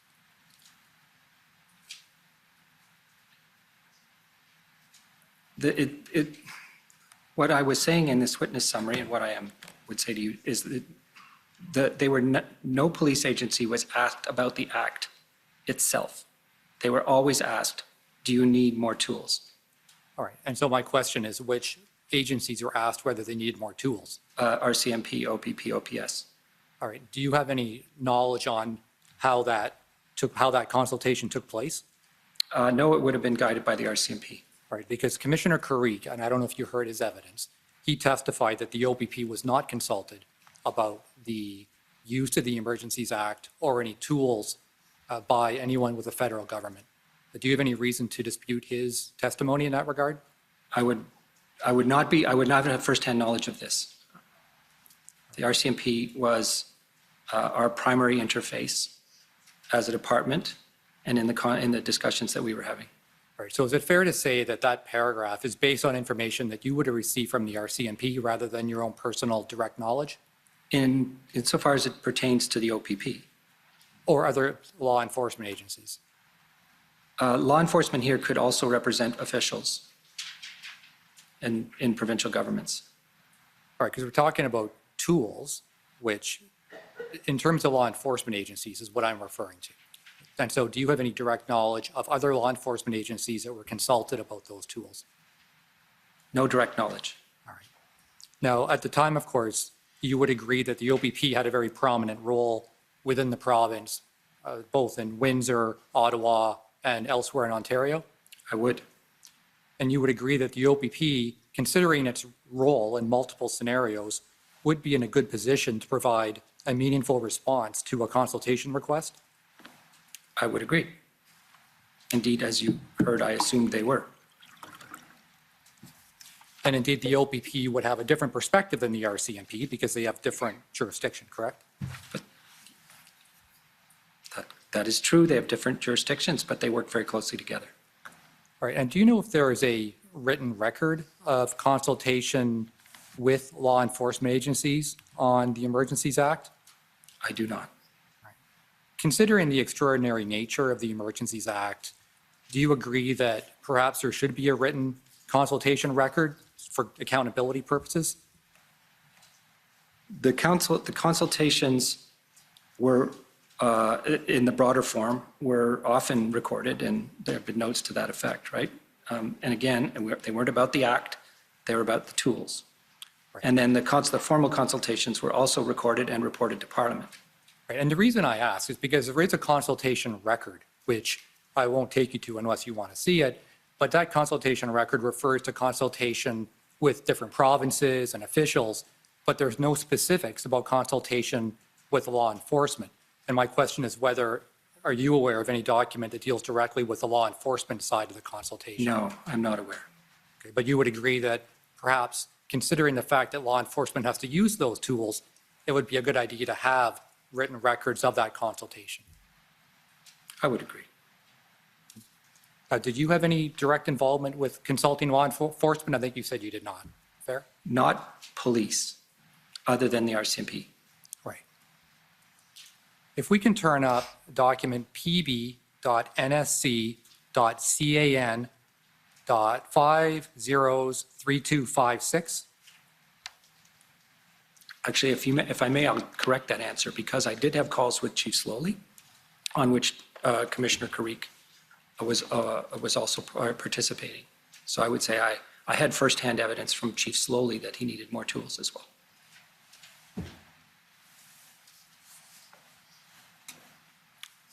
All right, now, I don't know if you don't appear to have been copied on this document. This appears to be an exchange of emails between Commissioner Lucky and Mike Jones. Do you recognize this email? I do. Now, Patrick Vezina is counsel, I believe. Who are Alison Whalen and Dennis Daly? They are RCMP. One's a civilian member, the other's a regular member. Okay, did you see this document at the time that it was generated or around the time it was generated? I do not recall seeing this document. Okay, now Mike Jones, as I understand it, was Chief of Staff for Minister Minichino, is that correct? That is correct. And if you scroll down to the bottom, it starts with an email request made on February 13th from Mike Jones to Brenda Lucky. Part of it is redacted. If you scroll up, I think it's clear kind of what the purpose of the email is. If you scroll up a little higher, Commissioner Lucky, stop there. Commissioner Lucky kind of gives a list of some tools that she might find useful. Is that your understanding of this email? That is my understanding. Now, I note that this exchange... And for the record, that is what I assumed the RCMP would have consulted with colleagues about. Okay.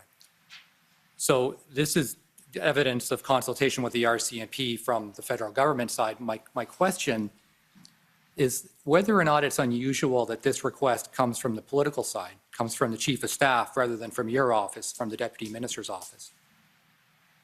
Under the circumstances, I wouldn't say it was unusual. Because typically, and I know the way it works, provincially, of course, because that's my area, but Commissioner Karik testified that almost all his dealings were directly with Deputy Di Tommaso, and the communication went through the level of the Deputy Minister. But the Commissioner of the RCMP is a direct report to the Minister of Public Safety. Right. And so it's more common then for the political side to engage directly with the Commissioner of the RCMP? It is. And I wanted to follow up on a comment, because this is an opportunity for us to look at all these issues, all these kind of broader systemic issues. Could you raise it yourself earlier in your evidence about Nova Scotia, and maybe taking another look at what is the appropriate role of the political side as opposed to your side of the House? Do you have any thoughts on how, from the federal side, that can be improved from where it's at now? That's a very open-ended question, and I don't think my opinion is here or there.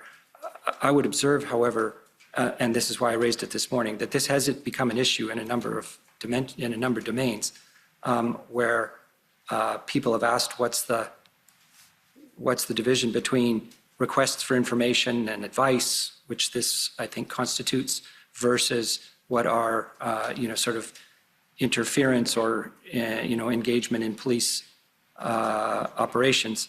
And so I would certainly agree with the proposal that could be clarified. Yeah, and I guess one of the reasons I ask, you're not copied on this. And as Deputy Minister, if there is going to be direct engagement with the political side, don't you expect you to at least be copied on it for your informational awareness? At 1 in the morning, it probably wouldn't matter. Right. No, I think it would have made sense for her to copy me. She copied her subordinates. Right. And I guess, again, we're in this context where we can look at these issues. These opportunities don't come across very well. And you've got a lot of experience in your role, as do you, Mr. Rochon. So you can weigh into this question as well.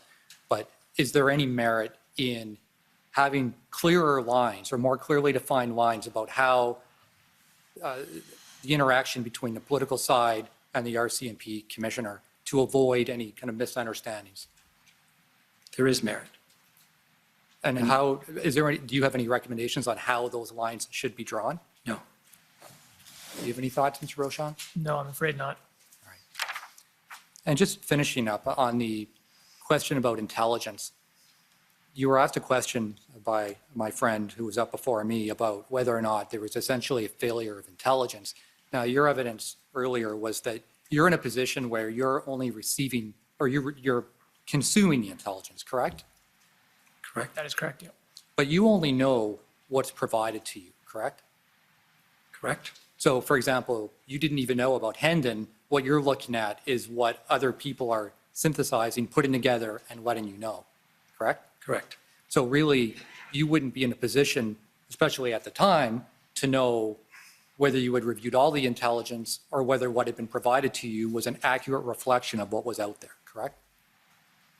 I would argue that the reason why we have an ADM National Security Operations Committee table every week is to have subject matter experts across 16 departments and agencies bring forward information that would be relevant for that table, and then we ask questions and try to anticipate threats to national security. And in this particular instance, we would have all been aware of convoys, but we would have been deferring to the RCMP or transport or indeed CSIS, ITAC, and others to flag for us if there was something more to bring to our attention. And at the early stages, that wasn't the case. Right. And so if the RCMP or whoever's reviewing this information decides that information such as there's no exit strategy, an intention to make the workings of government more difficult, if that doesn't get included, then obviously you would never know. So there's a lot that's put on the shoulders of those who are providing the information to you. Would you agree? Yes and no. I mean, there's enough experience around that ADM National Security Operations table to ask those types of questions. Intelligence fusion is always a challenge. And so bringing together all of the various pieces of intelligence to get an accurate picture at a moment in time is something that we have experience with. And at that point in time, we had no reason to believe this was going to be anything more than a peaceful protest. Thank you, gentlemen. Much appreciated. Thank you. Next up is the Windsor Police Service. Thank you, Mr. Commissioner. This is Tom McRae for Windsor Police Service. I have no questions. Thank you. Next is the Government of Alberta.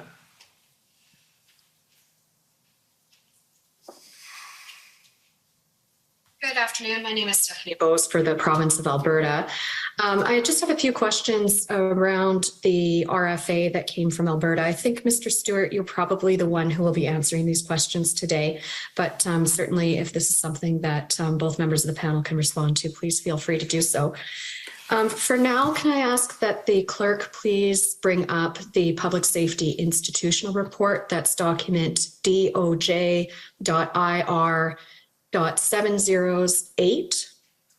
And while that's happening, Mr. Stewart, I believe you mentioned in your evidence that the RFA that came from Alberta didn't follow the usual course, namely that there wasn't discussion before it was submitted. Is that correct? That is correct. Do you know if there had been discussion ahead of the RFA, would that have changed the response by the federal government in this case? In all likelihood, it would not. Okay. And then on that institutional report, Mr. Clerk, can you please scroll down to page 22 and look at paragraph 75, please? And this is referring to the February 5th RFA from the Minister of Municipal Affairs for Alberta. And it says, upon reviewing the request, it was determined that the RFA process was not the correct mechanism for addressing the issue of additional law enforcement personnel. Requests for additional RCMP officers must be made under sub-article 9 of the Provincial Police Services Agreement and not through an RFA. So is it true that the RFA from Alberta was interpreted to be a request for RCMP officer deployment? No, it was perceived to largely be a request for tow trucks. Okay. There is a mention of personnel in the RFA. I'll just take you to that as well. That's document PB.CAN.50718.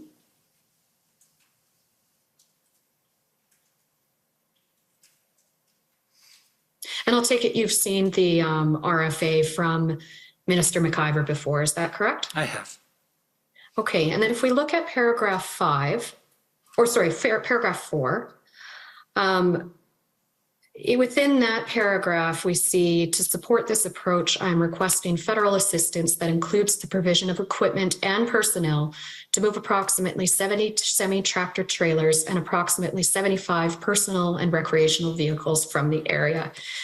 Do you know at the time this was received what the interpretation of personnel was meant to be?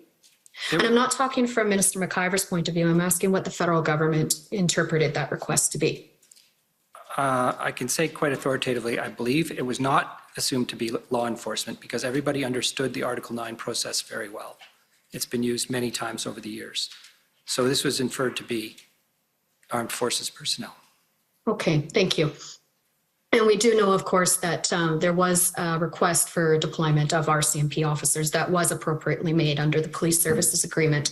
That came just a few days later, correct? Correct. All right, now can we please take a look at document pb.can.401514?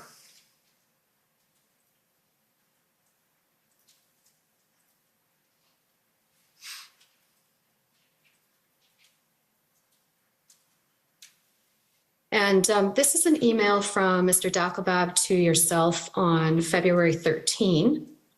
And it outlines a meeting that Transportation Canada individuals had with colleagues from Alberta, Manitoba, and Ontario.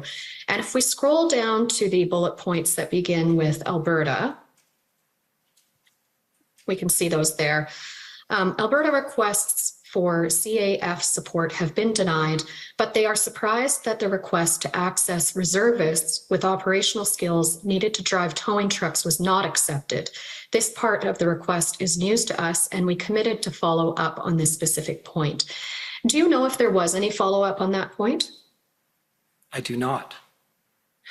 All right. Now, ultimately, the Government of Canada was going to deny Alberta's request for assistance, correct? Actually, what happened was that we evaluated the initial request and determined that the CAF equipment would not be appropriate. And as this indicates, it was not my understanding that there was another dimension to the personnel request. However, we did not formally notify Alberta that the RFA would be turned down on the basis of the fact that we were still having discussions about the federal toolkit and ultimately addressed the tow truck issue via the Emergencies Act. Okay, now I'd like to take you to some draft letters that were in Canada's production for this, beginning with pb.nsc.can 409547.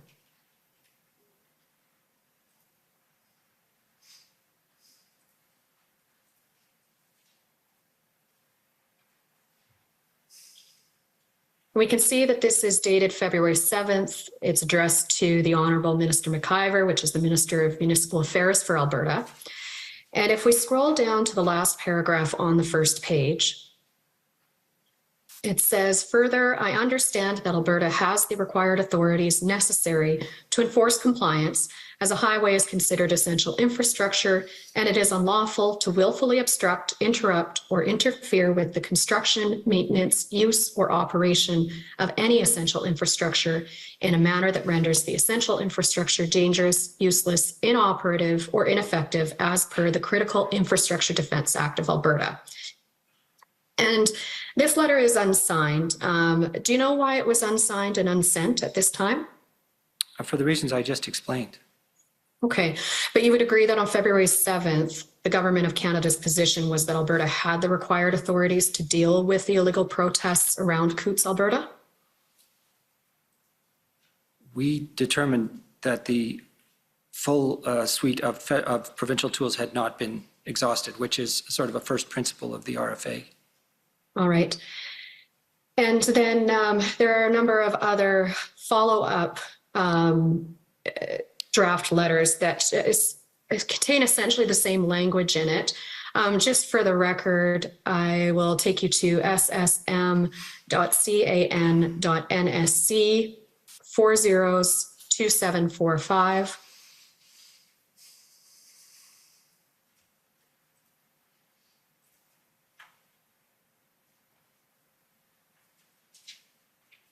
And this is a memorandum for the Minister of Emergency Preparedness. I understand if you scroll down to page 2 that you digitally signed this memorandum on February 9th. Do you see that? I see that. And in this memorandum, you recommended that the Minister of Emergency Preparedness sign an enclosed reply indicating that the Government of Canada was refusing the RFA. Is that correct? I believe so. I haven't seen the attachment, but I believe so. Well, and the enclosed correspondence on this one is actually redacted, but if we look at the body of the memorandum, we see the reasons for refusing. On page 2, the paragraph above the heading recommendation says, this remains an issue within provincial jurisdiction. Alberta has the required legal authorities necessary to enforce compliance. So very similar reasons for the refusal that was being outlined in the February 7th draft, correct? Correct. And then if we turn now to ssm.nsc.can 403115.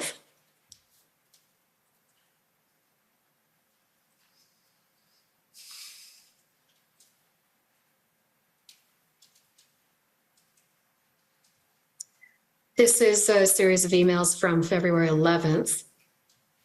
And in the email from Ratty Barrack to Minister Bill Blair, it says, here is the latest draft in reply to Alberta's RFA.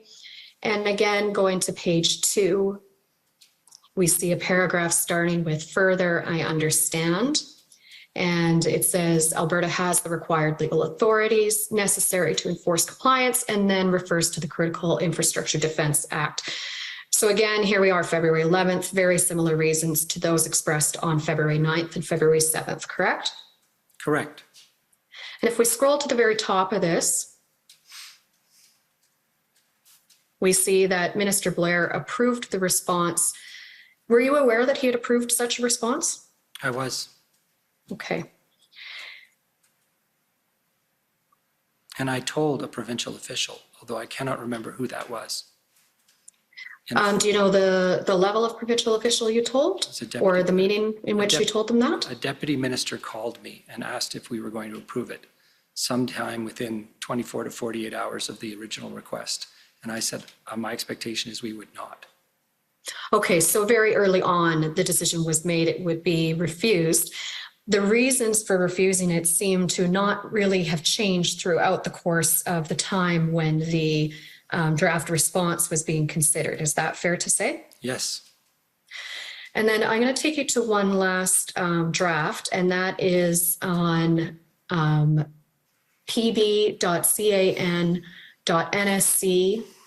I believe it's 50690.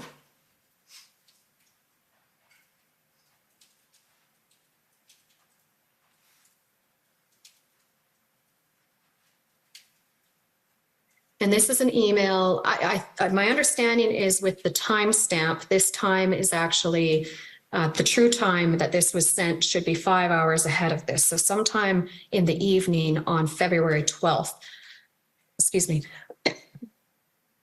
If we scroll down to the second email there, and on the second page, we again see we've got a draft response. And again, the wording is very similar. Further, I understand Alberta has the required legal authorities, and then reference to the Critical Infrastructure Defence Act. So by as late as February 12th, the Government of Canada's position on Alberta's RFA was that it had the required legal authorities necessary to enforce compliance of any illegal protest activity occurring in Alberta. Do you agree? It had powers to address the circumstance, including compelling tow truck drivers. You're now well out of time. And I just have 1 minute to clarify which act that power comes under, Mr. Commissioner. Okay. So, I'm sorry. You referred to Alberta having the power to compel tow truck operators under the Critical Infrastructure Defence Act. I'm going to put to you that that act is not actually the correct act. It is only 5 sections long, and the Commission has heard evidence from the Assistant Deputy Minister de Grand that legislation makes interfering with critical infrastructure an offence, but it's not something that Alberta needs to invoke. Alberta does have the Emergency Management Act, which does grant in it the power to compel service providers to provide services. So despite maybe having a confusion about which act that power falls under, it doesn't change the position that Canada's response to Alberta's RFA. Would you agree? I would agree. Okay. Thank you. That's my only question. Those are my only questions today. Okay, thank you. Next, if I could call on the CCLA, please.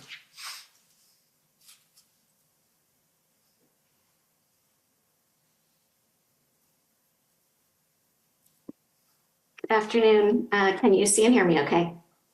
Yes. Okay. My name is Kara Zwiebel. I am counsel for the Canadian Civil Liberties Association. I wonder if we could pull up document pb.can.401584. And this, just while it's getting pulled up, I believe is an email chain related to the technical briefing that you mentioned earlier, or I guess there were several technical briefings that happened. And if we scroll all the way down to the bottom, just so we can see where this starts. So this is someone in the communications branch of public safety, and writing to say that there may need to be a follow-up, a second, I think here we're talking about a media briefing. Is that right? I believe so, yes. Okay, because there wasn't enough time for all the questions given some other briefings that were going on.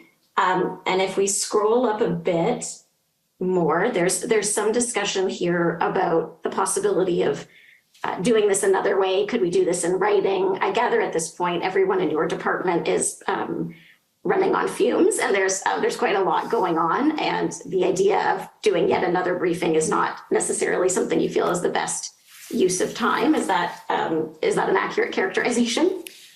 I would simply say, from my recollection, that we pretty much ran full on doing a technical brief after technical brief after technical brief with different stakeholders, be they both houses of parliament, media, as well as stakeholders. And each one typically would run for half an hour to an hour, but in this particular case, we were affording stakeholders sometimes up to 2 hours, sometimes even longer.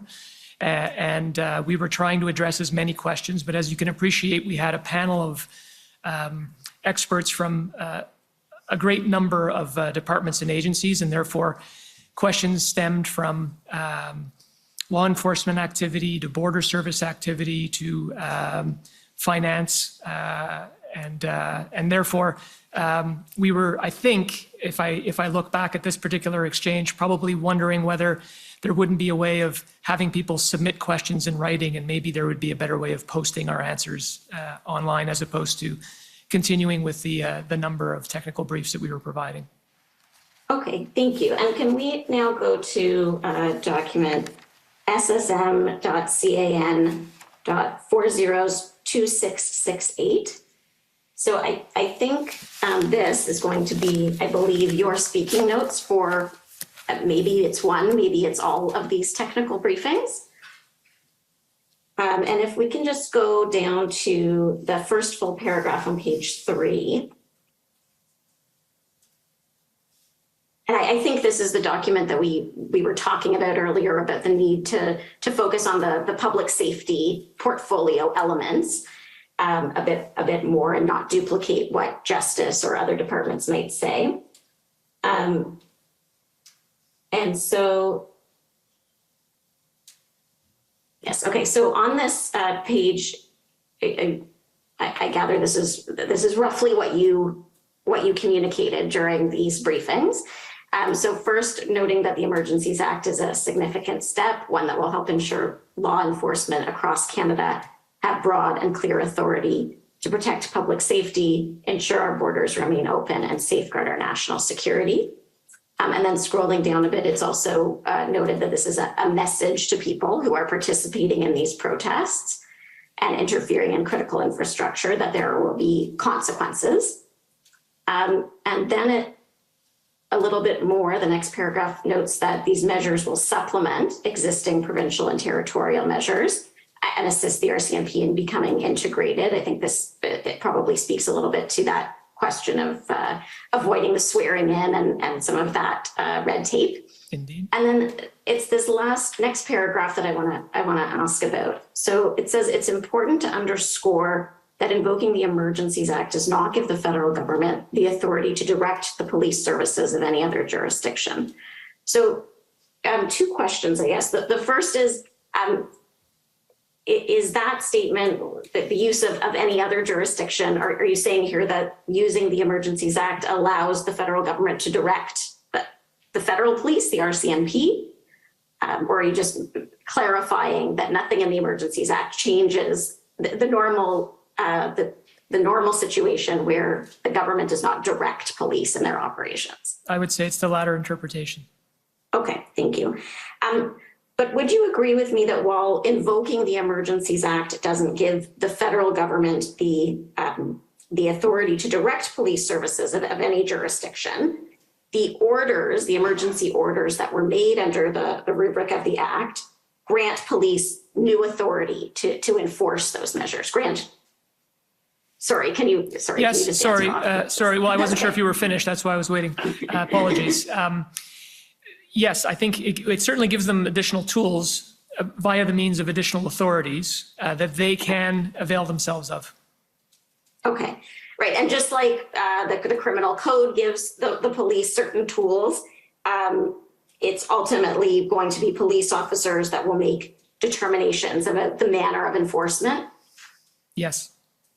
Okay, and ultimately police authorities that will decide and how they will exercise their discretion. This notion of police discretion is an important piece of this. Would you agree? I would agree. Okay. And you would agree that these orders under the Emergency Act provided all police across the country with the authority to enforce these new measures? Yes. Okay.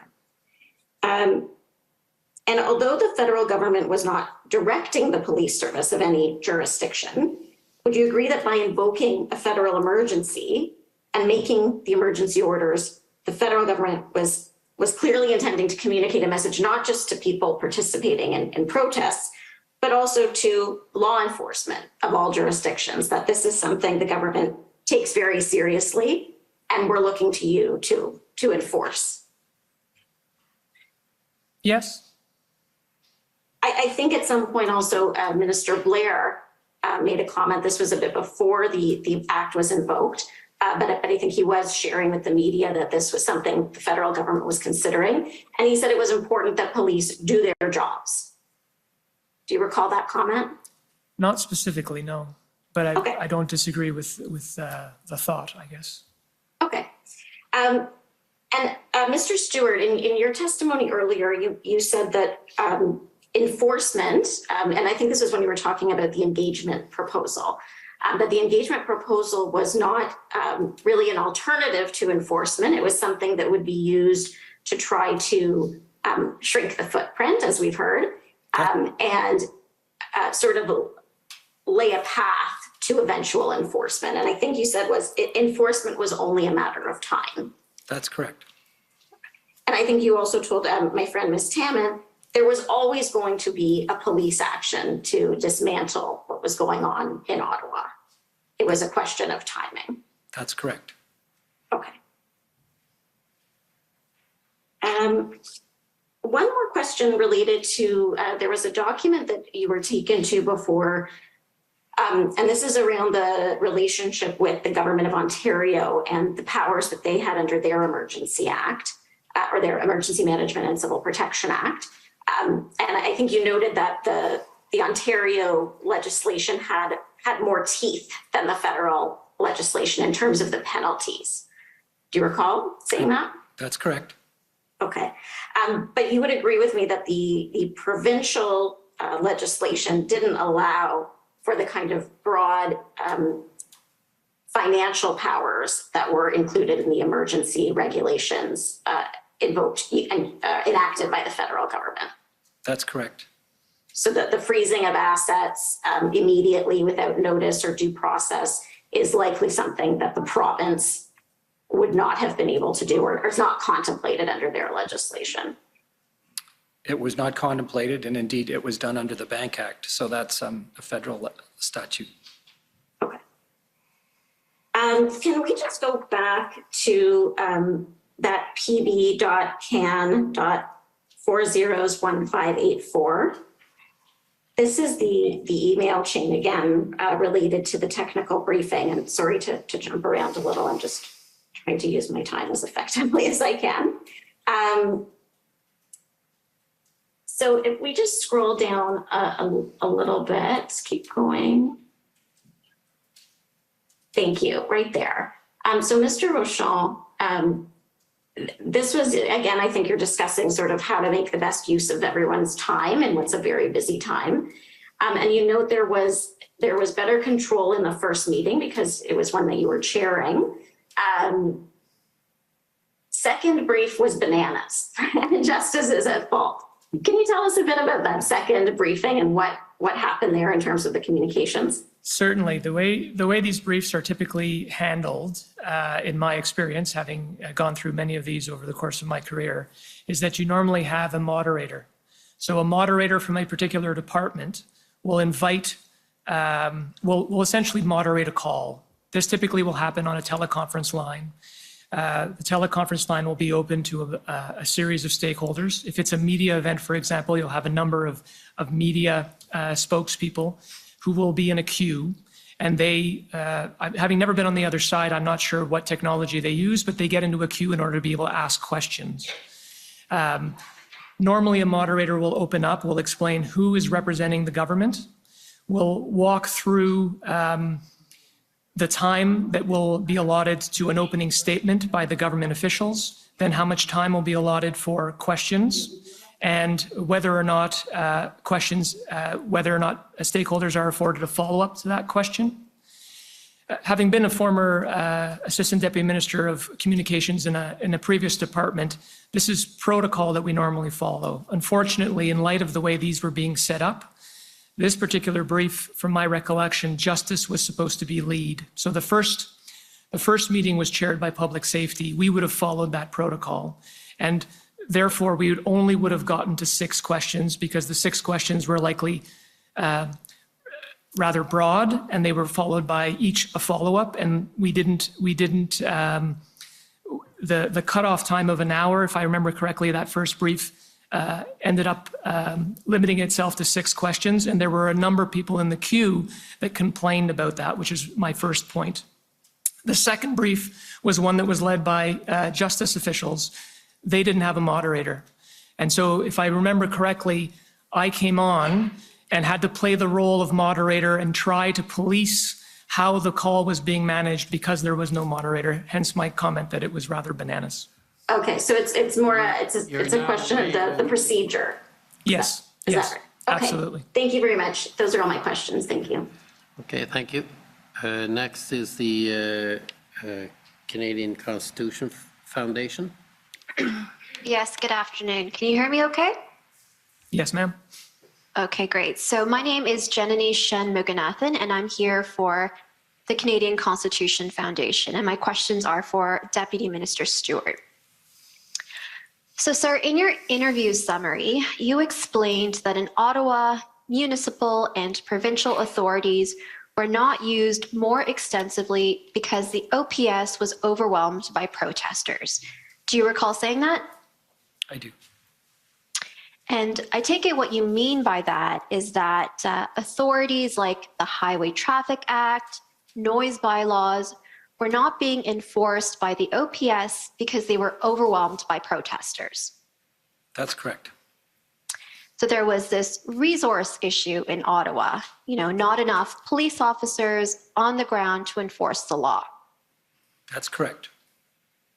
So I'd like to take you to your interview summary. And Mr. Clerk, this is WTS 6066. And it's page 12, please.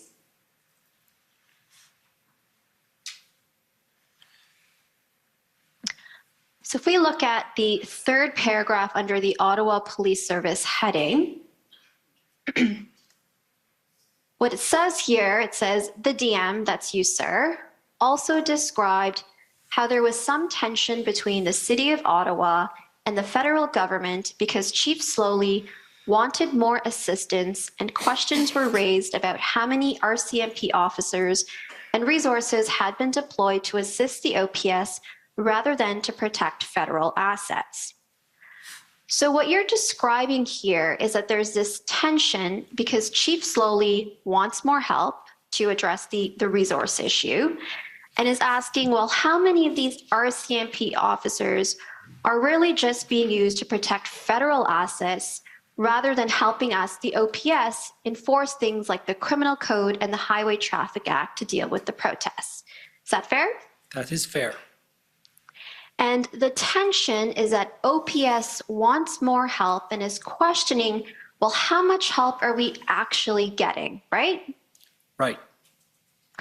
And you go on to say in that paragraph, the RCMP's position was that the OPS should have asked the OPP for more resources and that it was the OPP's responsibility to come and serve. He, that's you, sir, explained that the RCMP felt pressed by the OPS, but that the OPP was the force that the OPS should look to pursuant to legislation. And then there's a reference to the Ontario Police Services Act. So there's this tension and the RCMP is feeling pressed, and the response you're hearing coming from the RCMP is that the OPS should really go to the OPP, right? Correct. The response isn't, hey, not exclusively, though. To be clear, not exclusively. The RCMP had agreed to come with resources that they had to hand to help. And there was some confusion around how they were counting heads and whether those people were at the disposition of the OPS or whether they were under RCMP control and potentially deployable. So there was some confusion about that. But at all times, there was an expectation that the OPP would come as well. Yes, right. The RCMP position was, well, OPS should go to the OPP first and then come to us. Is that fair? That is the RCMP's position as I understand it. And so the position, the response that you were getting from the RCMP wasn't, well, the OPS is asking us for help. We should do everything we can do to give them whatever they need as soon as possible. That wasn't the position you were hearing? Not to that extent. No, the RCMP's position was that they could provide some help, but to the extent that more help was required, the Ottawa Police should be asking the OPP. Right. And so, maybe it's just me, but it kind of sounds to me like there's one level of government saying, passing the buck and saying you should look to another level of government. But I take it you don't agree with that? I don't agree with that. Now, this idea that the OPP was the force that the OPS should be looking to pursuant to legislation, Commission Counsel asked you about that in her examination, and she suggested that it was the Police Services Act, and you said, I believe so, right? I did. So there's this idea that's going around that there is something in the Police Services Act that means the OPS should be going to the OPP primarily or first before it goes to the RCMP. That is my understanding. All right, so I've taken a look at the Police Services Act, and I think we should bring it up. Mr. Clerk, that's CCF 6011.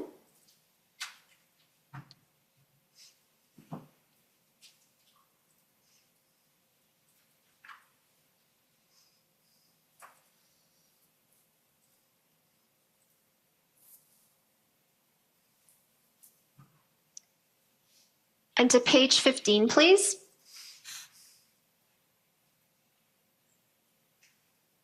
And so if we could just pause here for a moment. So Section 9 of the Police Services Act, Section 9.1 talks about, when a police service is absent or inadequate, OPP assistance may be sought. So what 9.1 says is if the commission finds that a municipality to which subsection 4.1 applies is not providing police services, it may request that the commissioner have the Ontario Provincial Police give assistance. So what it says is that it may request that the commissioner have the Ontario provincial police give assistance.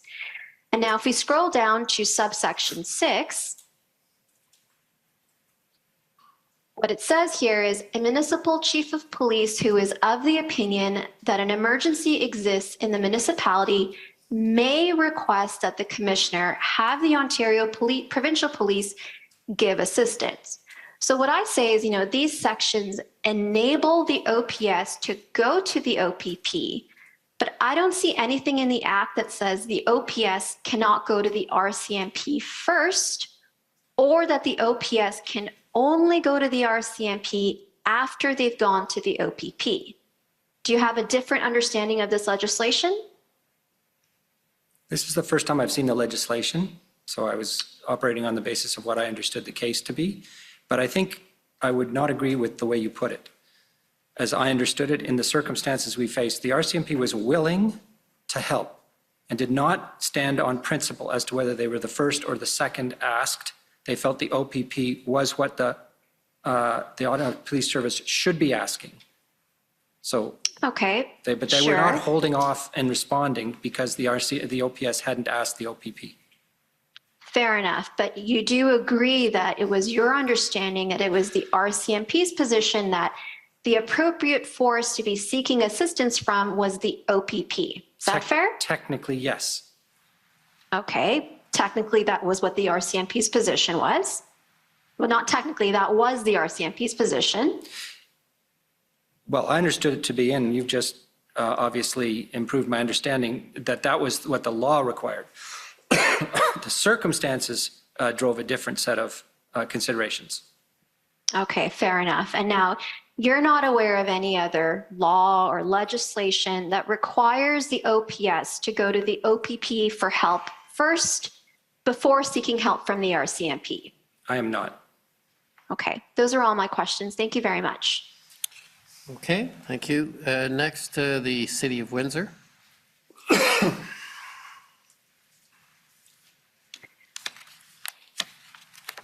Good afternoon. Can everyone see me? Yes. Hi. Good afternoon, Mr. Stewart and Mr. Rochon. My name is Jennifer King. I'm counsel to the City of Windsor. I have some questions for you about emergency management of critical infrastructure in Canada. Will you agree with me that local authorities play a central role in emergency management in Canada? I would agree. You are familiar with the current Emergency Framework for Canada, 3rd edition? I am. And that can be found at Win402230. So, Mr. Stewart, I can't see who's responding, but this is public safety's key policy framework for federal, provincial, territorial coordination with respect to emergency management in Canada, correct? Correct. And you'll agree with me that the framework does not directly engage with municipalities? The framework tends to operate through the basis of provinces and territories as being the primary authority. Okay, and the framework relies on provinces and territories to engage with local authorities? That's correct. The approach outlined in the framework provides for a scaling up where the provincial and federal governments step in only when local capacity is exceeded, correct? I believe so. And you'll agree with me that this approach requires excellent multi-level coordination? I would agree. Would you agree then to ensure effective coordination on the ground, municipalities and other local first responders should be directly engaged in Canada's framework? I think there is a high degree of virtue in interoperability and interconnectedness across all of the first responders. Insofar as we're talking about and ultimately requests for assistance, I believe there is a chain of authority that has to be worked through and shouldn't be worked around. Okay, well, there are coordination instruments that are referenced in the framework. And Mr. Rochon, I think you referred to a national strategy for critical infrastructure this morning. I did indeed. And the intention for this is to provide for, intended to kind of create an approach between the federal, provincial, and territorial governments to emergency management with respect to critical infrastructure, correct? Yes, not just that, but also better coordination with the private sector and all levels of government. Okay, and all levels of government, including municipal? Yes.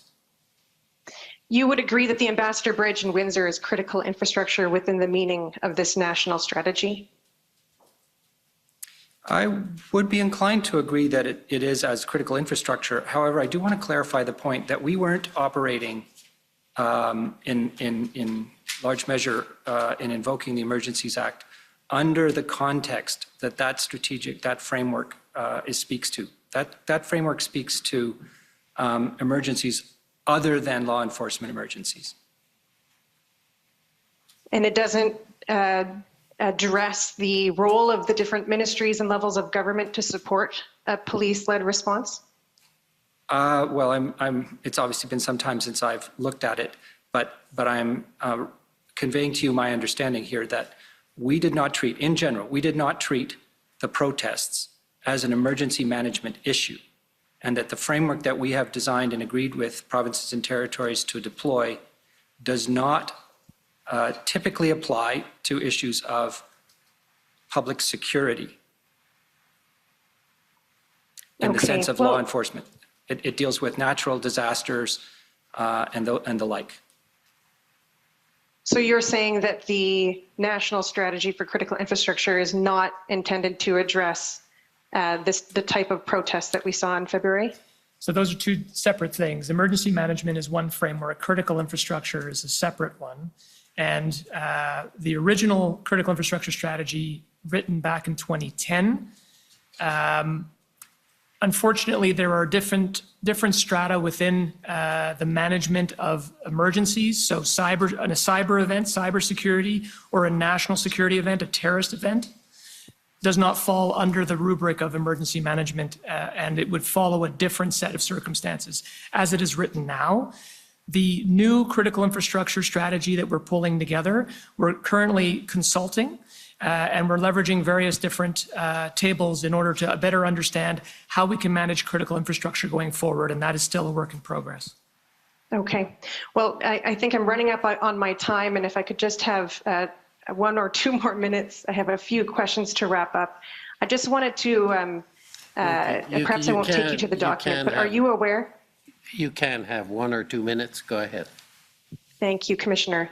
Are you aware that Mayor Dilkens of Windsor wrote to Minister Mendicino, Minister Blair, and the Ontario Solicitor General in March, indicating the need for broader collaboration and support from provincial and federal governments to bolster the safety and security of our borders? No, if I was aware, I've forgotten. Okay, well, I don't have the time to show it to you, but I will say that Mayor Dilkens in his testimony did indicate that he went on to request a meeting to debrief emergency regulatory obligations regarding the Ambassador Bridge. Did you discuss this request to meet with Minister Mendicino or Minister Blair? No. Okay, would you recommend that the ministers meet with Windsor, provincial and federal representatives to discuss long-term needs and planning to protect Windsor's international crossings? I would agree to the more general statement that it's important that federal and provincial ministers take lessons learned from as it pertains to protecting critical infrastructure. Okay, I think that's all my time. Thank you very much, Commissioner. Okay, thank you. Next, call on Province of Saskatchewan, please.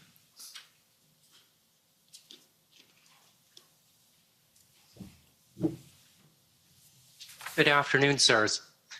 My name is Mitch McAdam, and I'm one of the lawyers for the Government of Saskatchewan. I just have a few questions for you today. First, Mr. Stewart, in your interview summary at page 20, you indicated that you were aware of the Federal Emergencies Act back in 2020 at the outset of the COVID-19 pandemic, and you mentioned that again this morning. So I take it that you are involved in the discussions back in 2020 about potentially invoking the Emergencies Act to deal with the COVID-19 pandemic. Isn't that true? That is true. And sir, I'm going to ask you a few very general questions about that time. I have some documents that I can pull up if you need to see them, but in the interest of time, I'm not going to pull them up unless it's necessary. But if you do need to refresh your memory, by all means, ask me to pull them up. My questions are going to be quite general. All right. To begin with, sir, you'd agree with me that in that case, there was a process of engagement with the provinces that spanned at least a couple of weeks? That is my recollection. And you'll agree with me that there was a letter that was sent by the Prime Minister to the premiers formally initiating consultations under the Emergencies Act? That is my recollection. And you'll agree with me that that letter was followed up with a meeting between the Prime Minister and the premiers to discuss the matter? I don't have any direct knowledge of that. I know there was a call that was organized for Minister Blair, who was Public Safety Minister at the time, with his counterparts to have a discussion about the potential utility of the Emergencies Act. Okay, but you're not aware of any telephone conference call involving the Prime Minister and the premiers? Not aware. Okay. And are you aware that the premiers were given about a week to provide a formal written response to the idea of invoking the Emergencies Act to deal with the pandemic? Not in that specific sense, but I was aware that they were given an opportunity to respond. And they were given some time to do so? That's the specifics of it. I don't know about. Okay, so if I say they were given a week, you can't agree or disagree with that? That is correct. Okay. But will you agree with me, sir, that the process that was used back in 2020, when there was discussion about invoking the Emergencies Act to deal with the COVID-19 pandemic, was quite different than the process that was followed in February of this year before invoking the act to deal with the blockades and protests? I would agree. Okay. Thank you, sir. Next, sir, I'd like to ask you a few questions about the FPT meetings that were discussed this morning. And Mr. Stewart, you talked about a meeting of deputy ministers that you attended on February 7th. You recall that meeting? Yes, it was a call. Okay. And Mr. Rochon, my understanding is that you attended a meeting of the FPT Crime Prevention and Policing Committee on February the 11th. Do you recall that? Yes, I believe that's correct. Yes. And Mr. Stewart, would you agree with me that at the meeting on February 7th, at no time did you advise the provincial officials that were on that call that the federal government was contemplating invoking the Emergencies Act? That is correct. And Mr. Rochon, would you agree with me at the meeting on February 11th, at no time did you or anyone else from Public Safety Canada advise the provincial and territorial officials on the call that the federal government was considering invoking the Federal Emergencies Act? That's my recollection, yes. Okay. And Mr. Stewart, would you agree with me that these opportunities, the deputy ministers meeting that you had and the meetings of the CPP committee would have been a good opportunity to discuss the potential invocation of the Emergencies Act with provincial officials? Had the invocation of the act been a subject of active discussion? Yes, but it wasn't. Okay, so at the time of these two meetings, it wasn't under active discussion? In the time I did the meeting, it was not. So on February 7th, it was not? That's correct.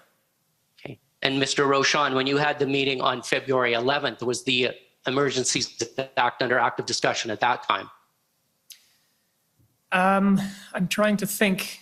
At that time, I believe the situation of a national security threat was certainly top of mind, and we were, by recollection and not having the document in front of me, my recollection is that we were looking at every available tool available to us and to provinces and territories and municipalities in order to be able to deal with the situation, the threat that seemed to be growing.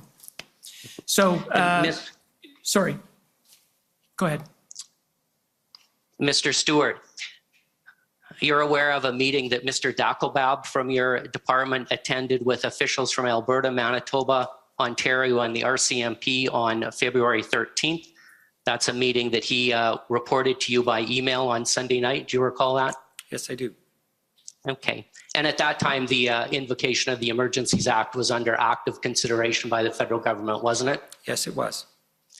And your information is that Mr. Dackelbaum or the other officials federal officials on that call did not advise their provincial counterparts that the act was under active consideration, did they? I cannot say for certainty that any of them knew. Okay, so you're saying the federal officials that were on the call would not have known that the Federal Emergencies Act was under active consideration at that time? I'm not sure that they did. I Okay. can't say for sure. So they couldn't have advised their provincial officials of that? Indeed, had they not known. Okay, and as far as you know, they didn't advise provincial officials of that? I would agree. As far as, thank you. So you're now out of time. Okay. Thank you, Commissioner. Those are all my questions. Okay, thank you. Next is the National Police Federation. Yes, hello. This is Nini Jones for the NPF. We have no further questions. Thank you. Okay, thank you. Next is the Democracy Fund.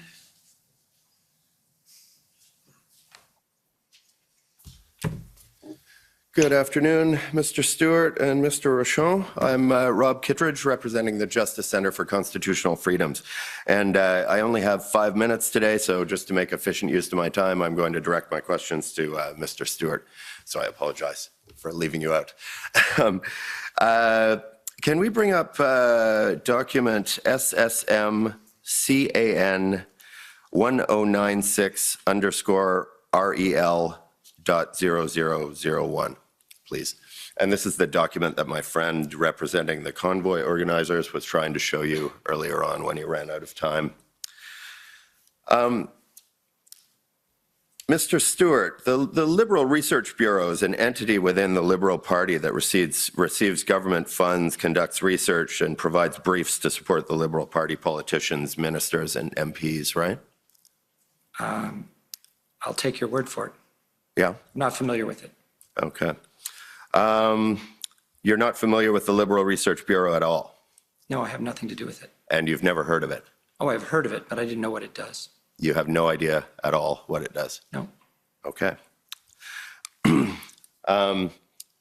So this document on the screen, would you agree that it appears to be a brief preparing MPs as to what they should say in response to the motion and in debate in response to the motion to support the invocation of the Emergencies Act? Certainly how it appears. All right. Can we scroll to page 4, please? Towards the bottom of page 4.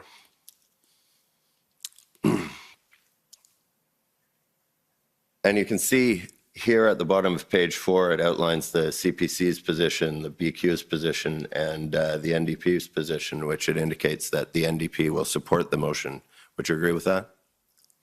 That's what I observe. Right. And in your dealings with the ministers and elected executives, they told you that before the Emergencies Act was invoked, they already had the support of the NDP to uphold the invocation, didn't they? No, they did not. When did you first learn that the NDP were going to support the invocation of the Act? Upon the vote. Okay. Are you aware of any polling that was done to assess public support for the invocation of the Emergencies Act? Not aware. All right. All right. And moving on a little bit. Numerous witnesses from the OPP and the OPS have testified that the invocation of the Act may have been helpful, but it was not necessary to clear the protests. Would you agree with them on that point? I believe that the invocation of the Act provided very useful tools to law enforcement. Useful tools, but not necessary tools. Well, I'm not in a position to render an opinion on that. I don't think. I would only observe, as I've observed already, that upon the invocation of the Act and the use of those tools, the protests diminished and stopped. And that goes beyond useful. When discussing the invocation of the Act in an email on the night of February 14th, you indicated that the emergency powers didn't bring a lot of significant benefits, didn't you? I acknowledge that was perhaps an underestimate on my part. Right. But you were, at that point, you were having trouble even coming up with examples of how the emergency powers might be useful in clearing the protests, weren't you? I was encouraging my colleague, for the purposes of doing technical briefings, to try to be more specific and clear. Right, but you were running out of ideas on how it might be useful. The ideas were already on the table in the sense of the drafting of the various orders and measures. The issue here was how they were explained. Right. Provincial powers at that point hadn't been exhausted, had they? In Ontario, I would say they had. You would. Your interview summary indicates that you thought that the power to compel tow trucks was important. Do you remember that? I do. But really, you have no personal knowledge of whether that power was actually necessary to clear the protests, do you? It was reported to ministers, and I was present at this time, that was an important element and was used. You have no knowledge at all of whether tow trucks had already been retained by the OPP prior to the invocation of the Act, do you? I do not. Right. And you have no direct knowledge of whether the power to compel tow trucks was useful to police anywhere in Canada, do you? Really? No firsthand knowledge. Right. Similarly, while you suggest that the declaration of emergency, the financial measures, and the other emergency powers may have acted as a deterrent, you don't actually have any direct knowledge of that, do you? Well, that's a hypothetical. In light of my observation that the protests were significantly de-escalated and stopped, I think deterrence was a major factor. So you'd speculate that the invocation of the Act had a deterrent effect, but you don't actually know that. That was its intent. Pardon me? That was its intent. But you'd speculate that it was effective. It's hard to observe it in the. Right. So you have no real direct knowledge that it did have that effect. You just speculate that it had that effect. Okay, you could call it speculation. I would call it conclusion. Okay. Thank you very much. Those are my questions. Okay, thank you. Next, the CLA, CCCDL, the criminal lawyers. Thank you very much, Commissioner. Can you hear me all right? Yes. Okay. My name is Colleen McEwen, and I'm co-counsel for the Criminal Lawyers Association and the Canadian Council of Criminal Defense Lawyers, two organizations with joint standing at the Commission. My questions are related to the consultation process, and I'm directing them to Deputy Minister Stewart. If the clerk could please bring up the witness summary, WTS 6066.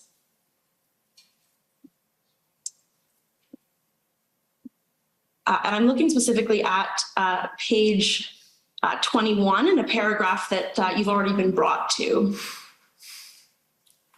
It's to scroll down a bit. It's with respect to the issue of consultation with provinces. Do you see that paragraph? I do. First, I have a question of clarification. When you say that it is being, it's that first sentence, with respect to the issue of consultation with provinces, DM Stewart stated that there was a lot of consultation done with the provinces that was discounted because it was not premised on whether the federal government was going to decide to invoke the Act. When you say it was discounted, can you just clarify for us who was doing the discounting or what context you're making that comment in? What I was trying to convey there is that to the point made by one of your colleagues minutes ago, there were expressions of points of view that there was insufficient consultation on the invocation of the Act. Okay, and of course you understand that the Emergencies Act requires consultation in Section 25. Is that right? That's my understanding. And of course, the federal government tabled with Parliament its explanation of the consultation process it undertook. We tabled an extensive report, right? Now back to this paragraph in the witness statement.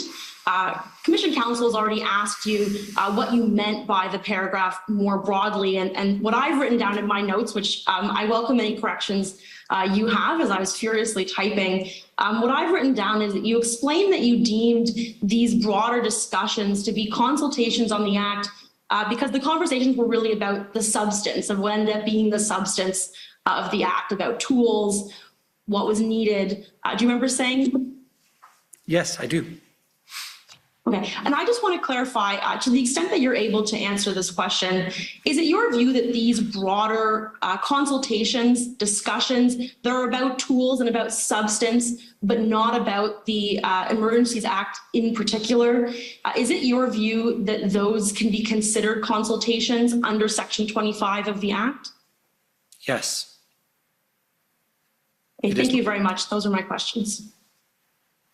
Okay, thank you. Next, call on the Union of British Columbia Indian Chiefs. Good afternoon. My name is Cheyenne Arnold Cunningham, and I'm counsel for the Union of BC Indian Chiefs. I'm going to be directing our questions today to Deputy Stewart. So we've heard a lot in this inquiry, and even today on the topic of consultation. The Union of BC Indian Chiefs would like to know what First Nations governments, representatives, members, or Indigenous groups did you consult with during the Freedom Convoy situation? I'm not aware that we consulted with First Nations on matters associated with law enforcement in urban areas or at border points. Are you aware of any efforts on behalf of the Government of Canada or police services to consult with First Nations of the territory? Of the territory?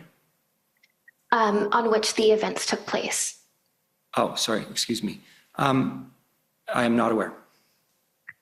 From a public safety perspective, would you agree that it is important for the Government of Canada and police services to consult and cooperate with First Nations of the territory in a situation like this, in a public order emergency event? I would agree. Thank you. Are you familiar with federal legislation which came into force on June 21st, 2021 to affirm and implement the United Nations Declaration on the Rights of Indigenous Peoples, also known as UNDRIP? Only superficially familiar. If I could please ask the clerk to bring up document BCC 6049. And I'd like to just quickly go to section 5, which is on page 5 of that legislation. While the clerk brings that up, section 5 essentially mandates the Government of Canada to, in consultation and cooperation with Indigenous peoples, to take all measures necessary to ensure that the laws of Canada are consistent with the Declaration. Can you explain at all, prior to your departure in the role, how laws and policies were being aligned with UNDRIP within Public Safety Canada, and how that would specifically relate to a public order emergency event? I can. At Public Safety at the current time, there is a very significant engagement process going on with First Nations on the issue of, on two issues. One, on enlarging the support for policing that's provided through a grants and contributions program called the First Nations Inuit and Inuit Policing Program. And the other part, more significant, I would say, is on making policing, drafting legislation, co-developing legislation to make policing an essential service. That engagement process has been going on since the spring and has resulted in or involved extensive consultation across the country by the minister and officials, and does relate in its ultimate goal to ensuring that First Nations are the beneficiaries of policing services on an equal basis to other areas of the country or parts of the country. And therefore, by extension, would be very much more engaged in the management of public order events. Thank you. Did you consider UNDRIP or work to implement it at all in carrying out your role and mandate within Public Safety Canada, and specifically in responding to the Freedom Convoy situation? Well, what I just described, I think, would be consistent with UNDRIP. And in the convoy situation, my consultations were with federal, provincial, and territorial officials. And okay, and just, sorry. thank you. Just one last question. Is public safety or policing response to a public order emergency event from either a strategic, operational, or tactical point of view, is it different depending on who is involved in the assembly or the event? Should not be. Just to follow up on that, if I can keep the same document up, but go down to page 14, appended to the legislation is a copy of UNDRIP, and I'd like to draw your attention just very quickly to Articles 26 and 28. Articles 26 and 28, I won't read through them for timing purposes, but what they essentially say is that Indigenous peoples have the right to the lands, territories, and resources which they've traditionally owned, occupied, or otherwise used and acquired, that states shall give legal recognition and protection to these lands, territories, and resources, and that Indigenous peoples have the right to redress when these lands, resources, or territories have been confiscated, taken, occupied, used, or damaged without their free, prior, and informed consent. Keeping in mind these articles and UNDRIP as a whole and the unique, distinct legal rights that Indigenous peoples hold, does the protection and recognition of these rights, should they impact how government responds to those rights in a public assembly? I don't believe I can answer that question. Would you be able to confirm who you think might be able to answer that question?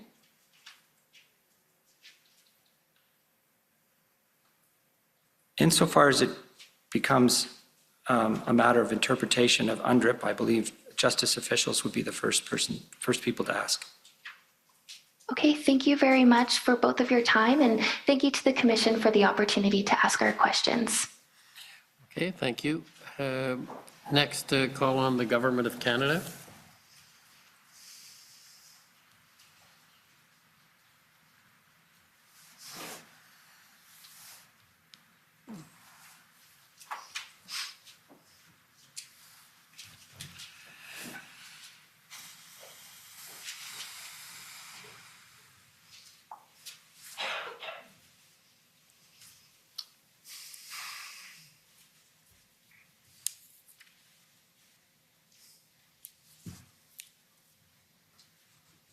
Good afternoon. I'm Robert McKinnon, Counsel for the Government of Canada. I wonder just on that last question you were asked, whether we could go to SSM CAN 50121 of the consultation report. I understand on page 5 is relevant.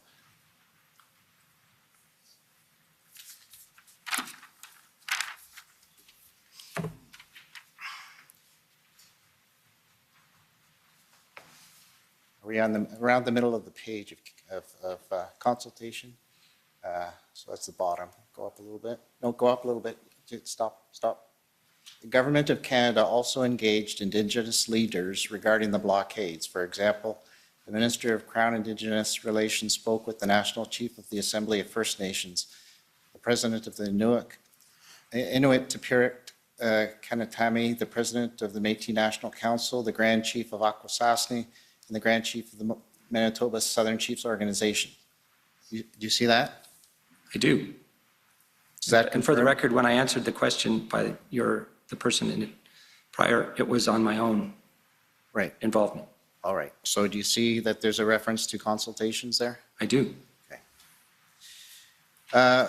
One of the last questioners also raised the Police Services Act as to why, where the RCMP is mentioned perhaps in that act, because it doesn't say specifically that the process is you go to the OPP, that's stated, but it doesn't say then you go to the RCMP. Do you remember that question? I do. We don't have to pull up that Services Act because this is more of a legal question, but Section 2 of the Police Services Act defines police force as OPP or municipal police and does not include the RCMP. Does that sound correct to you? That sounds correct. And would it be to your understanding that the Ontario government cannot pass legislation to bind the RCMP as a federal body? That would be my understanding. You were also asked a question about the lack of consultation with law enforcement. Do you remember that? I do. I could ask you to turn to the institutional report for public safety, which is DOJ IR 708.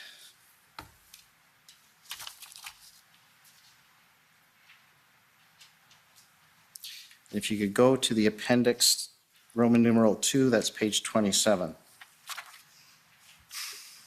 And then if you scroll down to page 29, well, first, this is the list of meetings attended by yourself, Deputy Minister, just so that's what the appendix says.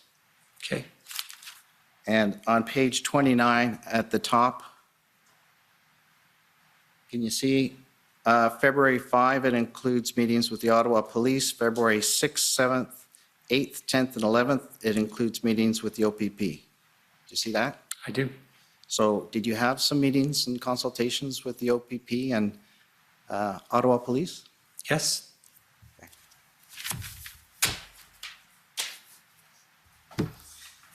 Mr. Rochon, you mentioned that there were unknowns in talking about intelligence, I believe, in some of your answers. And I just wanted to ask you, concerning the Convoy protest, were there intelligence gaps?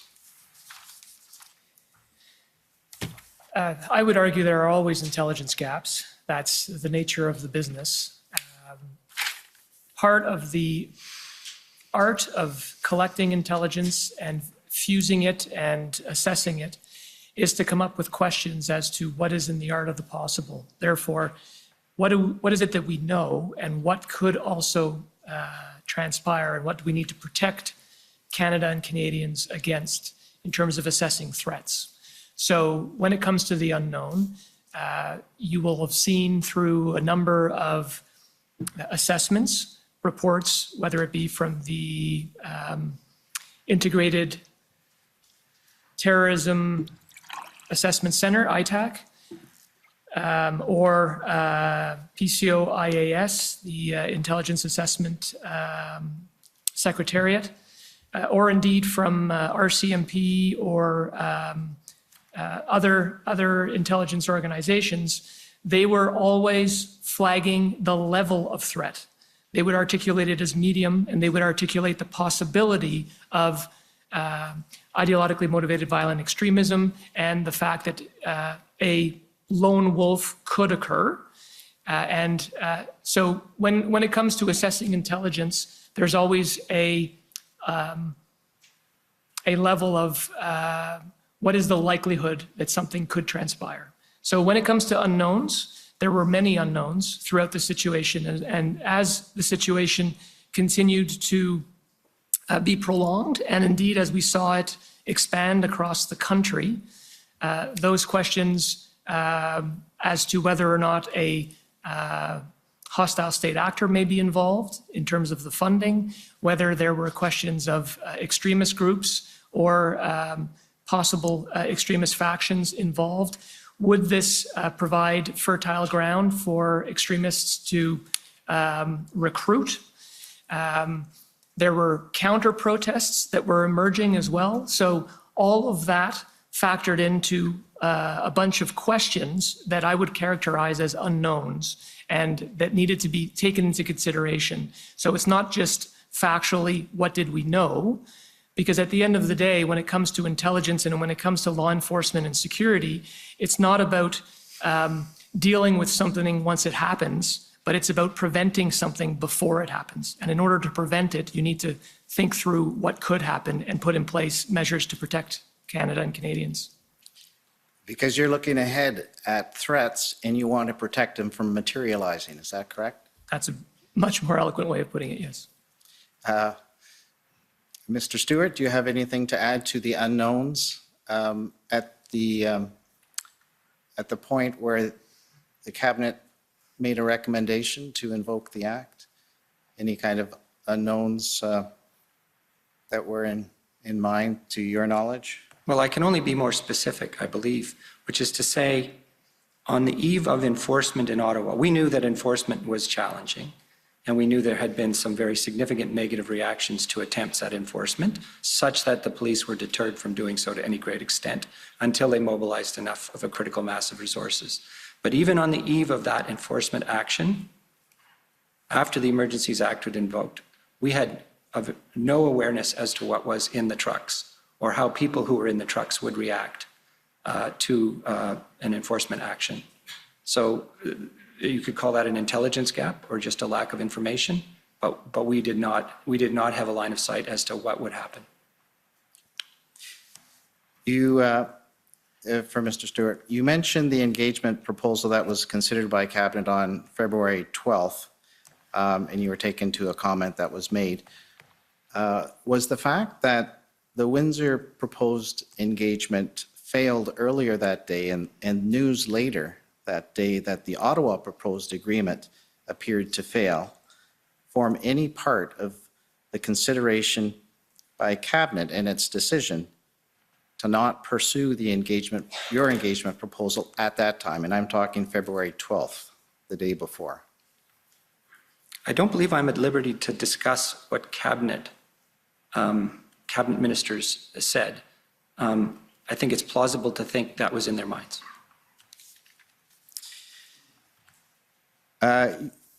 You also, in response to a question, you mentioned a concern that the invocation of the Emergency Act might incite rather than calm the protest.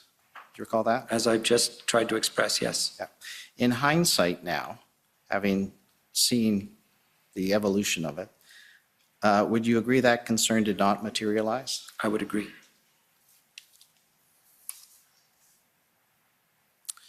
You have been taken to page 21 of your interview summary 2 or 3 times now, so I'd like to take you to that same page again for a different paragraph. WTS number of 066.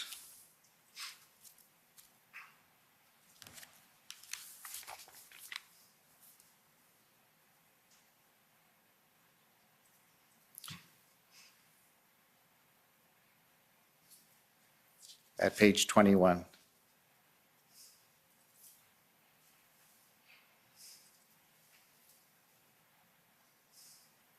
It would be that middle paragraph, DM Stewart also stated. That's right. Yeah, go up. That's right. So where it says DM Stewart also stated that they underestimated the deterrent effect of the act. ADM Dackelbab emphasized this point, adding that prior to its invocation, provinces including New Brunswick and Quebec were calling him to express concerns about border blockades and protests at legislatures. After the act was invoked, those calls stopped, and within a week of the act being invoked, the protests and blockades were gone. So in your view of that, you're saying that the act had a deterrent effect from your inference. Is that correct? I am. One last document I'd like to take you to is the actual Section 58 explanation for the invocation, which that's PB Can 401160.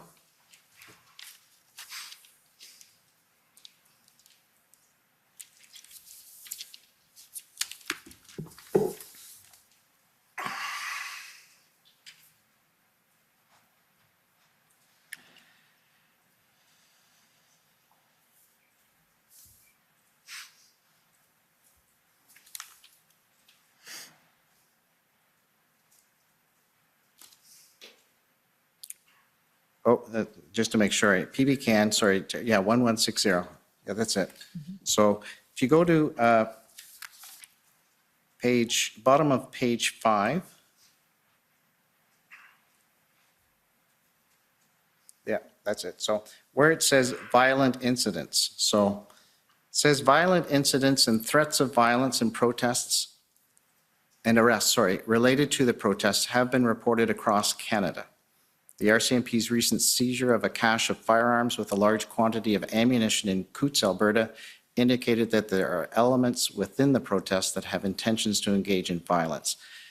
Ideologically motivated violent extremism adherents may feel empowered by the level of disorder resulting from the protests, violent online rhetoric, increased threats against public officials, and the physical presence of ideological extremists at protests also indicate that there is a risk of serious violence and the potential for lone actor attackers to conduct terrorism attacks. The question for both of you, can you provide any comments on this as to whether these are accurate facts to your knowledge? I believe them to be true. And in a more general sense, I will underline a point made by my colleague that this is a evolving situation, and the focus on violent extremism has shifted from coming from abroad to domestic. And in the context in which we are, and I've said this, under-equipped and indeed not empowered to do the work that we need to do to pay attention to what people's intentions are. I would note that since 2014, there has been significant domestic violent extremism.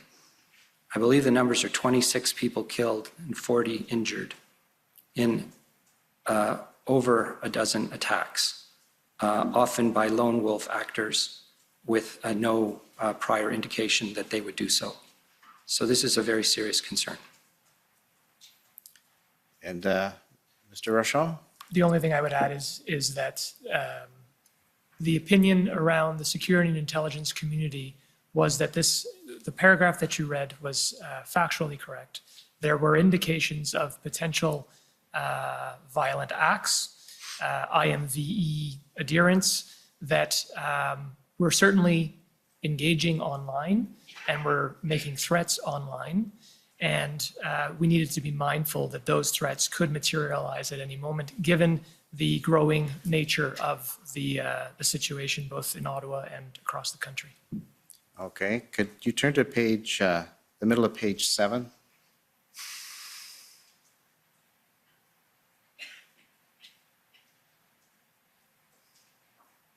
Right, so where it starts, in addition, I'm not going to read this paragraph to you. I'll just let you look at that and just go down the page. I'm just going to ask a general question. It talks about essentially 13 protests that are being referred to directly impacting port of operations, major ports of entry operations. And if you go, yeah. So it mentions over the next page as well, it continues, doesn't it? Yeah. So I just want you to confirm your understanding of these facts and any comment you might have, that the report mentions 13 protests that directly impacted port of operations and disrupted them in the days leading up to this declaration. And so there's 12 in addition to the Ambassador Bridge. More specifically, it mentions disruptions at ports of entry at the time of invocation that were still of concern. In addition to Ambassador Bridge at Windsor, the Sarnia Blue Water Bridge, the Peace Bridge at Fort Erie, Emerson, Manitoba, Coutts, Alberta, Surrey, BC, on the way, from the Pacific Highway. Do you agree with those facts as they've been laid out? Yes. And I would also add, while these were clear and obvious manifestations of interference with people's ability to cross the border and commerce, there were many other slow roll convoys in other places in the country. And so it was also a consideration that they might manifest at other ports of entry or indeed elsewhere and interfere with, as I say, people's lives. But would that be part of the unknowns? Yes. And at page 9 of the same report, in the lower half of the page, where it starts threats, page 9, yes, stopped right there, yeah. So that paragraph, it was not just ports of entry or protests that we've identified so far. It mentions that there were threats also made to block railway lines that would result in significant disruptions to Canada's freight rail industry, in addition to service, I'm sure, of substantial monetary loss. Can you see that there? I can. And what's your comment on that? We heard about threats. I don't believe they ever manifested as blockades on a railway line. But 2 years ago, in 2020, in February, we experienced that occurrence, and it was a very significant event from an economic point of view. And my last question is at page 11, the bottom paragraph, or sorry, the middle paragraph. It starts, there is significant evidence, that's right. There's significant evidence of illegal activity to date, and the situation across the country remains concerning, volatile, and unpredictable. The Freedom Convoy could also lead to an increase in the number of individuals who support ideologically motivated violent extremism and the prospect for serious violence. Proponents of IMVE are driven by a range of influences rather than a single belief system. IMVE radicalization is more often caused by a combination of ideas and grievances resulting in a personalized worldview.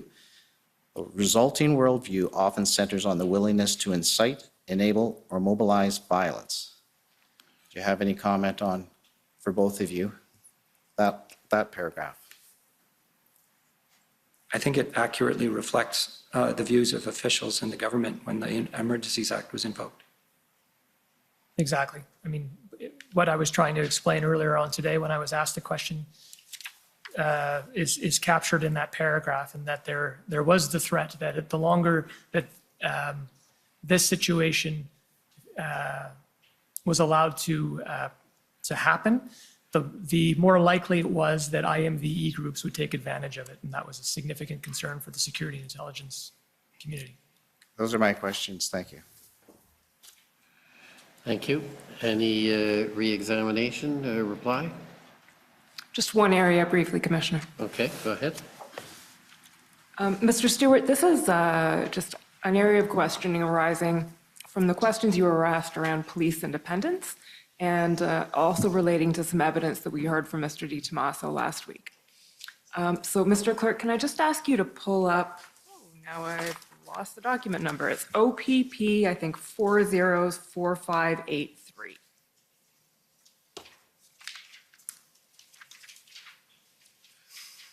So while that's coming up, Mr. Stewart, this is a text exchange between Commissioner Lucky and Commissioner Carrique. If we can go to page 52 of the document. Bottom right-hand corner. Yeah, there we go. Okay, so just scroll up a little bit.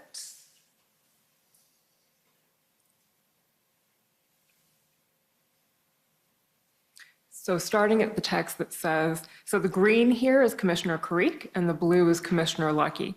And the context of the conversation is with respect to the potential new chief coming into OPS.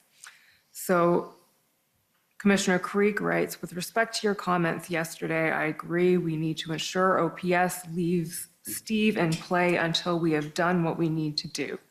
Introducing a new external player in the short term will set us back. Commissioner Lucky then replies, I will see what I can do to get them to delay bringing in an interim chief if you think that will help.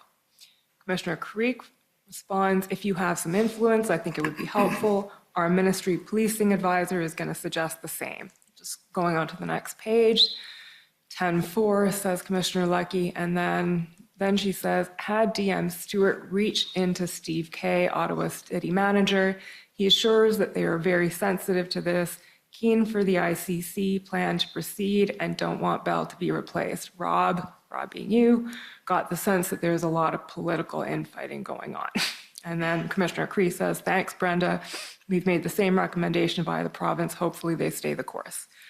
Okay, so first thing, Can you tell us first about that conversation that you had with Commissioner Lucky? When did she reach out to you? Do you remember? No, not in specific terms. I mean, we talked often, several times a day. Okay. Do you remember this conversation I do. at all? Okay. What did she raise? What were her concerns?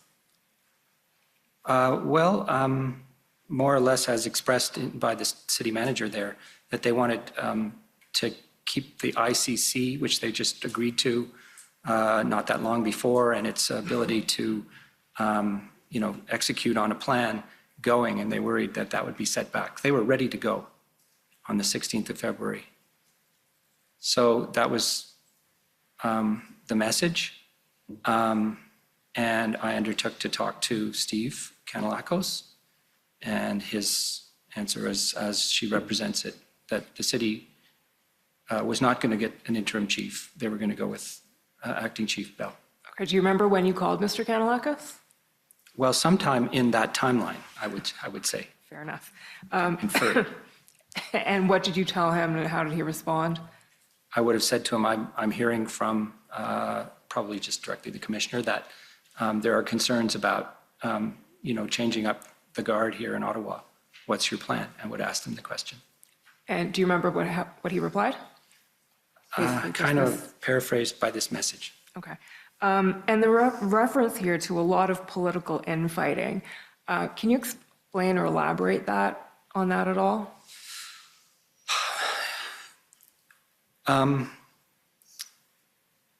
It is my understanding that what the Ottawa Police Board was doing was working to find an interim chief. And the police boards, by their nature, are independent from the municipal government, although they're chaired by a councillor. And it had not been known that they were doing that to anybody, and that when it surfaced as an issue, it caused some consternation at the senior level in the city government. And then as an observational point, I would only say that within a couple of days, I believe there was a city council meeting in which the chair of the police board was forced to resign. That's correct. So did that come up on the call you had with Mr. Kanalakos, the potential removal of the chair, or?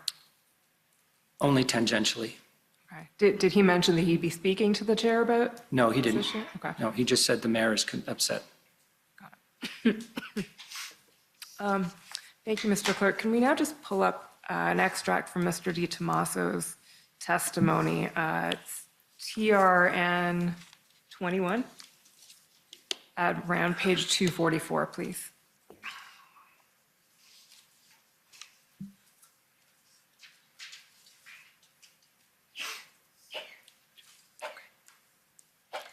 Sorry, 250 apparently of the PDF. Okay.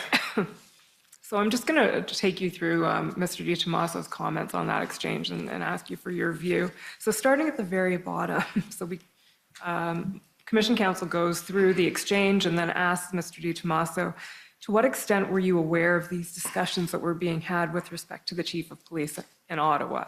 And on the next page, Mr. Di Tommaso replies, not aware at all.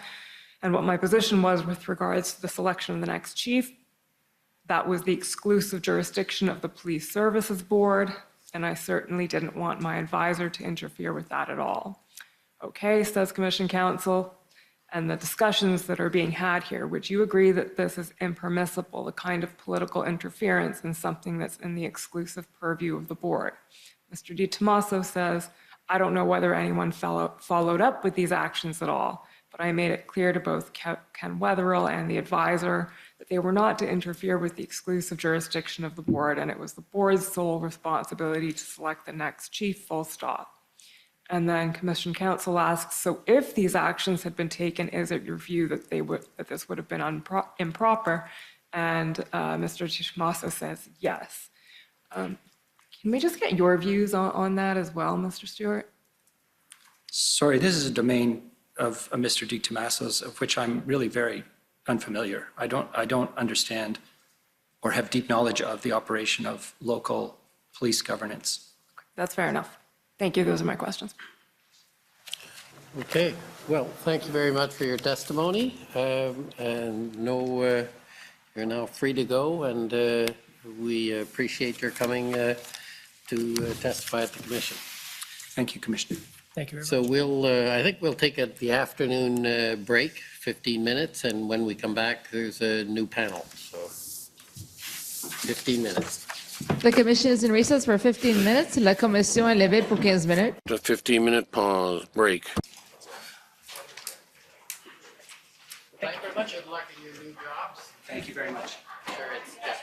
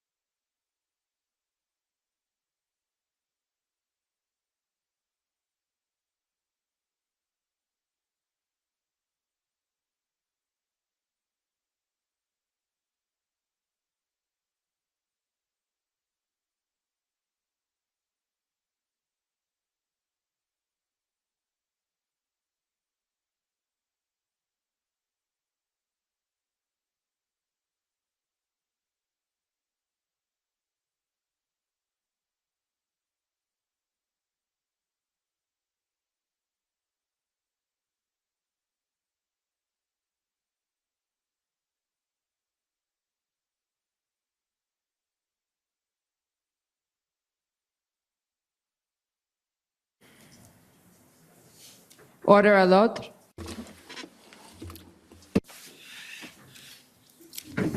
The commission is reconvened. La commission reprend. Okay. We have two new witnesses. We do indeed. Shantona Chaudhary for the commission. For the record, our new witnesses, we're changing gears completely. Heard from public safety all day so far, and now we're going to global affairs. So the commission has called Ms. Cindy Turmes-Hyson and Mr. Joe Comartin to the stand.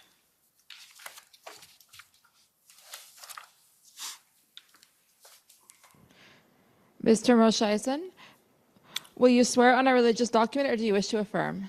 I wish to affirm. For the record, please state your full name and spell it out. Cynthia Turmes-Hyson.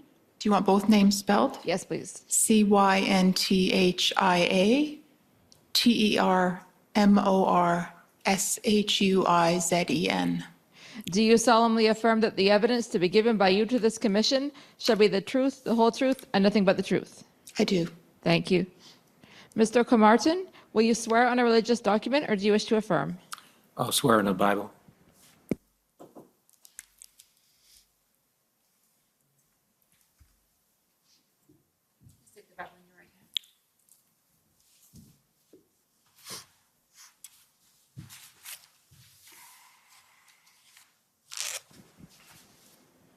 For the record, please state your full name and spell it out. Joseph Comartin, Joseph Comartin.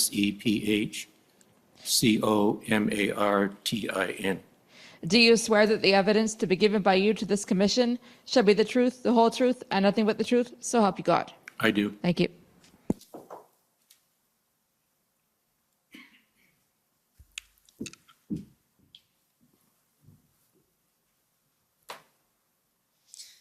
Thank you. Mr. Commissioner, I'll just note that I'll be conducting the first half of the examination, then my colleague, Ms. Dalia Shuhebar, will be taking over. So, good afternoon, Mr. Turmes-Hyson, Mr. Comartin, thank you for being here. We'll just start by introducing your witness summary. So, Mr. Clerk, can you pull up WTS 6052, please?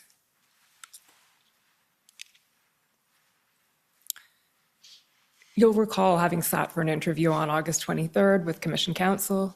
Yes. Yes. And you've had a chance to review this interview summary? Yes. Okay. And you'll note that certain interviewees who were present at the interview are not present today, namely Ms. Martha Morgan, the Deputy Minister, Mr. Loken, Mr. Sébastien Beaulieu. Can you confirm on your own behalf that you've reviewed the summary and that it's accurate to the best of your knowledge, and that insofar as it contains the information provided by your absent colleagues, they have reviewed and accepted it as well? Yes. Yes. Then the second, just a little piece of housekeeping, is the institutional report. So, Mr. Clerk, that's DOJIR 702.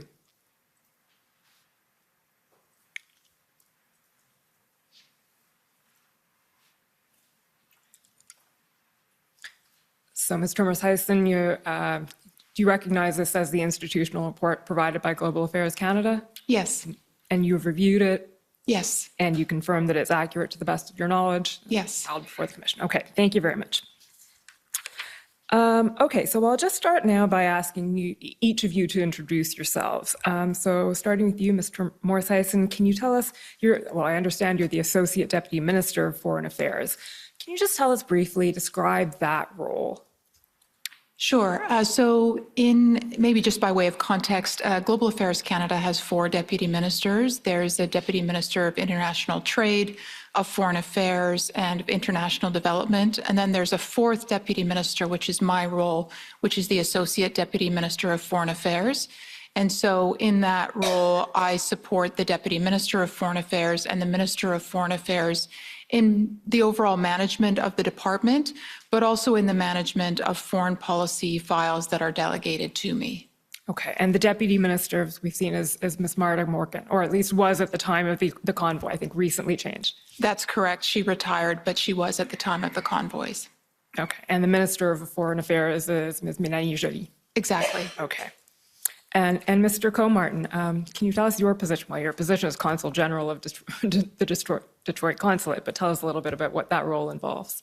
Yes, I was Consul General in Detroit until the end of September of this year. The consulate is responsible for 4 states in the United States, Michigan, Ohio, Kentucky, and Indiana.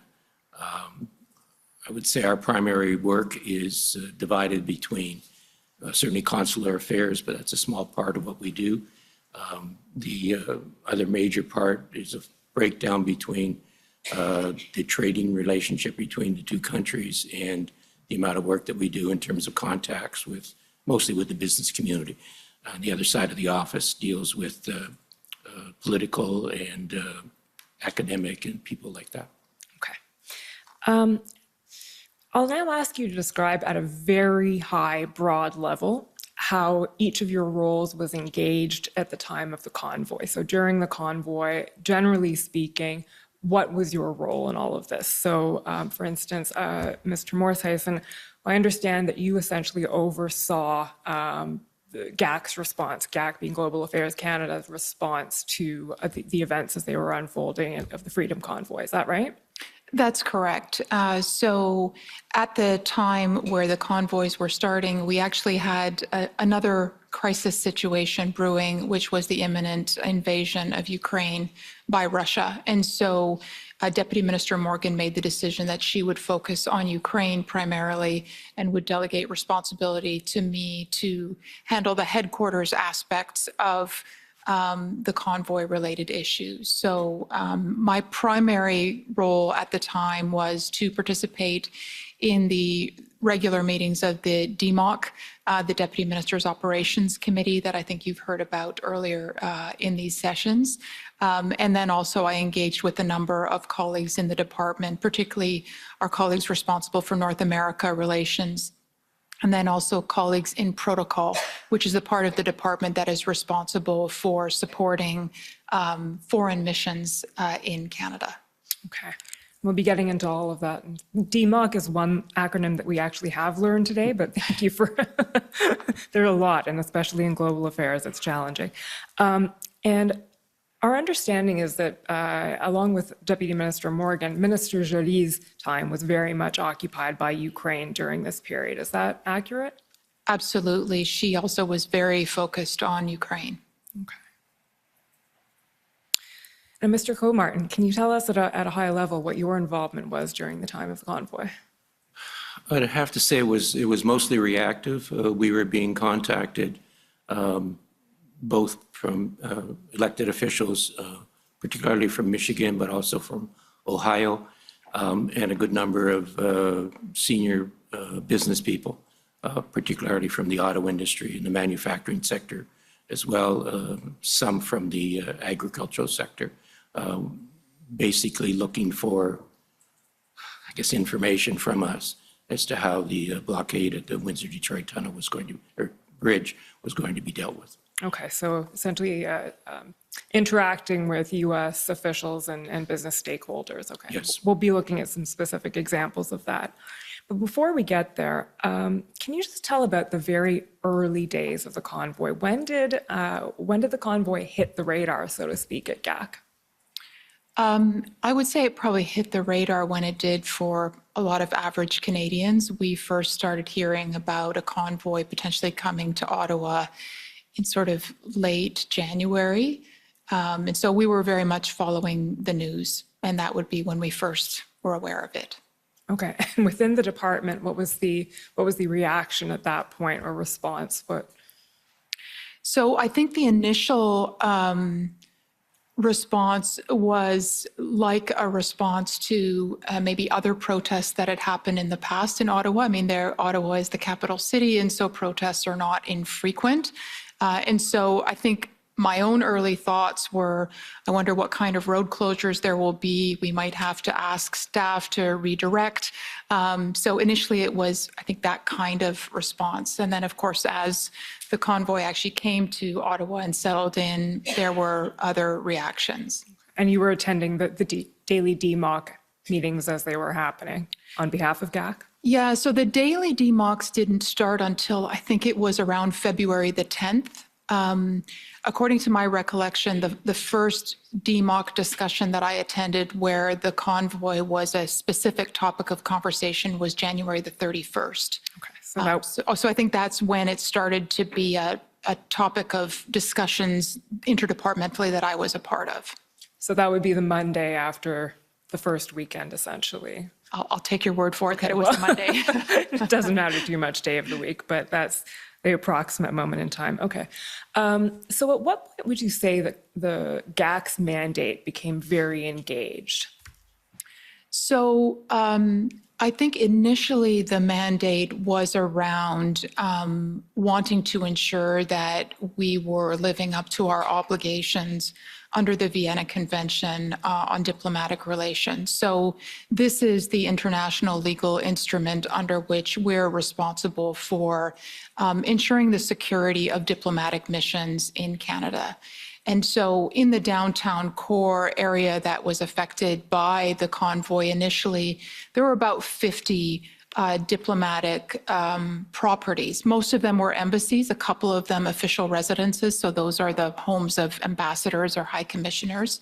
And so the department under that legal instrument has a particular responsibility to ensure the safety and security of diplomatic missions and their staff, and to ensure that they're able to access their facilities unimpeded, that their consular clients are able to attend to those buildings. So that was the early area of focus for us, and this was primarily done at the working level in the early days. And then the second aspect of our mandate that really started to come into play a little bit later was with the blockades of various border crossings, and particularly the blockade of the Ambassador Bridge became an enormous area of focus just because it's such an important crossing. About 25% of our trade with the United States goes over the Ambassador Bridge. So that's when there started to be an enormous amount of engagement, particularly with U.S. officials, but also concerns that we started to have about our reputation as an international trading country and as a country that was safe for investment. And that started to come up as we headed into sort of the 7th and 8th of February and thereafter. Okay. We'll come back to all of that. My colleague, Ms. Shuhaybar, will be asking you some more specific questions about the missions. And I'll be asking you some questions now about your engagement with U.S. officials and what you were hearing. But before we get there, I just want to set the stage contextually a little bit. Some things that you brought up in your interview and are also referred to in the institutional reports and in the document. So you've mentioned that Ukraine was a crisis the GAC was dealing with at the time as well. And there's a couple of other contextual elements. So, Mr. Clerk, I'll ask you to bring up PB Can 5027.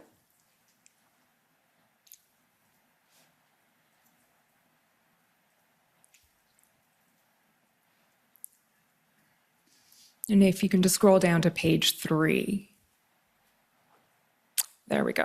So this is a tweet from Representative Elisa Slotkin that's mentioned several times in the documents we received from GAC. First of all, who's Representative Slotkin? Can you tell us? Maybe I'll direct that to Mr. Coburn, who knows this better than I do. She's a member of the House of Representatives at the federal level in the United States. Has an interesting background. She actually was posted a number of times in Iraq. She has a military background, and I believe also some association with CIA at one period of time in her career. This particular quote, quite frankly, was of concern to us in terms of the context. She was speaking about the impact the blockade was having at one of the auto plants that is in her district. Okay, so we'll just take a moment to read through that quote. It's a tweet, I believe, on February 3rd is the date, and it says, just scroll up a tiny bit. Thank you. It'd be later than that. If we needed another example of why supply chains matter, look no further. It might be the 9th. The blockade of the Ambassador Bridge, that's right. Sorry, I think it's the 9th. The busiest border crossing in America is already creating major disruptions for our businesses in Michigan. And just scroll down a little, Mr. Clerk. The next tweet, she says, Michiganders have been saying for decades that when our manufacturing is outsourced too much, we end up paying the price. It doesn't matter if it's an adversary or an ally. We can't be this reliant on parts coming from foreign countries. I've been in contact with the White House today about the situation. They're closely following these events. We're waiting for Prime Minister Trudeau's way forward. So yes, thank you for the correction on the date. I believe it's the 9th. And then she goes on to say, the one thing that couldn't be more clear is that we have to bring American manufacturing back home to states like Michigan. If we don't, it's American workers like the folks at Delta Township who are left holding the bag. So can you tell us a little bit generally about that concept of bringing manufacturing back to the U.S. and what was going on generally in the zeitgeist at the time? So maybe I'll start, and Mr. Kilmartin might want to add a couple of different things that I would point to. First, from a Canadian perspective, we were quite concerned because, of course, the blockade of the Ambassador Bridge was happening after 2 years of COVID, where we were already seeing supply chains quite stressed. A lot of businesses were already under considerable strain. And so I think there was a lot of concern on the part of businesses that was exacerbated by that background. The second issue is that we have over many, many years had to fight very hard for access to American markets and also for the supply chains, including with respect to the auto industry in Canada. There's a strong trend towards Buy America in the United States, and also a strong trend among some parts of the U.S. Political class to bring manufacturing back to the United States. And so there's an ongoing effort by Global Affairs, by other federal departments, but also by provincial governments and our missions in the United States to continually make the case that Canada is a reliable trading partner and also a reliable investment partner. And so that's very much the context behind this. Okay. So this tweet would essentially be an example of that bring manufacturing back home sentiment. Absolutely. Mr. Kilmartin, would you have anything to add to that? Well, just that this was her comments were the strongest that we had from any of the elected representatives. I think it reflected to some degree the passion she feels for her district, but it also reflects a certain level of ignorance in terms of the relationship, the treaty relationship we have between ourselves, Canada, the U.S., and Mexico, which we had just gone through, in the previous couple of years of renegotiating that agreement. And this idea of, bringing back manufacturing to the United States, even from allies, would have been a complete contradiction of that agreement. So you're referring to the renegotiation of NAFTA? Yes. Okay. Okay, well, let's start looking at some of the specific examples of communications or statements that were made by U.S. officials. I don't know if you want to start, or please do start actually, by giving a general overview of what you were hearing, Mr. Kilmartin. Well, a great deal of concern coming from the elected, both senators and members of the House of Representatives. I was dealing with those who are from my territory. I think one of the messages was the impact it was having on the supply chain. They also were expressing repeatedly, I got messaging to the extent that why isn't Canada doing more? Their analysis was that the three levels of government were not cooperating, didn't have a coordinated plan. That was the kind of perception they had of what was going on. And that was difficult for us to respond to in the first couple of days. Certainly by the 10th and the 11th, we were able to point out that we were dealing with specific responses. But that message was quite strong, that they did not see that all levels of government were responding in a coordinated fashion. Okay, at this point, Mr. Clerk, can you pull up PB Can 401661?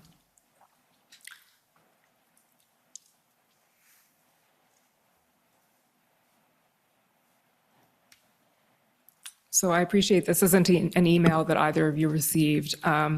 It is your colleague, Martin Loken, who's the Deputy Head of Mission, Foreign Policy and National Security at the Canadian Embassy in Washington. And he's writing to Jody Thomas, whom we've heard is the National Security Advisor. And he says at the bottom here, concern about Ottawa's situation now overshadowed by the blocked Ambassador Bridge and supply chain disruptions to Detroit. There is a sense Canada is not devoting enough resources, human or otherwise, to dislodge the truckers. So is that an example of what you were just telling us about? Yes. That sentiment? And that's something that Mr. Logan was hearing and you were hearing as well? Yes, we were hearing that directly from the White House. He was, and I was getting it locally in our territory, my territory. Okay, and Mr. Morseison, you were hearing that as well? That's right. We were also hearing that directly from the United States Embassy here in Ottawa. And then also there were a number of conversations at the ministerial level between various departments where similar concerns were being conveyed.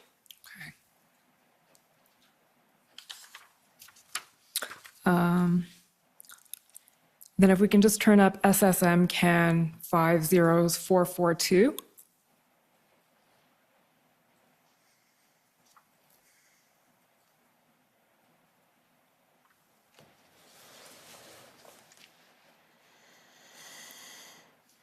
And just scroll down a little bit, please. So this is a public statement by Governor Whitmer. So that's the governor of Michigan, I take it? That's correct. Okay. And scroll down a little bit. She says, at the beginning, my message is simple, reopen traffic on the bridge. Scrolling down onto the next page. It is imperative that Canadian, local, provincial, and national governments de-escalate this economic blockade. They must take all necessary and appropriate steps to immediately safely reopen traffic so we can continue growing our economy, supporting good-paying jobs, and lowering costs for families. So I can just ask you, so this statement, I believe the date was February 9th as well? And this was a public statement made. So in addition to direct communications being made to you, there were politicians making public statements. And what was the purpose of that, do you believe? I think the public statements were very much an opportunity to send a message not only to the Canadian government, but also, I would suspect, to their own publics to make clear that they were working hard to do something about this situation. I mean, the impact of the closure of the Ambassador Bridge was almost immediate, particularly on the auto sector, which Mr. Comartin would know better than me is a critical part of the Michigan economy, and of course of the Ontario economy as well. Mr. Comartin, why don't you tell us a bit now about what you were hearing from the auto industry, from who and what they were saying? Well, starting on late in the day on the 7th, which is when it first got shut down, we were already hearing from them of having to shut down lines of production. They were beginning to look at alternate ways of moving the product across, which was primarily going to be, it turned out they were already looking at it, but primarily at the Blue Water Bridge up at Sarnia, Port Huron. And at other methodologies of trying to move their product. They were,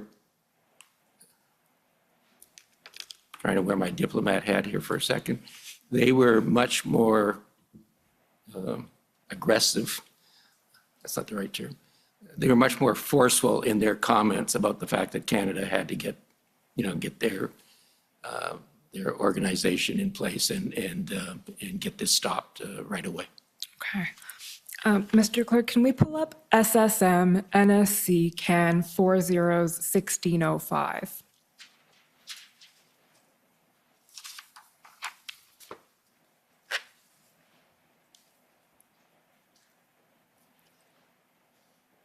Scroll down to page 3, please.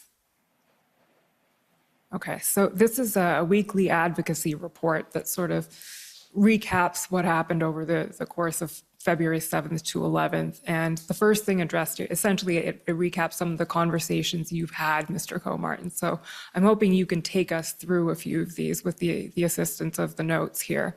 So the first thing that's mentioned is a call that you had with Congresswoman Brenda Lawrence. And I believe that was in response to a public statement that she had made the day before or earlier, also calling on the Canadian government to do something about the Ambassador Bridge.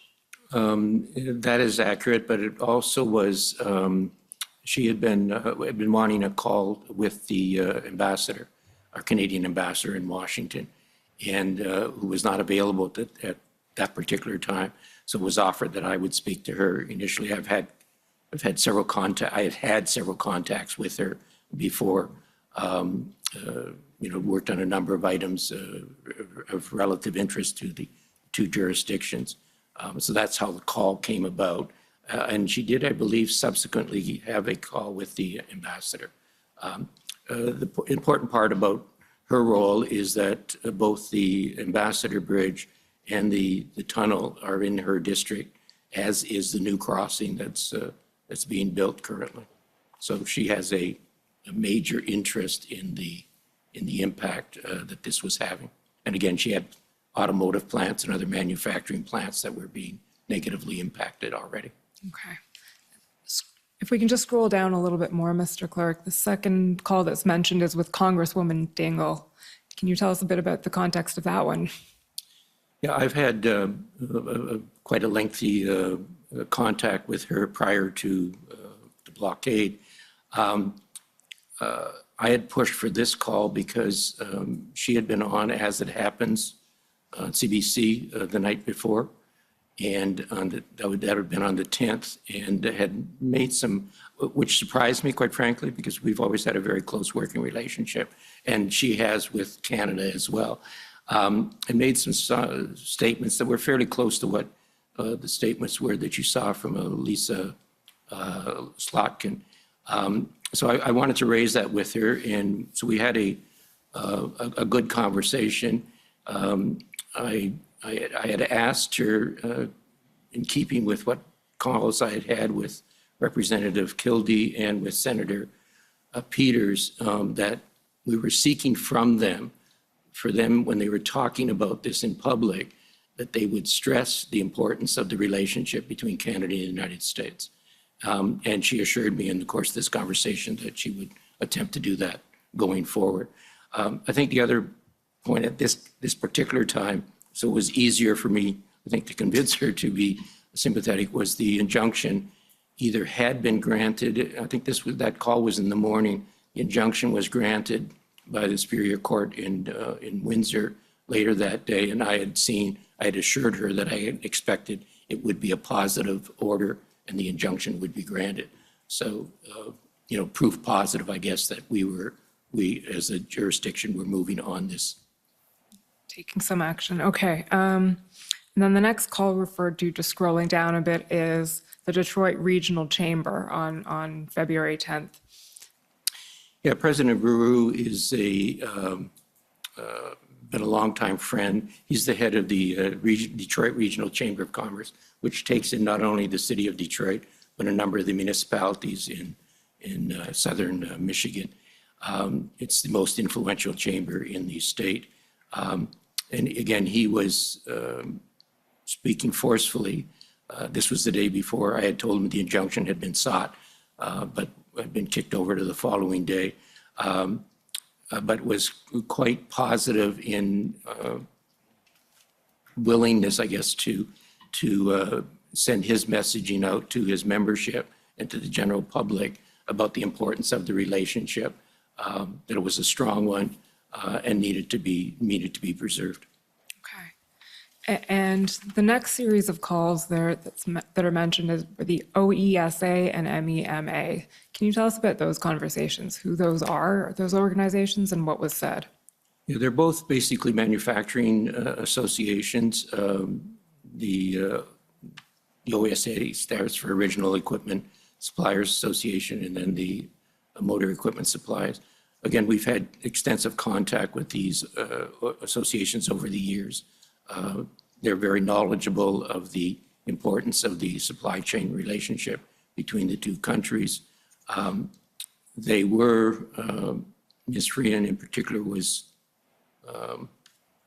upset. She had raised the concept of the Emergency Act, whether it was going to be, a state of emergency was going to be declared. I don't think she understood the act itself, but wanted that. At that point, my information was that it was not being considered. I didn't have any indication to the opposite, and indicated some of the other things that we were doing. Again, this call took place on the 11th, the day the injunction had been granted, and I think this call took place after it was granted, so I was able to say, we've got that. And at that time, I think I also knew that the province was moving on their emergency legislation as well.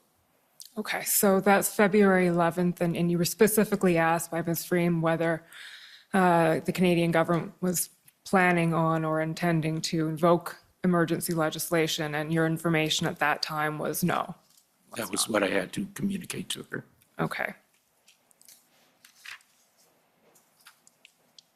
I think in the interest of time, we'll leave that document. Can we pull up, Mr. Clerk, PB Can 5038?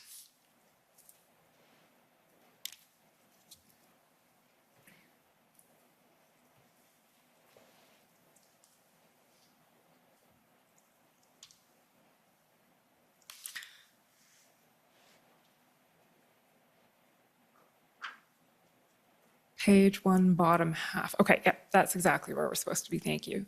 So this is an email from Stefano Marin. Who's that? Can you identify who Stefano Marin is? He's an employee at our embassy in Washington. Okay, and he's writing to Ambassador Hillman, and Mr. Loken and Mr. Comartin are both copied on this. He's giving an overview of the situation, key takeaways, and one of the things he says about midway down that paragraph is he emphasized the shared nature of, he's talking about a conversation with Representative Kildee. Can you just tell us who Representative Kildee is? He is the representative for one of the districts in Michigan. I think the important thing to know about him in terms of his background is he was a strong proponent of we're on a side issue here, but the tax credits for the electric batteries, and thank you. And it had been strong on pushing this, that these credits were going to be limited to batteries having to be built in the United States as opposed to in Canada and Mexico. So his support that we were trying to get to have them agree that the credit should be granted to vehicles or batteries built in both Mexico and Canada.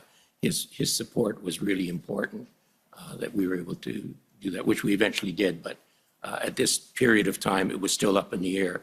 And so we really needed to get him on side as much as we possibly could. Okay, so Representative Kildee is someone that you essentially needed on your side in this battle. Okay, and what Mr. Loken mentions in this email, sorry, it's not Mr. Loken, it's Mr. Marin mentions in this emails, he emphasized the shared nature of the challenge, referencing American support, including through funding for the convoys in Canada, and then the many ways in which the officials are working together. Is that something that you were hearing about as well? American funding, American support for the convoys in Canada? So maybe I'll start, and again, Mr. Comartin may need to add something, but there were a number of concerns, first of all, about American citizens funding through some of the kind of crowdfunding platforms that were being used by the convoy. And in fact, there was information when one of these crowdfunding platforms was hacked that a very large percentage of the funding was actually coming from U.S. sources. So that was something that I was aware of. And there was also concern about the Ottawa 911 number being flooded, and many of the callers were actually from the United States, and this prevented Ottawa Emergency Services from appropriately doing their work. And I believe both of these issues were referenced in the call that took place between President Biden and Prime Minister Trudeau around this time. And I think these were referred to as well in the readout of that call. I think that's right. And we'll probably be hearing more about that as the next couple of weeks unfold. For now, I think you've given us a good overview of what you were hearing from the United States. So we're going to move to other countries now. Mr. Clerk, if you can pull up ssm.nsc.can 50156, please.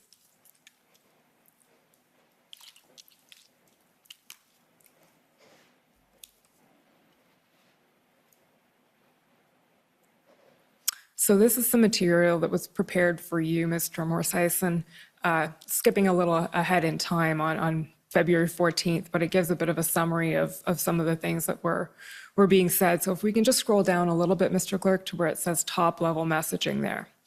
GAT continues to monitor the situation in the U.S. and around the world, concerned that the Canadian quote-unquote model is being exported and that the Canadian flag is being misused as a symbol to fuel protests in capitals around the world, e.g. France, Belgium, Netherlands, New Zealand. Can you tell us about that, Mr. Morsison, what you were hearing, what was going on? Sure. I mean, one of the things that we are always worried about is Canada's reputation abroad, and that's for a number of reasons. From an economic perspective, we're a very trade and investment dependent economy. Over 60% of the value of our GDP is made up of international trade in goods and services. So we're a particularly trade-dependent country, and so we need to maintain a strong and positive reputation as a place where people can safely trade and invest and do business. And part of that sort of positive trading and investment climate is a climate where the law is respected. And so clearly what we were saying during this period was very significant defiance of the law at both significant border crossings and in some of our large cities, including Ottawa.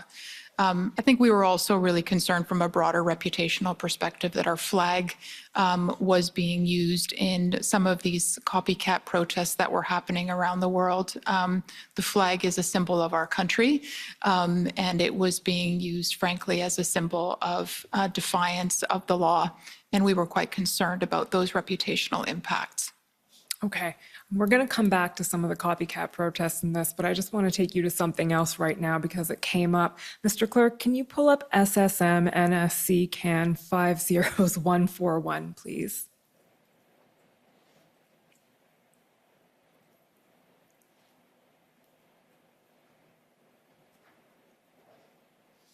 Okay, so again, this is some material that I believe was being prepared for you in preparation for a DMOC, Mr. Morsison. We'll scroll down a little bit to page 2, please. There we go. Impact on Canada, U.S. So this is going to the trade impact that you mentioned. So it says there's a high level of U.S. concern on implications on flow of goods, ripple effect of protests across the U.S. Then it says immediate trade impact, $2.4 billion a day, two-way trade, $500 million by Ambassador Bridge alone. And then some talk about the longer term impact and pressure for nearshoring supply chains. So first of all, was GAC doing its own economic analysis or analysis of trade impact, or where did this information come from? Do you know? So I don't know what the exact source of these particular stats were. We do have a chief economist at Global Affairs Canada, and so our chief economist, in particular, one of the areas that she and her team monitor is our international trade performance. And so she and her team will regularly produce stats on those issues. So these may have come from our chief economist. I can't confirm that.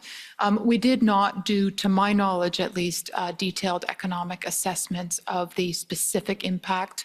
I believe other departments were doing that, including the Department of Finance and possibly the Department of Transport. But specific economic impact assessments weren't being done, to my knowledge, by Global Affairs Canada. Okay, so you had less knowledge of the specifics and more of the broader picture. Is that fair? That's right. I mean, we would definitely, as a department, have information on, sort of average daily trade, on the scale of the trading relationship with the United States, trade flows, that kind of thing. Okay, thank you. Thank you, Mr. Clerk. We'll go back now to SSM and SC Can 156.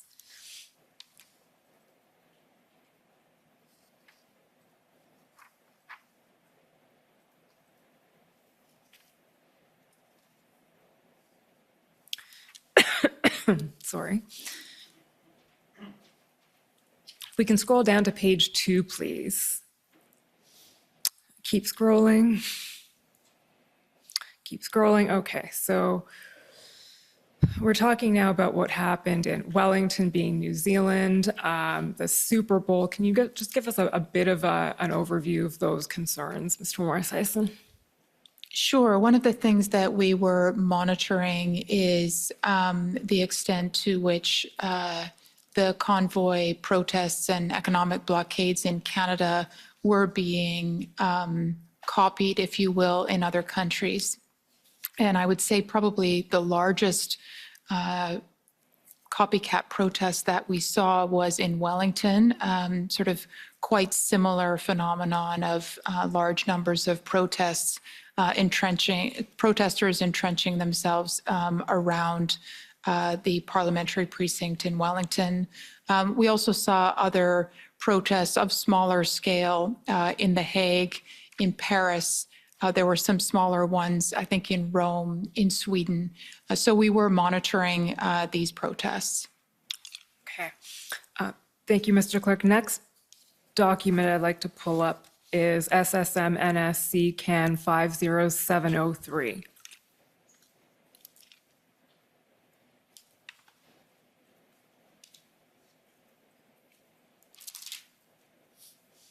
So this, again, is on the topic of concerns being heard from other countries. This is an email sent by Ralph Goodale. So can you just tell us what Mr. Goodale's position is? Yes, Mr. Goodale is Canada's High Commissioner to London, England. Okay. And he was writing to a number of people at Global Affairs. Can we scroll down, please, Mr. Clerk? 2 themes, he says. Disbelief that this is happening in Canada, of all places, and no one wants this to become an unwelcome Canadian export as the protests spread elsewhere. Can you tell us, are you familiar with this email? Yes, I am. Okay, can you tell us a little bit about what Mr. Goodale was saying? And you have it in front of you for your reference, but where this email came from and what was being expressed and why? So we had asked a number of our missions abroad, so that's our embassies, high commissions, and consulates general, to report back if they saw these kinds of protests emerging in other countries. So while I can't say exactly what Mr. Goodale was thinking when he wrote this, my interpretation of this is that a lot of people that he was talking with were surprised that in Canada you would see protests like this where there was widespread violation of the law, and that this wasn't the kind of protest that people would associate with Canada. And I think also one of the things that we were talking about at the time was also the significant impact of disinformation on the climate here in Canada and abroad. So that was how I interpreted his message. Okay, and if we can just scroll down to the next page, please. There. That's the last paragraph, the concluding paragraph of Mr. Goodale's email. He says, 2 consequences need to be watched very carefully: the negative economic and reputational impacts from trade disruptions, and the possible impression that Canadian police, security, and intelligence systems are incapable of responding effectively to blatant, large-scale illegal conduct. Elaborate a bit on that concern. So I talked about it a little bit earlier, but from a Canadian government perspective, we always need to ensure that we remain a country that is seen as welcoming to foreign investment, to international trade. Those are really some of the foundations of our economic prosperity. And one of the foundations of, being able to have that kind of trade and investment environment is to have the rule of law. And I think there were real concerns, as Mr. Goodale is expressing here in his email, that perhaps Canada was not able to respond effectively to some of the illegal actions that we were seeing in the protests. And then I think more broadly, it's not just about that trade and investment environment. It's also the fact that, Canada wants to protect its reputation more broadly as a country where there was rule of law alongside democracy. Okay. The last question I'll ask you in closing has to do specifically with the Section 58 explanation provided by the government. It's one line. We can pull it up if you'd like to have it in front of you, or I can just read it to you. Sure. Okay. It's COM 50670.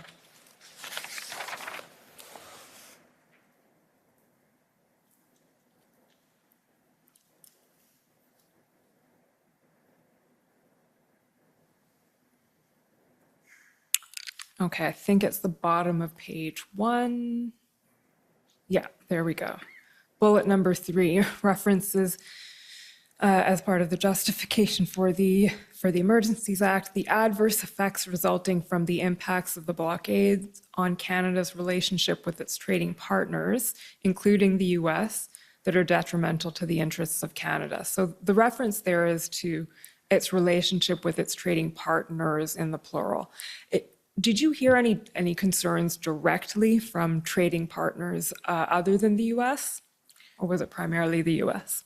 So I think the overwhelming focus was the United States. And, in part that's because 75% of our trade is with the United States. So it's overwhelmingly our largest trading partner. Also, the United States is overwhelmingly our largest investor. About 50% of all foreign investment in Canada is from the US. So it's not surprising that the US would dominate that conversation. That said, just to give an example, some of the key companies that were directly affected by the blockade of the Ambassador Bridge were actually not US companies. They were Korean and Japanese companies. So both Toyota and Honda experienced immediate effects in Ontario as a result of the blockade and the inability to get parts. So while we didn't hear directly from those countries, clearly those major foreign investors from other countries were directly affected. And so we were concerned about the perceptions of other trading partners too, in terms of their view of Canada as a safe place to do business. Thank you. Those are my questions. I'll turn it over to my colleague now.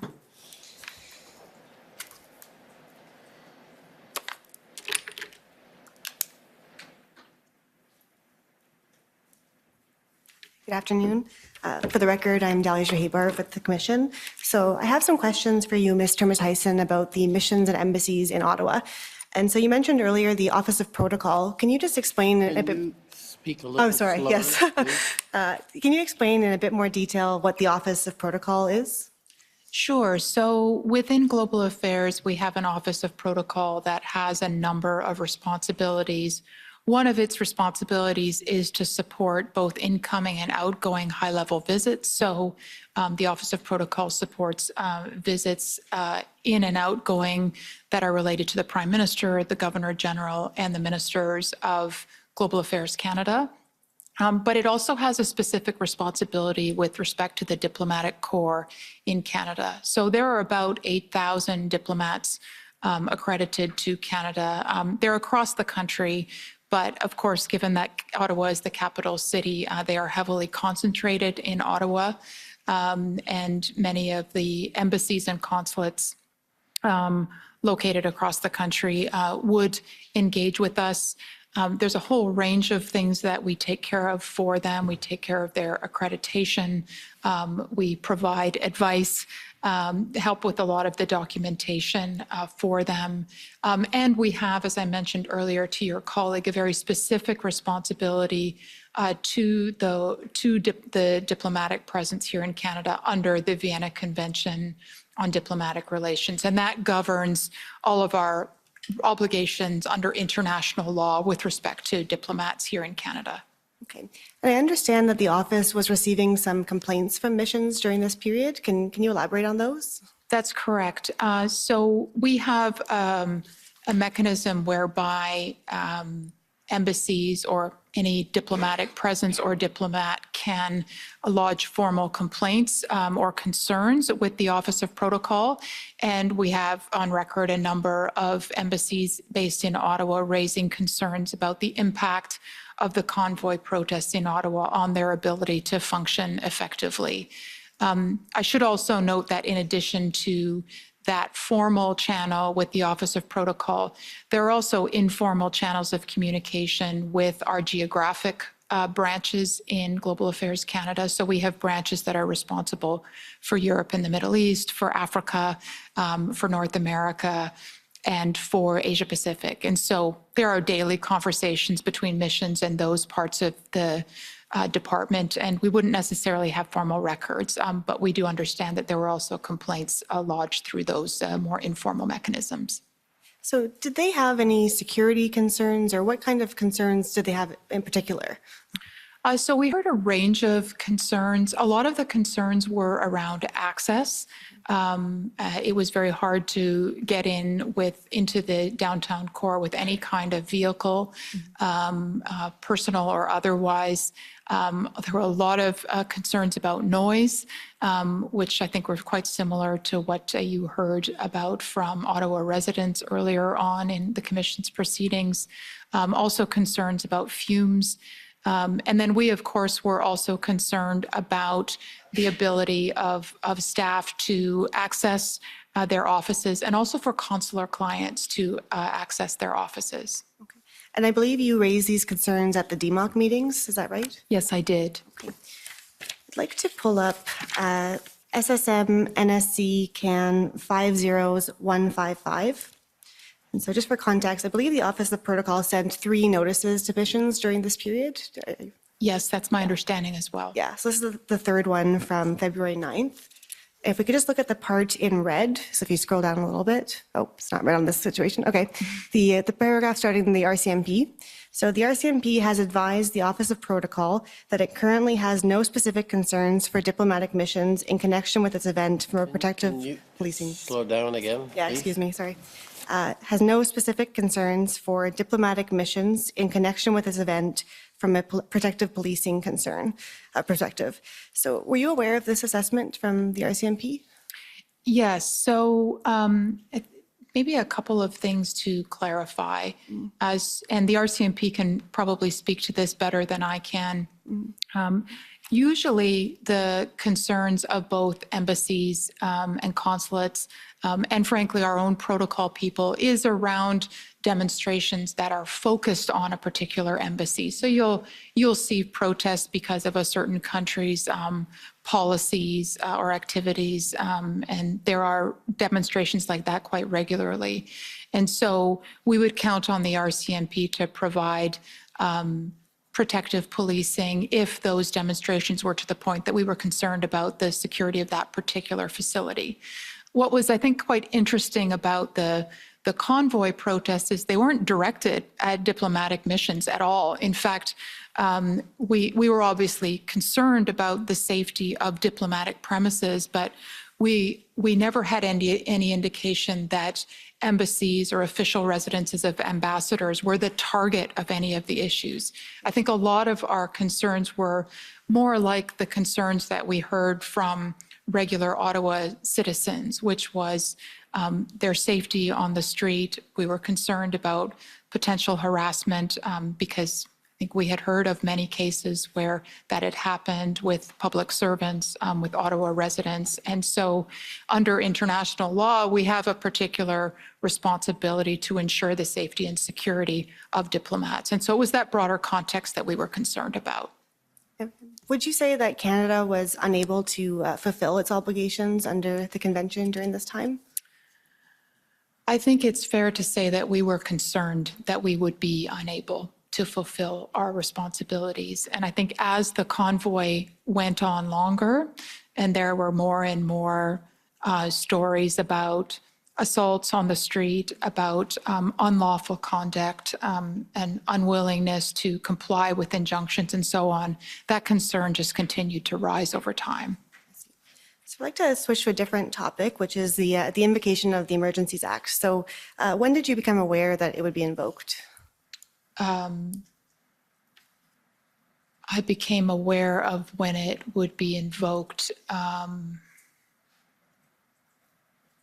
I think it was the day of. Okay. So was GAC providing any input on that or advice to invoke it, that kind of thing? So the input that we provided was through a number of different channels. So it was, first of all, through these DMOC committees. Each day we would do a tour de table and provide inputs from various departments' perspectives and share information. So each day I would provide inputs on what we were hearing from diplomatic missions, what we were hearing from trading partners, from businesses, and so on. So that was one channel.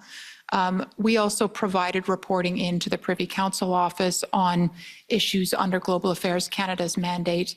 And then we also provided information where appropriate to the Government Operations Centre. So for instance, our rapid response mechanism, which is referred to in some of our documents, provided its input through the Government Operations Centre. So in answer to your question, yes, we were providing input in through various channels that may have informed the decision-making. Since you mentioned RRM Canada, I actually had some questions about that. Okay. So could you just explain what that is in general terms? Sure. So RRM stands for the Rapid Response Mechanism. So this was something that was agreed to at the G7 leaders meeting in 2018 in Charlevoix when Canada was the host. And the mandate of the RRM was really to identify and respond to threats from foreign state actors on G7 democracies. And we were particularly focused on threats oriented towards democratic institutions and processes, towards threats towards our media and our social media and online environment, and then also threats to the exercise of human rights and freedoms. So this was really, I want to stress, about foreign state actor threats to our democracy. So I understand that RRM Canada produced several reports during this period. I'd like to pull one up. It's SSM NSC CAN 50169. This is from February 14th. If we look at the key findings, the first one says RRM Canada has not seen evidence of significant foreign state-sponsored involvement in the online information space to date. So were you seeing these reports at the time? Or? Yes, I was. Yeah. And was this, when they speak of significant foreign state-sponsored involvement, can you expand on that? I think you've touched on it already. What were they looking for? So because the mandate of the RRM is to really focus on foreign state-sponsored threats to democracy, that's really what the RRM looks like. So, looks at. So the RRM uses tools that would be publicly available to do analysis of social media. And its focus is really on identifying, are there foreign state actors that are introducing disinformation? Are they amplifying certain messages in order to mislead or deceive, et cetera? And were these reports shared with other departments during this time as well? Yes, so these reports were fed into the Government Operations Centre. And while I didn't share these reports in their entirety with DMOC, I did provide some of the sort of top line messaging from time to time at DMOC meetings.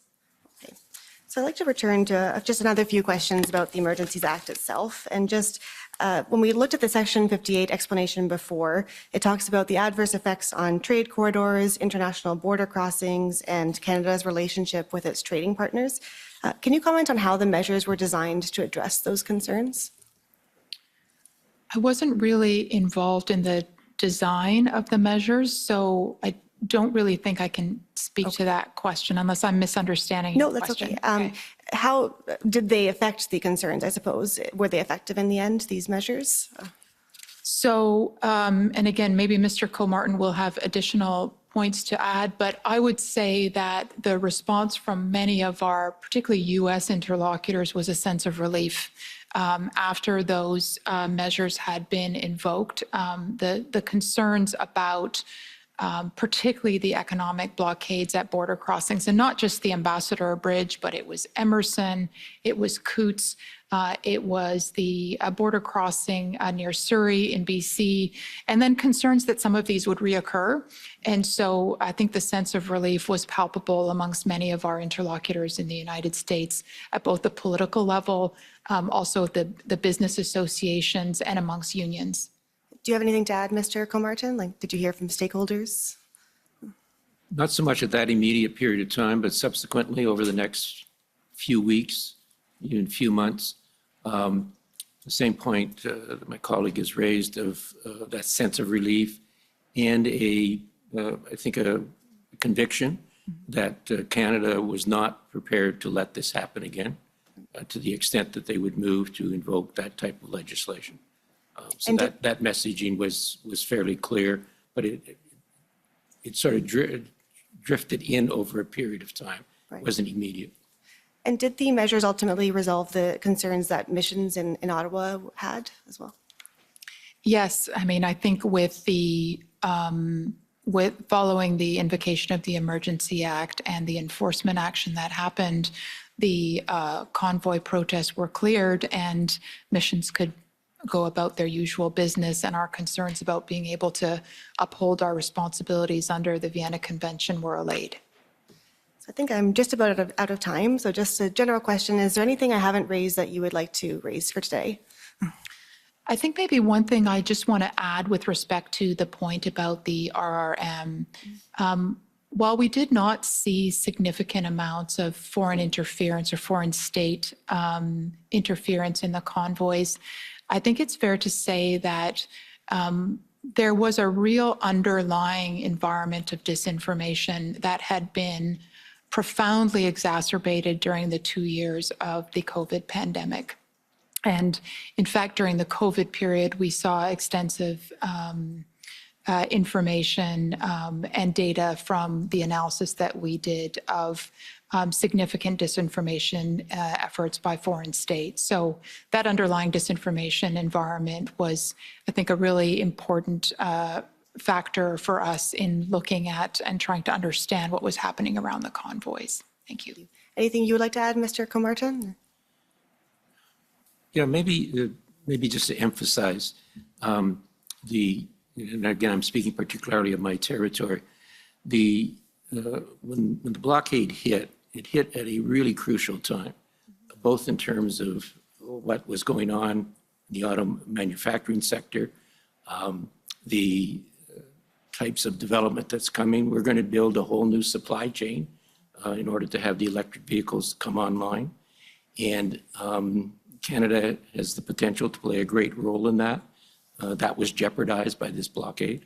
I think we've been able to put most of it to bed now, but it was a high-risk period of time for that to occur, especially coming out of the pandemic when the manufacturing sector had been so hard hit. It was just a very difficult time to be able to convince our U.S. partners that we were serious about being their partner on an ongoing basis as we have historically. Thank you very much. Those are my questions. Okay. So can we now go on with the cross-examinations for the convoy organizers? You're up first.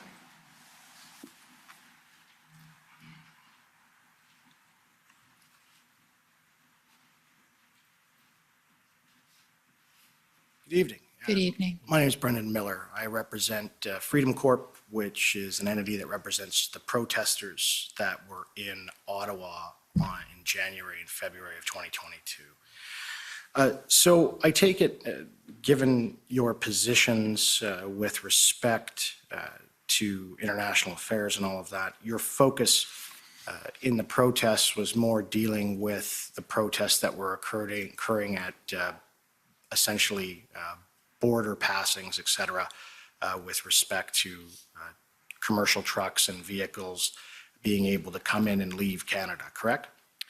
I would say that Global Affairs Canada was particularly interested in the border crossings and the economic blockades that were happening there, but also in the convoy protests here in Ottawa, given the concerns we had with respect to diplomatic missions in the downtown core. Right. And I take it that, at least from viewing some of the records, et cetera, that the concern with the diplomatic missions was not that the protest was interfering with the missions, but that it inconvenienced some of the diplomats. Is that fair? No, I wouldn't agree with that characterization. It wasn't just a matter of inconvenience. As I mentioned to Commission Council, the Government of Canada has an obligation under the Vienna Convention to ensure the safety and security of diplomats here in Canada, and to ensure that they are enabled to carry out their functions without undue difficulty. So we were concerned about being able to fulfill that obligation. And I think given the context in the downtown core, the concern was more than one of just inconvenience. Right. And it's fair to say that not a single diplomat from a foreign state was physically assaulted by a protester, correct? I am not aware of physical assaults, but we were always concerned about that possibility given the reports that we had heard of quite a number of physical assaults during that period. Well, this commission has heard evidence with respect to physical assaults during the period of the protest that there was a total of 5 charges in total. So that's from the beginning of the protest until the end. And I understand your concern, but you have no evidence that any diplomat was physically assaulted by any of the protesters in Ottawa. Is that correct? That is correct. Thank you. And I also understand that you have no evidence that any of the protesters in downtown Ottawa verbally threatened to harm any of the diplomats. Is that correct? That is correct. And it was always a concern that that might happen, and hence our concern about being able to live up to our Vienna Convention obligations. Right. And it's not like a situation, for example, in 1970 during the FLQ crisis where a diplomat was murdered and another one kidnapped, where they actually invoked the War Measures Act. That wasn't it. You were concerned about maybe someone might threaten a diplomat. We were concerned about being able to comply with our international legal obligations. Under the Vienna Convention. Correct. Right. Okay.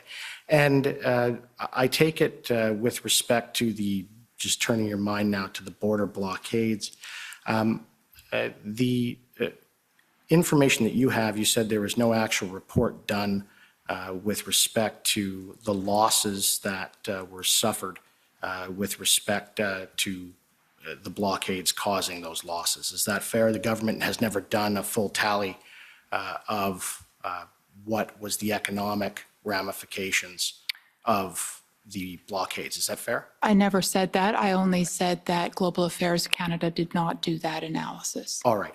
And is it fair that Stats Canada has, and they concluded that all it did was inconvenience the truckers and in fact, or the people crossing the borders and imports, and they simply had to use other ports? I haven't seen any StatsCan data. What I would say is that there were multiple impacts, including factories having to close down. And I think, as my colleague and I have both mentioned, there were an enormous number of concerns about the economic impacts, particularly on the auto sector. And there were long-term implications that we were very concerned about Canada's reputation as a trade and investment destination. Does the undermining of Canada's reputation and protests in Canada In your view, is that a security threat under Section 2 of the CSIS Act? So I'm not an expert on Section 2 of the CSIS Act. Our primary interest from a Global Affairs Canada perspective when it comes to security is really thinking about our economic security. And when you consider that the international trade in goods and services is valued at over 60% of our GDP, we were actually very concerned about the economic security of this country. Right, and the country's reputation, right? Yes. Okay. So how was the country's reputation when various ministers and the Prime Minister announced that there was foreign funding coming from the United States and that this was undermining Canadian democracy? And I've seen in the disclosure and others that wasn't the United States, some of sitting members of their government, including their ministries, weren't they a little upset about that when it was accused that the U.S. was financing this protest? Weren't they upset? I understood they would. I can't speak to the views of all members of the U.S. administration. I can just say that there were a number of conversations that were had by Canadian government officials, including the Prime Minister, where there were actually concerns about U.S. funding through the platforms that we had discussed earlier. Right, and you can agree with me that there's nothing wrong with a Canadian donating to an American cause and an American donating to a Canadian cause with respect to funding protests or charities. There's nothing illegal about that, is there? I think the concern was that some of the activities of the protesters were illegal. Right, and you're saying that was illegal was the blockade, correct? Yes, the blockades Right. Were illegal. Right, and the being in downtown Ottawa? It wasn't a matter of being in downtown Ottawa that was illegal per se. In fact, I think in this democracy, we fiercely protect the ability to peacefully and lawfully protest. It was the matter of the illegal aspects that were a concern. So what was the illegal aspect to you of the protests in downtown Ottawa? Can you tell me what the illegal aspect it is that you're referring to? I think that on matters of what particular aspects were illegal, it is probably better to speak to other witnesses. Well, we have, and I'm still confused. So what is your understanding, your personal understanding of what the illegal activities in downtown Ottawa were? I think this is probably a question that is better directed to other witnesses. So you were concerned about Canada's reputation due to illegal activity in downtown Ottawa, but you don't know what that activity is. Is that correct? It's not a matter of not knowing. It is a matter of others being better placed to speak to this. Right. Thank you. Okay, next, the City of Windsor.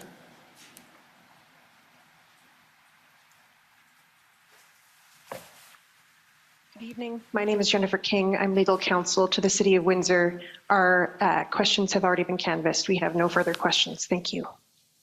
Okay, the Democracy Fund, JCCF.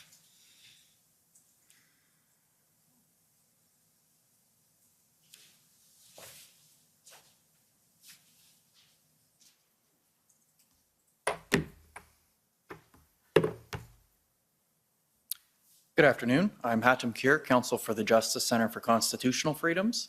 Good afternoon. In the interest of time, I'm going to focus my questions on you, Ms. Termerscheisen. So you said in your testimony in chief something to the effect that it's important that Canada be seen as welcoming to investment. Would you agree with that statement? Yes. And maintaining that reputation involves being known as the kind of country that has conditions that are favorable to investors? That's correct. Okay, so taking a step back from Canada specifically, would you agree that as a general principle, one of the things that investors look for is stability? Yes. That includes social stability, Yes. economic stability, Yes. legal and political stability? Yes. And that's true because in many countries, there's political instability that can affect people's legal rights, for example, their property rights, correct? I'm not sure what you're referring to, but I would say that yes, there are countries where there is political or other instability, and that makes investments more risky. Right. And, you know, the kind of situation where the political instability in a country might, for example, affect the property interests of an investor would make that undesirable to the investor, right? Well, I think, for instance, if you have a country where you're making a major, say, mining investment, and you have significant instability and you maybe can't access that mine, this happens in some countries, that would be an example of the kind of stability you would be looking for. Right. And would you agree that investors would be hesitant to invest somewhere where their property might be subject to confiscation without judicial authorization, for example? In terms of investors, yes, I would say so. And the same would be true for seizure or freezing without judicial authorization? For investments, yes. Now, under the emergency economic measures, the bank accounts of protesters and donors could be frozen without prior judicial authorization. Don't you think that that could affect their confidence in Canada as a place to make their investments? I wouldn't say so. I think that what you had was illegal conduct by individuals and therefore actions taken in response to that illegal conduct. That is not a corollary to a law-abiding investor. But prior to the declaration of emergency, there wasn't a law that authorized the freezing of those bank accounts, right? There was illegal conduct at the time. So the emergency economic measure wasn't necessary to take that action then? I think others are best placed. That is not a Global Affairs Canada area of expertise, nor is it my area of expertise.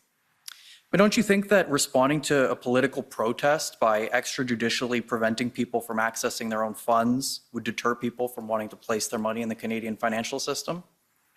I think that is,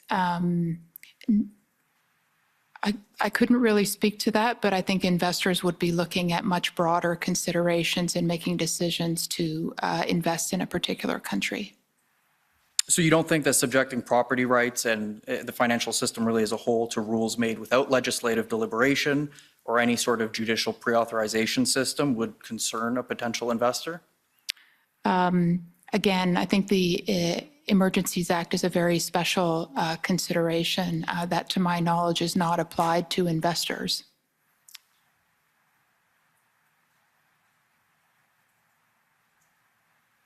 Now, one of the things you stated is that the Emergencies Act sent a message to investors that Canada was doing something about the protests.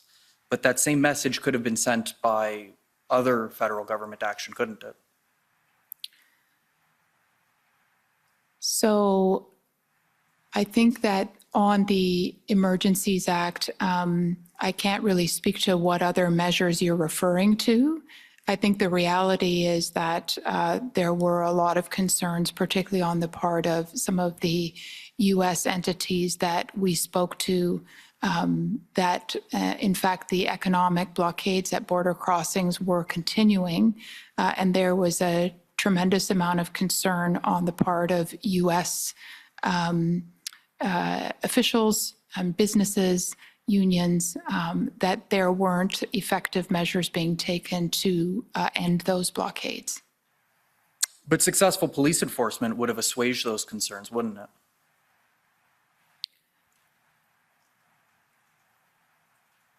I would simply say that it's kind of a counterfactual point. The reality is that that hadn't been possible. So certainly in our conversations with U.S. interlocutors, there was a sense of relief once those blockades were ended. Well, we've heard from police witnesses that the protests would have been cleared even had the Emergencies Act not been invoked. And you have no reason to believe, for the purposes of global affairs responsibilities, that the Emergency Act would have been necessary for other reasons then, do you? I can only say that, not being an expert on the Emergencies Act itself, that the clearance of the blockades was greeted with relief. Right, but what I'm asking is that Given that we've heard from police who are the experts in policing matters, that they've said that they could respond to the protest without the Emergencies Act, for the purposes of matters directly under the concern of Global Affairs Canada, the Emergency Act wasn't necessary for something outside of policing the protests, correct? I've already answered your question. Okay, no further questions. Thank you. Okay. Thank you. Next is the Ottawa Coalition. Good evening, Commissioner. We don't have any additional questions. Thank you. Emily Tamman for the record. Okay, next is the OPP. Good evening, Commissioner. Chris Diana for the OPP. We also have no questions. Thank you. The Windsor Police Service.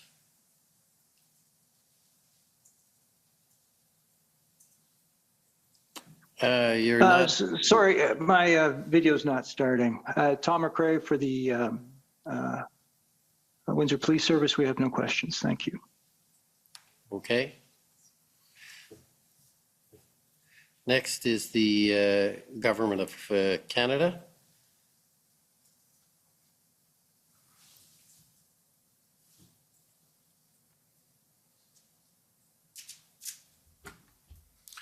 Thank you, Commissioner. Ms. Termes-Eisen and Mr. Comartin. My name is Brendan Van Nieuwenhuis, and I'm counsel for the Government of Canada.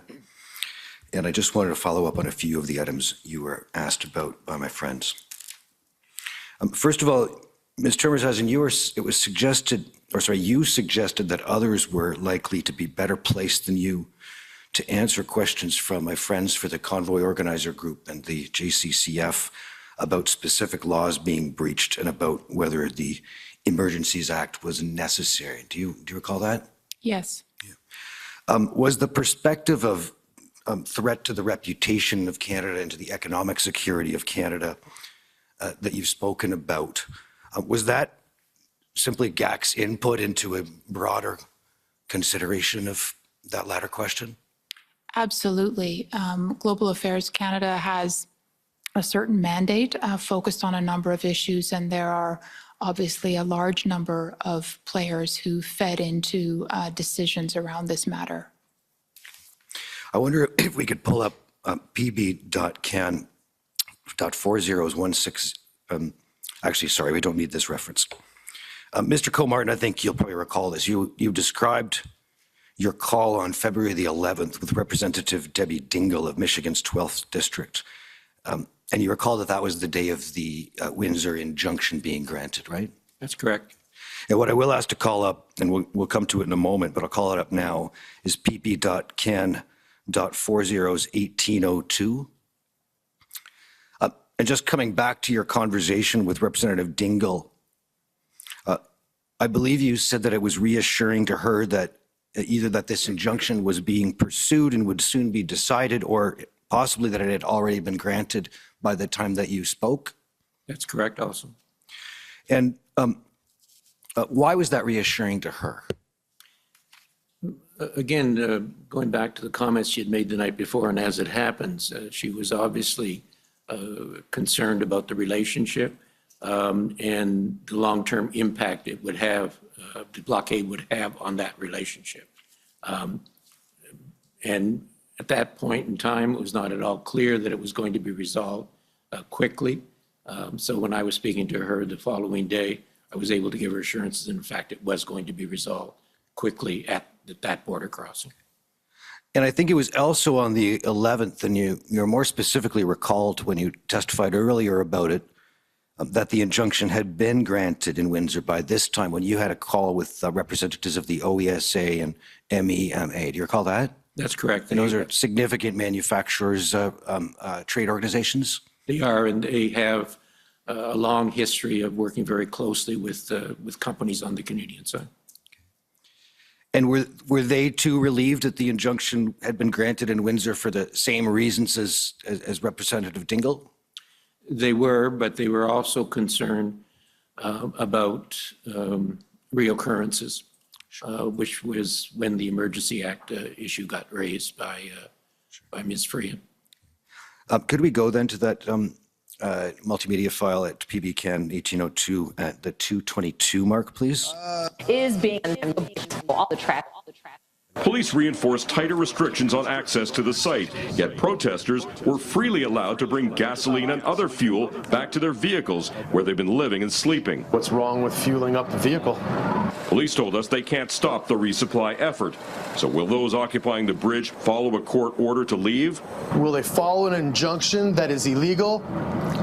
Probably not. I'm walking on the street. I asked one protester whether an injunction would be followed. But imagine, just like in any scenario, there might be someone who says, I don't like that, right? Or someone who shakes their fist at the sky.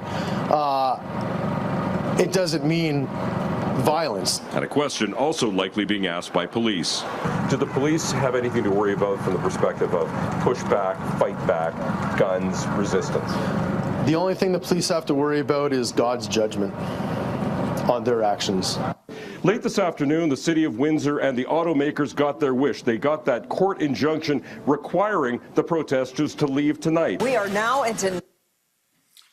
Did you hear the gentleman express the prediction or opinion that the protesters at the Windsor blockade would not, in fact, obey the injunction granted by Justice Morowitz? I did. Okay. And was that the case, sir? Did the protesters there at the Windsor blockade obey the injunction as of February the 11th? Well, certainly, and we heard a lot of this evidence last week from both the OPP and the Windsor Police Services, that it took another 24 hours before it really began to permeate, and certainly by the end of the day, of the 48 hours, it was over. So ultimately, it did. The final group that was there was very small. I think there were 30, 40, 50 people maybe, as opposed to the hundreds that had been there before. But by the end of the day on the Sunday, the 13th, there were very few people left. So I think both the injunction and the Emergency Act invocation by the province had its desired effect. Okay. Now, when you speak of the Emergency Act, you're speaking of the Federal Act or the Provincial? The Provincial Act. I see. It was invoked on the Friday afternoon, shortly after the injunction was granted. I believe that's what the evidence shows, that was invoked as well on the 11th. That's correct. I think at 9:30 in the morning. But am I mistaken, sir, that the public order operation actually wasn't able to commence until the 12th, and it took still 24 hours from there? Yeah, we did not know what the actual implementation of the new rules under the Provincial Emergency Act would be until the following day. Were you aware of concerns from your American counterparts at all with respect to a continued concern, such as the one expressed by the OESA and MEMA about recurrence? I think the one I can probably think of would be the Chief Legal Counsel for the Governor of Michigan. He and I were having regular conversations on this and a number of other issues, but he certainly raised it about, are we able to give them assurances that this was the actual end of it? Ms. Termersheisen, you were asked and you spoke of what you called international copycat protests from time to time. Do you recall those questions? Yes. And I'd like, if we could take the same file, PB Cano 401802, and play from the 14-second mark to 155. So what does that tell you? Echoes of Canadian protesters honking is now being heard in a growing number of countries like France, where the maple leaf was spotted Wednesday, waved by demonstrators who are against COVID restrictions. All this coming on the same day as the WHO warns the pandemic is not over yet. Motorcycles and cars, and a bicycle too, part of this convoy in southern France. The group demanding an end to COVID restrictions as they gathered in Nice. Some carrying Canadian flags as a nod to the demonstrations in Ottawa and beyond. There are plans to bring this rally to Paris before heading to the European Union's headquarters in Brussels. To New Zealand's capital, where protests inspired by Canadian unrest stretched into another day. Only now with a heavier police presence outside the country's parliament. Some arrests here. Demonstrators say they're planning to camp out until COVID measures are lifted. New Zealand's Prime Minister Jacinda Ardern said Tuesday the protesters don't represent the majority. And this march against vaccine mandates held Monday in New York. The red and white once again on display. There are reports of a larger truck convoy in the works in the U.S., similar to what's rolled out in Canada, that could make its way to Washington, D.C. It's called the Free. Thank you. Mr. Emergencies, are those some examples of the sorts of copycats you had in mind? Yes, they are. Okay. And you noted that each appeared, as I saw it, to illustrate the use of the Canadian flag in the protests, right? Yes. I believe you said that the Canadian brand internationally was thereby being associated with defiance of the rule of law. Yes. Could you tell me, what does Global Affairs Canada, aside from the damage that we've seen to the brand as you described it earlier, but does Global Affairs Canada have a sense or an assessment about the strength of the Canadian brand for being a peaceful and lawful society? I think our brand for that is very strong, and we'd like to keep it that way. Is it a concern to Global Affairs Canada, the effect that this has on the brand strength, not only of Canada as a lawful society, but on the effectiveness of democracy more broadly? Yes, I think that's true. Is that a sort of a branding issue that Global Affairs assesses as being under deliberate attack by foreign states? I mean, I think what we've seen in the data shows it that that democracy worldwide is in a period of retreat. We're seeing a rising number of authoritarian governments taking the place of democratic governments, or democratic governments becoming less democratic. So it's always something that that we keep a close eye on. And at Global Affairs Canada, we do have a number of programs where we actually support other countries in shoring up their own democracies. So I think we're very vigilant about our own. Do you have a sense of what the intended audience are for, attacks on brand reputation like that affect democratic countries? I think that certainly there are some foreign state actors that would be quite keen to see the democracies be under attack and be under threat. So it's something that we're vigilant for. Is that part of why RRM was established at the G7? Absolutely. I wonder if we could go briefly on the RRM point to ask you a few questions from a recent report issued. It's pb.can.401836. And if we could go to page 5 once it's up.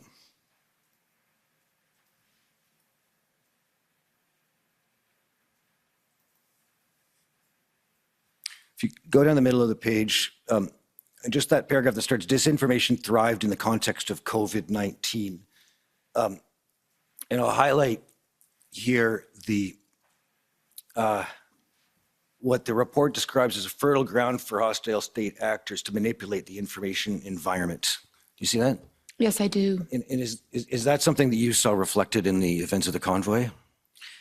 I mean, I think this is what I was trying to refer to earlier, where, the convoy from the RRM perspective, and I think from the perspective of many who looked at this, did not happen in a vacuum. There was a long period, particularly during the pandemic, where we saw an enormous amount of manipulation of the information environment. And what you saw is foreign state actors using disinformation or manipulating information to undermine the reputation of democratic states and their approach to dealing with COVID, to undermine confidence in vaccines, particularly vaccines produced by Western countries. So there was a whole series of very deliberate efforts that we could track through our social media analysis, showing, frankly, quite successful efforts by some key foreign state actors to sow, I think, a real sense of mistrust in democratic governments and their approach to dealing with the pandemic. Can we just move to page 9 for a moment?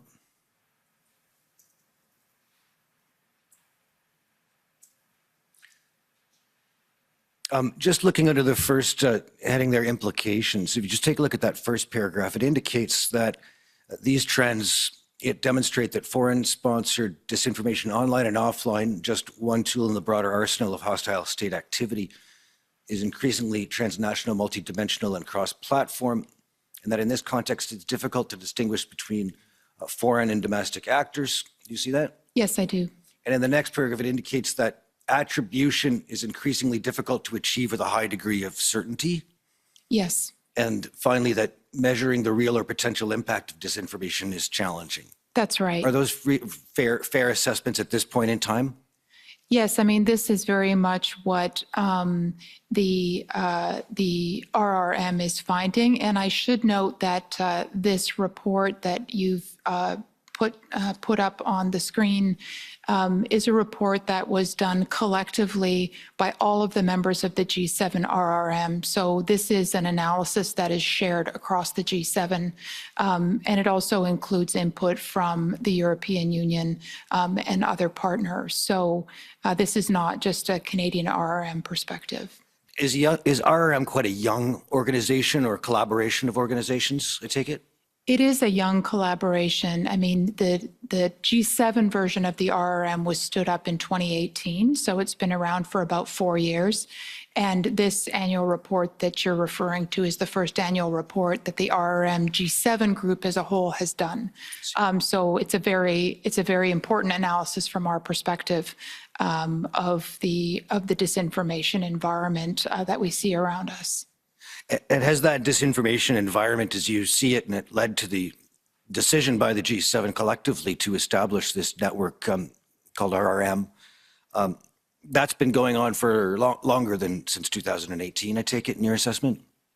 Absolutely. I mean, I think there's, disinformation is a longstanding tool of governments well before the social media age. I think social media has created an entirely new tool. And so the RRM Canada is specifically focused on that social media environment and understanding it and understanding how disinformation plays in that environment and what its impact is on democratic states like Canada. Okay, so is it fair to conclude that the RRM analyses, if we see RRM say it hasn't seen evidence of significant foreign state involvement relative to the Convoy, that isn't to suggest that there's a complete lack of connection between the disinformation environment in the broader sense and those events? Is that fair? Yeah, I mean, some analysts have suggested that there really wasn't much of a need for foreign state actors to engage significantly in the Convoy information environment because there was already such a high level of disinformation surrounding it. What about, you've focused on the online environment, but do these, at least as Global Affairs assesses it, do these operations, objectives, whatever you want to call them, on behalf of malign actors in the information space include the discrediting of media and the reliability of the traditional media in reporting the truth? Absolutely. Could we go to pb.can.401800? And Commissioner, I'm just going to ask to play a short clip, and I'll have one question, and that will be my time, if that's acceptable. Okay. When this is called up, would you play from 5:55 forward, please? The protests now over COVID restrictions in Canada.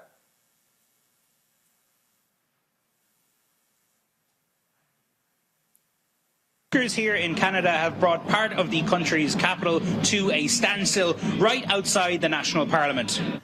I was hired on at a job not too long ago for a transport company out of Whitby, Ontario, and I was let go due to not willing to get the vaccines for my job. And I mean, that's not right for companies to be able to decide that and take away our right to earn money and support our livelihood. And for you, why is it important for you to be here today? Well, because fake news. Sorry. Because like you're don't talk to them. This is fake news. But despite the fact that these people may be part of a minority in Canada, they are receiving a lot of support from Conservatives and other right-wing figures in the United States. We are now aware of a significant element from the United States that have been involved in the funding, the organizing, and the demonstrating. The Canadian truckers are heroes. They are patriots, and they are marching for your freedom and for my freedom. This is very much a 21st century protest, playing out as much on the internet as it is on the street. Viral memes and sometimes false and highly offensive historical comparisons that circulate online are being repeated verbatim here, like this. And because you're not vaccinated, is there stuff you can't do in Canada now? Yeah, I'm like, well, basically, if you want to compare Canada to anything, it's like Hitler's Germany, and we're like the Jews, eh? One of the goals is to get a group of people that you can get everybody angry with, and in this case, it's the unvaccinated, eh? There's a lot of people here streaming live online. I'm just going to follow you guys and make sure you tell the truth. That's all right. Good. Documenting every moment on social media. You take those cans off of that truck. Is that your property? In an effort to clear the protesters, police have begun confiscating gas canisters, resulting in encounters like this that clock up thousands of views online. My name's Jim Kerr, and I give a shit about Canadians. How do you feel? Hi, my name's Jim Kerr, and I care about human beings, especially ones that are trying to keep themselves warm in a truck while fighting for the freedoms of Canadians. How you feel? The main problem I have is all the censorship that's going on. That's the main problem that I have. There's censorship everywhere, yeah. People's accounts get taken down, even Facebook, if you don't say the right thing. Even this Convoy, a lot of groups started, and people are even live streaming, and all of a sudden, I heard yesterday in the restaurant, my feed was cut. My feed was cut. Facebook shut down some groups on its platform supporting the truckers after the online outlet Grid News found that they were being administered by a hacked account that had belonged to a woman in Missouri. So whoever was really running the groups wanted to hide their identity. And GoFundMe shut down a fundraiser for the truckers after police told them the protest had become an occupation. But organizers here have still been able to raise millions of dollars through an alternative service, a self-described Christian fundraising platform. Organizers say the money will help keep the truckers on the street. La dernière fois j'ai vu ma femme, c'est le 28 janvier que j'ai pas pu la revoir. I haven't seen my wife since January 28th, and I've been here, and she's supporting me 100%. There are some groups with resources who are trying to help us, send us money, so that we won't have to go bankrupt. Truckers to know that we are with them all the way. Trump indicating he is supportive of truckers descending on Washington, D.C., other American right-wing figures goading their audiences to act. The question is, how long before protests like this come here? Will we need our own trucker rally to end all of this insanity once and for all? What is the main goal, the main objective of the truckers here? Freedom. Ms. Termershausen, do these interactions what we saw on the screen between the CNN reporter, Mr. Sullivan, and Convoy protesters in Ottawa illustrate the concerns that led to the establishment of RRM by the G7? Well, I think when the RRM was established, of course, it was well before these protests took place. But I think the RRM was broadly set up to ensure that we were vigilant about any kind of foreign interference in our democracies. Thank you. Those are my questions.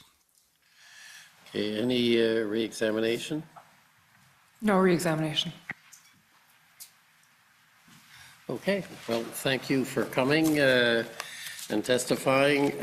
We appreciate you taking the time to do so out of your schedules, and you're now free to go. Thank you. Sir, before we end for the day, I just wanted to raise a point, if I may. You absolutely may, but maybe, do we need the witness? Can the witnesses leave? No, we do not need the witnesses, Okay, sir. so you're free to go, and we'll deal with, I can deal with the issue.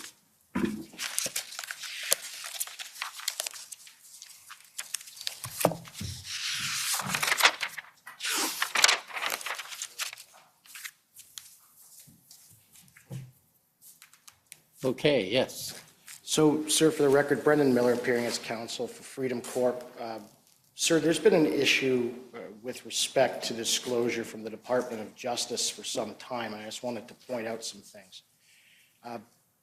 As per relativity, I've been told how to organize it with respect to uploads and when they were uploaded. I can advise the Commission that since November 6th, The Department of Justice has dumped in about 1,299 new records, and over the weekend alone, since we adjourned, 409. Some of these documents are extraordinarily relevant, including entire team message chats with Brenda Luckie and the RCMP during the IRG meetings, commenting on what's going on. They're not even in the commission's list of documents for tomorrow because they probably don't know about them. They're not labeled. I found them by accident. There is an issue at this juncture in my submission with a dump truck approach in my submission on behalf of the DOJ in order to providing disclosure late that is relevant material and should have been provided quite some time ago. And it's not even properly labeled. For example, all of those, there's Teams meetings with all the executive of the RCMP about what's happening. It's very interesting. I'm just finding it now. But nobody seems to know about it because of late disclosure and because it's not properly labeled and because it's coming in mass quantities. So, sir, I wanted to raise that with you. I would submit that this commission has jurisdiction to compel the DOJ to outline and properly label materials and provide them properly, outline what they are, and not simply name them random letters and numbers so that people don't see them. I only spotted them today, a couple hours ago, because I got lucky.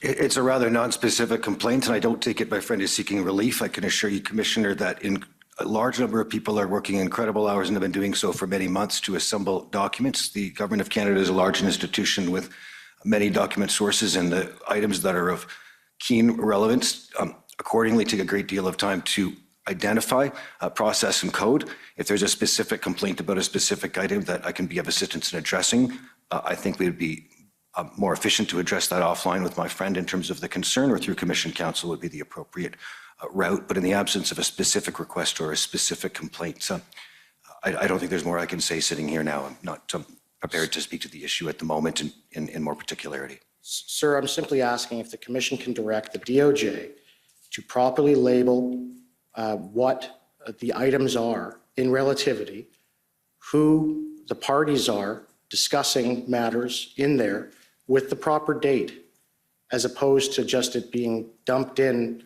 with random numbers. And then, you know, we're dealing with literally 1,299 documents, records, not pages, records, that have been dumped in since November 6th, and we're all here all day, and then trying to find this stuff is like trying to find a needle in a haystack.